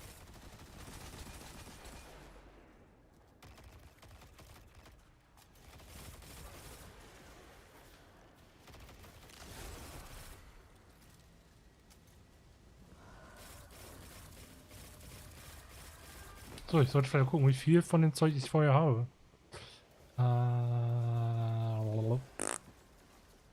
42. Mal gucken, wie viel Coin jetzt gleich kommen. Erstmal mit Emotes flexen. Ja, richtig. Cool, oder?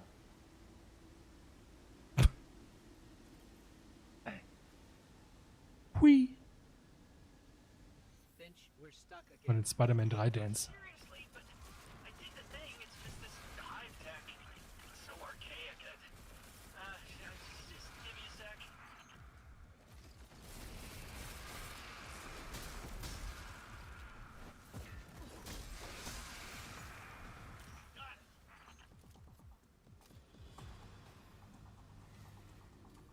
Ja, was guckst du mich so an? Mach weiter. Start den Motor! Okay. Alles gemacht, Meister. Alles geht, funktioniert wieder. René ist wieder am Hype im Chat. Sehr gut.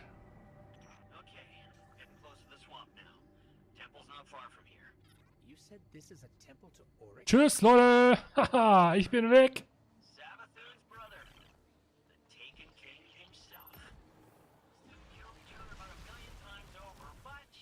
War das der Scheiße hier mit der Dunkelheit?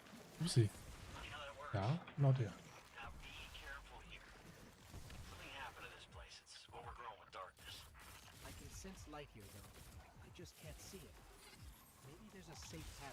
Ja, an dem Ding kannst du mal den Debuff rückgängig machen. Alter. Und dann noch mehr Damage, bitte.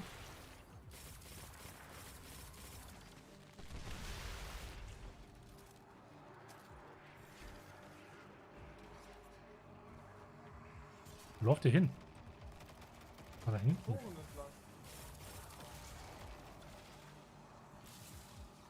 Okay, dann lauf mal da hinten hin. Die einfach One-Shot sind, die Dinger. Das ist so dumm. Hier sind René, Max und ich ganz oft verreckt. Ja, hast du den Striker doch schon gespielt? Ja, ja. Er lügt mich doch nicht an. Hab ich doch nicht. Ich hab Achso. gesagt, den Strike haben wir noch nicht gespielt. Was hast du gesagt? Hallo, könnt ihr mal auf mich warten? Ich bin Rentner. Unglaublich. Jugend von heute. Kein Respekt mehr vor dem Alter. Muss ich schon wieder jagen. Ja, super, dass die alle neu spawnen. Da freue ich mich ja.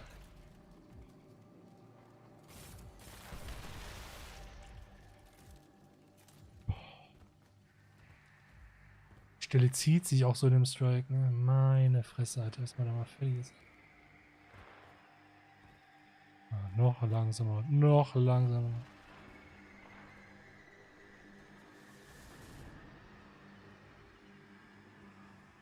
Wie im Predator Jungle hier. Hast du jetzt eigentlich schon Prey geguckt, 7?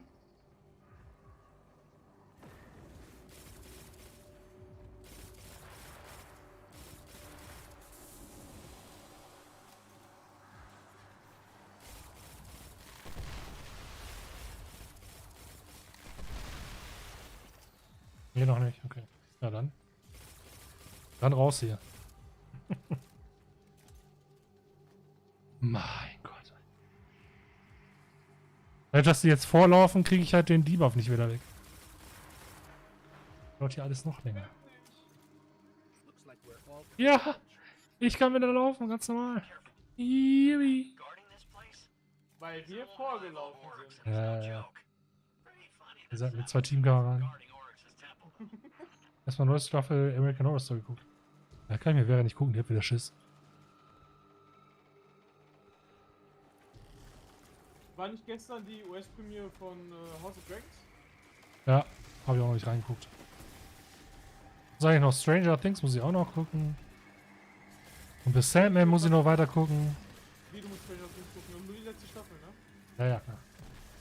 Soll ich spoilern? Nö. Was glaubst du eigentlich, was dir jemand antwortet, wenn du sagst, soll ich spoilern? Glaubst du, irgendjemand sagt dann, ja, gerne. Ja, es ist schon mal vorgekommen. Ja, welcher? Wer war das denn? Ja, auf der Arbeit einer. Ja, der ist wahrscheinlich, arbeitet wahrscheinlich auch nicht mehr da, ne? Ja. Ja. Warte mal, warum? Weil der Spoiler mag? Genau. Einfach nicht normal, der Typ wahrscheinlich.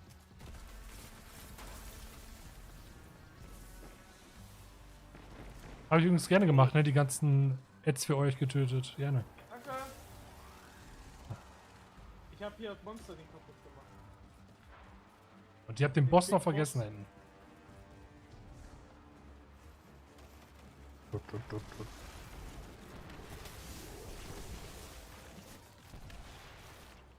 Jetzt. La. Wieso droppt hier so wenig Muni? Verstehe ich nicht. Obwohl ich die Mods drin habe. Speed Booster! Oh mein Gott! Yippie! Und tot. Ja, doch nicht. Erstmal schön. Au! Au!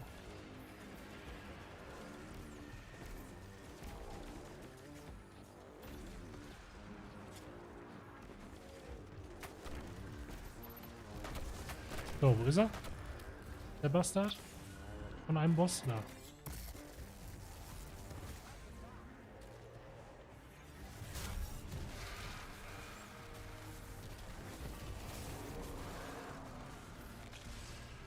Natürlich wiederholen. Nur an den Boss mit der Shotgun zu machen. Super Idee. Ist es? Wo ist der zweite Knight? Nein.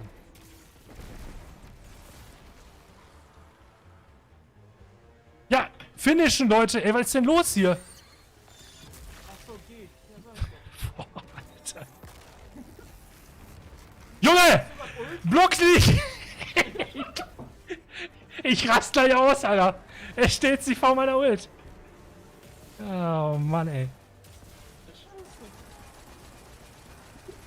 Oh, dann machen Kamehameha. Da gehe ich erstmal dazwischen, oder? Okay, nix. Ach ja. Oh, keine Mond.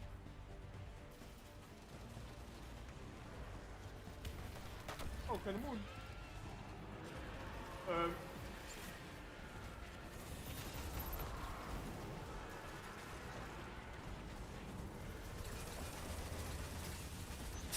Ah, Mama. Ah, shit. Tut weh. Mama. Didn't mean to make you cry. Die tun echt weh, ne? Ach, hier gibst den einfach eine Granate in die Fresse, dann sind die gleich down. Ja, Large Speed Path. Okay, muss natürlich doppelt finishen. Wo ist der Geist? Da. So, komm her, Kollege.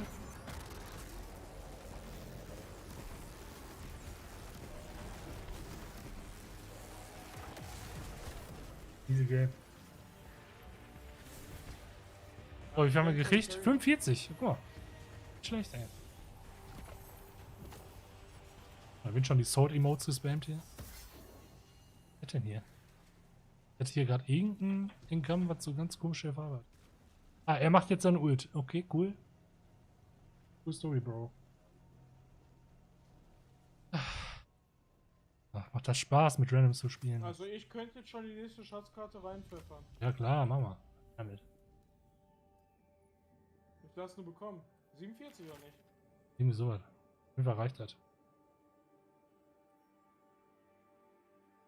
Oder? Ne, warte. Nee.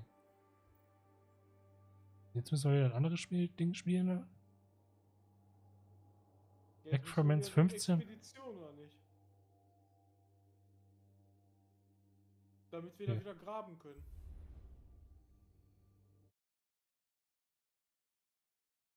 Oder verstehe ich das falsch? Ja, genau.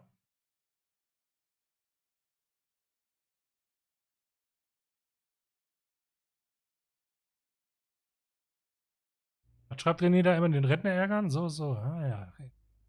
Okay. So, dann gehen wir mal eben. Ach guck mal, hier gibt es noch die Catalyst Quest. So abholen bei Ben. Ach scheiße, ich sehe jetzt schon. Mach mal eine letzte Runde, dann klappt mal wieder was zu. Ja, René, ich bin nämlich Supporter. Ne? Ich habe immer den Stream nebenbei ja noch auf. Ich sehe alles, was ihr schreit. So.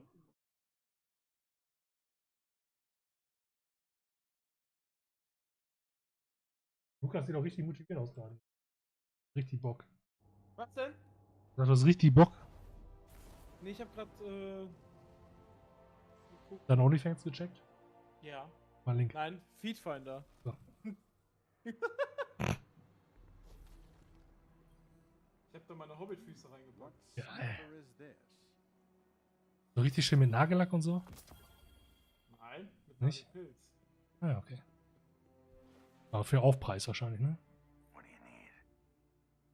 Nichts ist umsonst. So nämlich.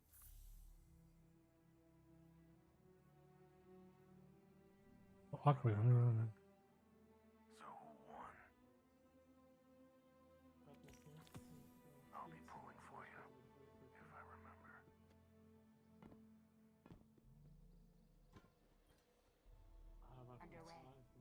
So. Alter, Postmaster wäre komplett voll, man kennt's.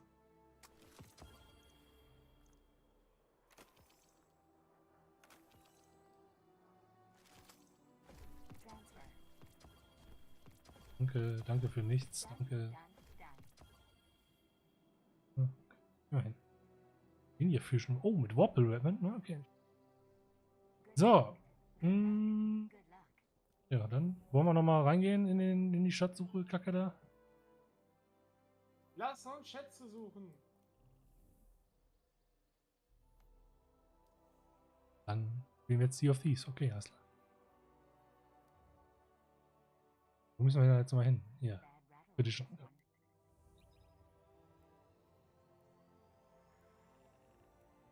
Ich habe ein neues Transportmittel bekommen. Transportmittel. Achso, und? Den Trauermarsch. So sieht er auch aus. Holy fuck. Trauermarsch. Von letzter Season der. Die lässt jetzt einfach so gedroppt? Ja. Nee, gar nicht. Der kommt durch. Hast du dir diese letzte Cutscene angeguckt da? Mit Kellis? Ja, ja, davon. Ist schon ein hässliches Kackteil. Yep. Also auch von Kellis hat das erwartet. Ist auch hässlich. Hey. Was? Hab ich recht oder habe ich recht? Du hast recht.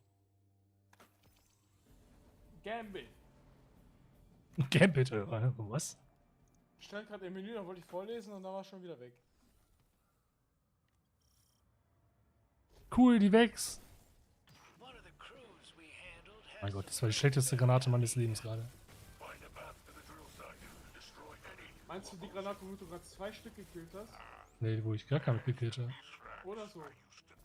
Oder auf jeden Fall nicht mit dem Impact, der getroffen habe, sag mal so. So wirft man den Nate, pass mal auf. Wow, sie suchen eine Nate. Der Skill ist da, ich sehe es. Mann! Pass mal lieber auf, dass sie diesmal keinem Money entgehen. Okay.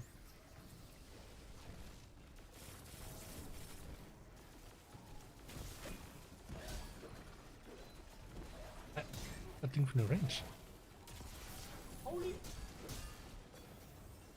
Mein Name ist Thor! Odins Sohn! Schon wieder? Kann ich nicht oft genug sagen. Ich wollte gerade sagen, du musst dir auch jedem vorstellen hier, ne?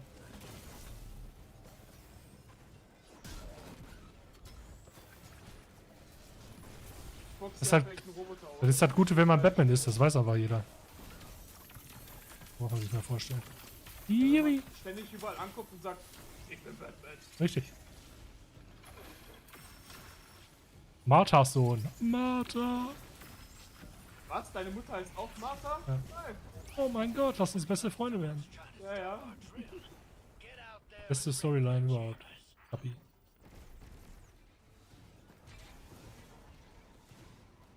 Ernsthaft? Jetzt knall ich hier gegen so einen Mini-Pixel oder was? Mein Gott. Schon wieder ausrasten.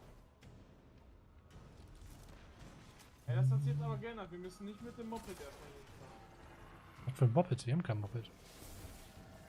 Destroy the Jammer. Und der steht da vorne und läuft weg. Da stand Sparrow fahren mit E. Bruder muss Stoß.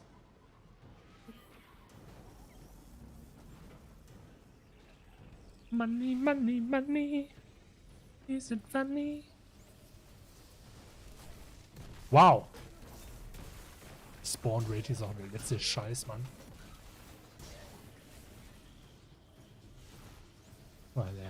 Random ist natürlich wieder down, man kennt's ja. Aua. Kohle! Money!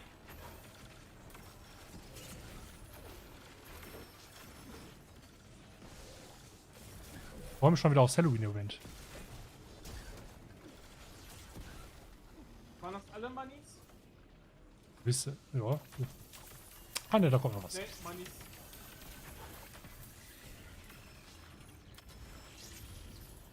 Jeder klaut nur die Schätze, was Glück will. Die Gier!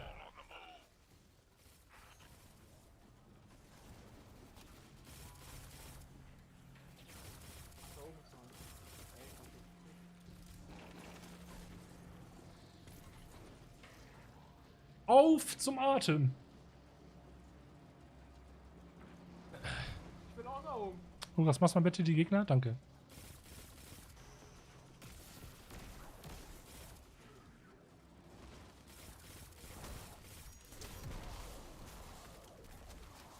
Das macht der gute Random. So, hier, kurze Akkuseele. Wie die Akkuseele einfach automatisch hier auf unseren Dings ballert. Ja, gar keinen Sinn. Ach, hier gibt's wieder. Können wir wieder bohren.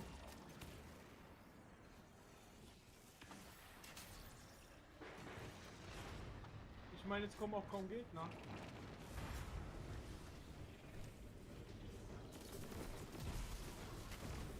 Oh, Power-Muni.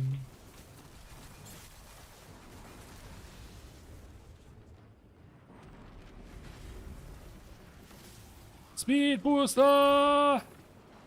Juhu! Money! So, ja, warte, ich mal zurück. Ich wollte eigentlich einfach mal nur ein bisschen rennen. Gucken, wie es sich anfühlt. Wie es ist, wenn man mal nicht fett ist. Ich hab beim Money Und langsam.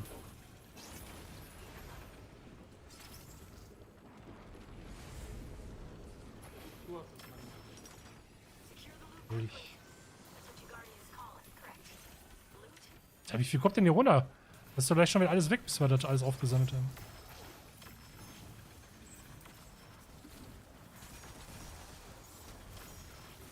Ah! Oh! Oh, das ist nur noch 6 Sekunden. Naja, du nimmst den mal, klar.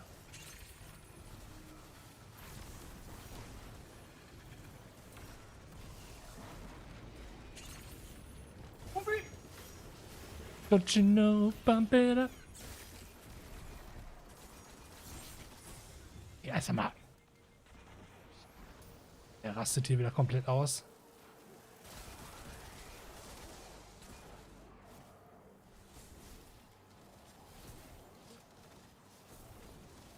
Boost, ja. Och Mann, egal welche Waffe ich nehme, nachladen. Ja, stell dir vor. Egal welche Waffe ich nehme.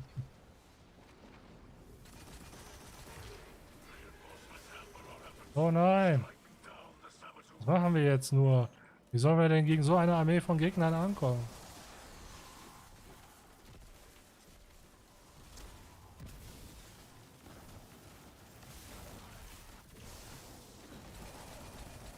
Ach guck mal, das ist der Overload-Typ.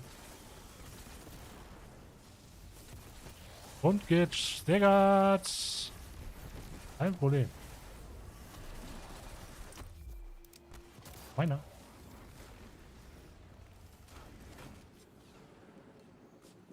Ah, Nessus. Ah, okay. Nessus kommt also auch noch als mit. Bleib stehen!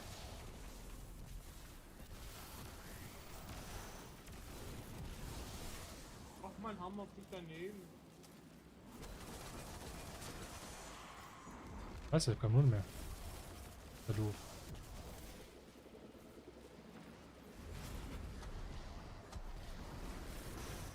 Warte, kam hier gleich nochmal ein Boss. Ja. Meine Ulti noch aussparen. Ja, bewahrt du deine Ulti für den Boss, ich meine Ulti für den Trash.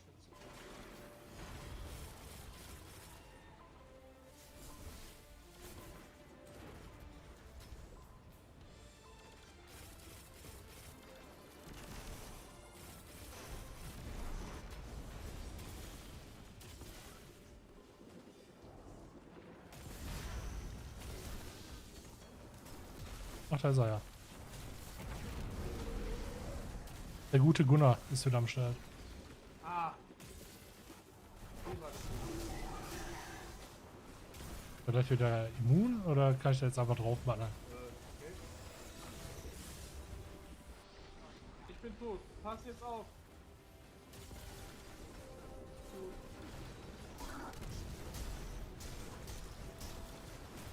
Ah, ich glaube, der geht instant down.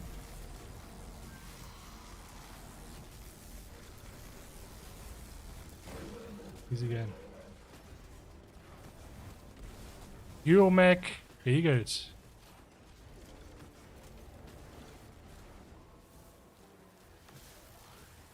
War noch nix? Hier.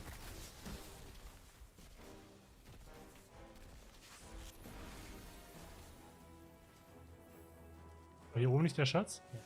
Ja. Ah.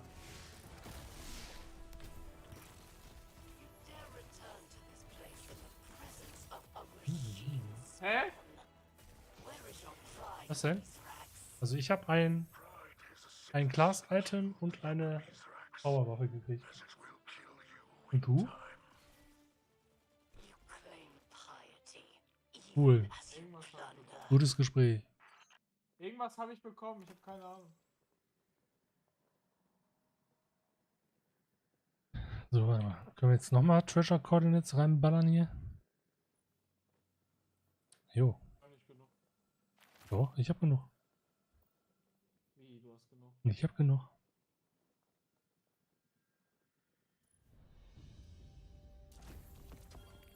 Ah. Mir fehlen noch 42 Koordinaten. Ja, guck mal, guck dir mal die Stats an hier. Das ist ja der Hammer, ey. Ist das auch so viel wie ich? Ich habe am meisten gekillt, steht da. Ja, zeig mal. Wir haben Stream. Ja. Man kennt's. Hab mich wieder angelogen.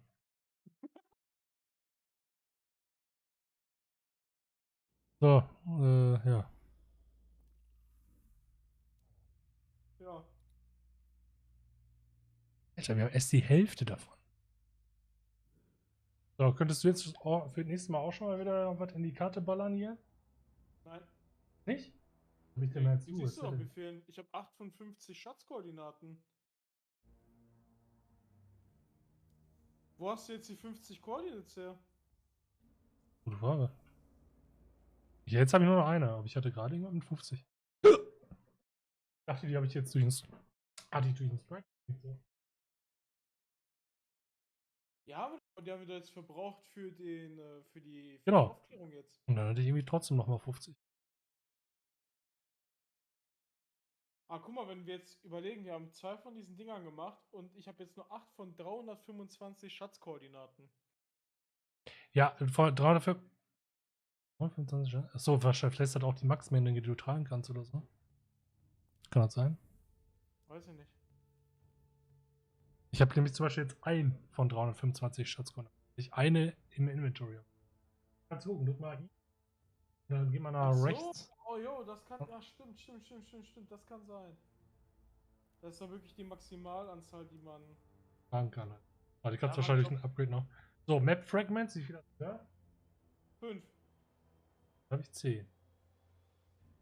Ach ja, wahrscheinlich, weil ich jetzt gerade noch Arme reingeballert habe. Weil kriegst du dann immer plus. Ja, das heißt, man muss dann ja 10 Runs machen für eine Karte.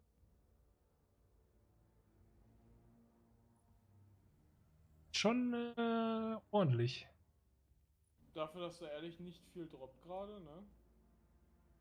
Ja, Drop tut er erst wieder ab. Was war das? Guck mal.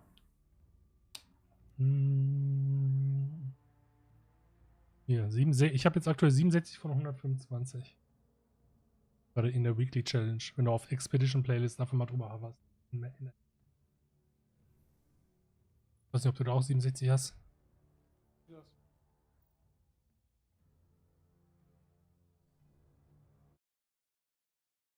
Steht das? Ich hab gerade gesagt, wenn du den Helm drüber hast auf der Karte. Klickst auf Helm an und dann links, ganz links, Expedition Playlist. Und dann steht da, wie du 67 von 125. Du auch, ne? Ja. Wenn wir dann 125 haben, dann kommt einmal Powerful Gear Tier 2. Ein Großmeister Catch Crash. Genau, das ist der mit, was war das? 1600. 1600, ja. Wisst ihr was, da kommen einfach alle Schilder auch mit an. Eieiei. Obwohl, warte, ist Anti-Barrier bei wenigstens? Nee. Doch. Ja, dann kann man schon mal Dings spielen. Beste.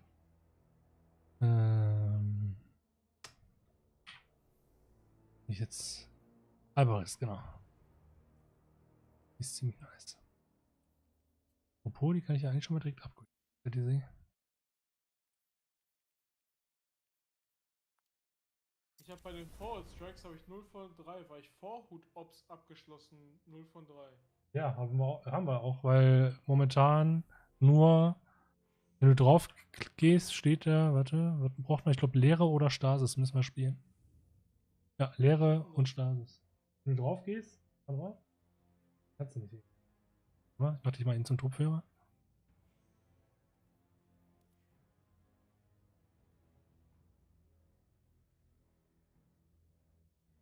Dann, wenn du jetzt draufklickst,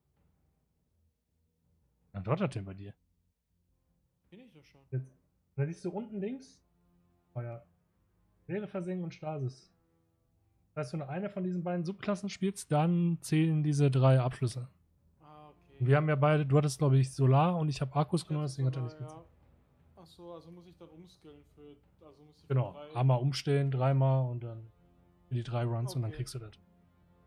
Achso, okay. Ja, Das ist eigentlich schon besser, das habe ich schon verbessert, weil vorher war das irgendwie so, dass dein ganzes Team diesen Fokus haben muss. Also alle damit Leere. Und dann kann es nämlich schon mal sein, wenn du dann gegen irgendeinen Random spielst, der dann Solar spielt oder so, war alles für die Katz. Und wenn man es nämlich mittendrin ändert, zählt das nicht mehr. Geil. So Idioten hattest du dann nämlich auch mal. Hat richtig Spaß gemacht. Nicht. Ja. Gut, aber für mich war es halt jetzt für heute erstmal. Ja, für mich auch. Ich bin Rentner, ich muss ins Bett. Außerdem schwitze ich wie Sau. Oh ja, mein Arsch, ey. Also das nächste Woche soll ja wieder wirklich viel kühler werden. Jetzt auch wieder 25 Grad, oder was habe ich gesehen? Ja, aber besser als morgen und übermorgen mit 32. Ja, ich ne? weiß, aber zum Zocken irgendwann hat sich das sowieso wieder so auf. Auch wenn nur in Anführungszeichen 25 Grad draußen. Ja, Zumindest bei mir. Ist immer 38. Ist bei mir genauso. Ich habe schon 2 Ventilatoren an. Nächsten. Ich hab meine Dampfer an, das bringt auch nichts. Ja, cool Story, Bro. Alles klar. Ja, dann. So, Dennis, ne? Ja, dann sag Bescheid, wenn du die Tage mal weiter zocken willst, dann Ja, können wir noch was schaden. Auf jeden Fall. Ja, weißt ja, wie du mich erreichst, ne? Über mein OnlyFans. Ja, mach ich dann. Alles klar. Aber nicht vergessen, vorher noch tippen, ne? Damit auch deine Nachricht ganz oben angezeigt wird. Habe ich gehört. Okay. Merk schon. Das ist, okay. So, ja, dann schönen Abend, ne? Tschüss. Jo, wir sehen uns. Ja, ciao, ciao. So, liebe Leute, danke fürs Zugucken. Ich wünsche euch noch einen schönen Abend. Einen schönen, kühlen Abend auf jeden Fall. Oder müsst ihr wahrscheinlich auch ins Bett. Wir sehen uns die Tage. Mal gucken, wenn wir spontan hier nochmal eine Runde starten. Scheint es ja aktuell ganz gut zu laufen im Stream. Ja, haut rein. Ciao, ciao.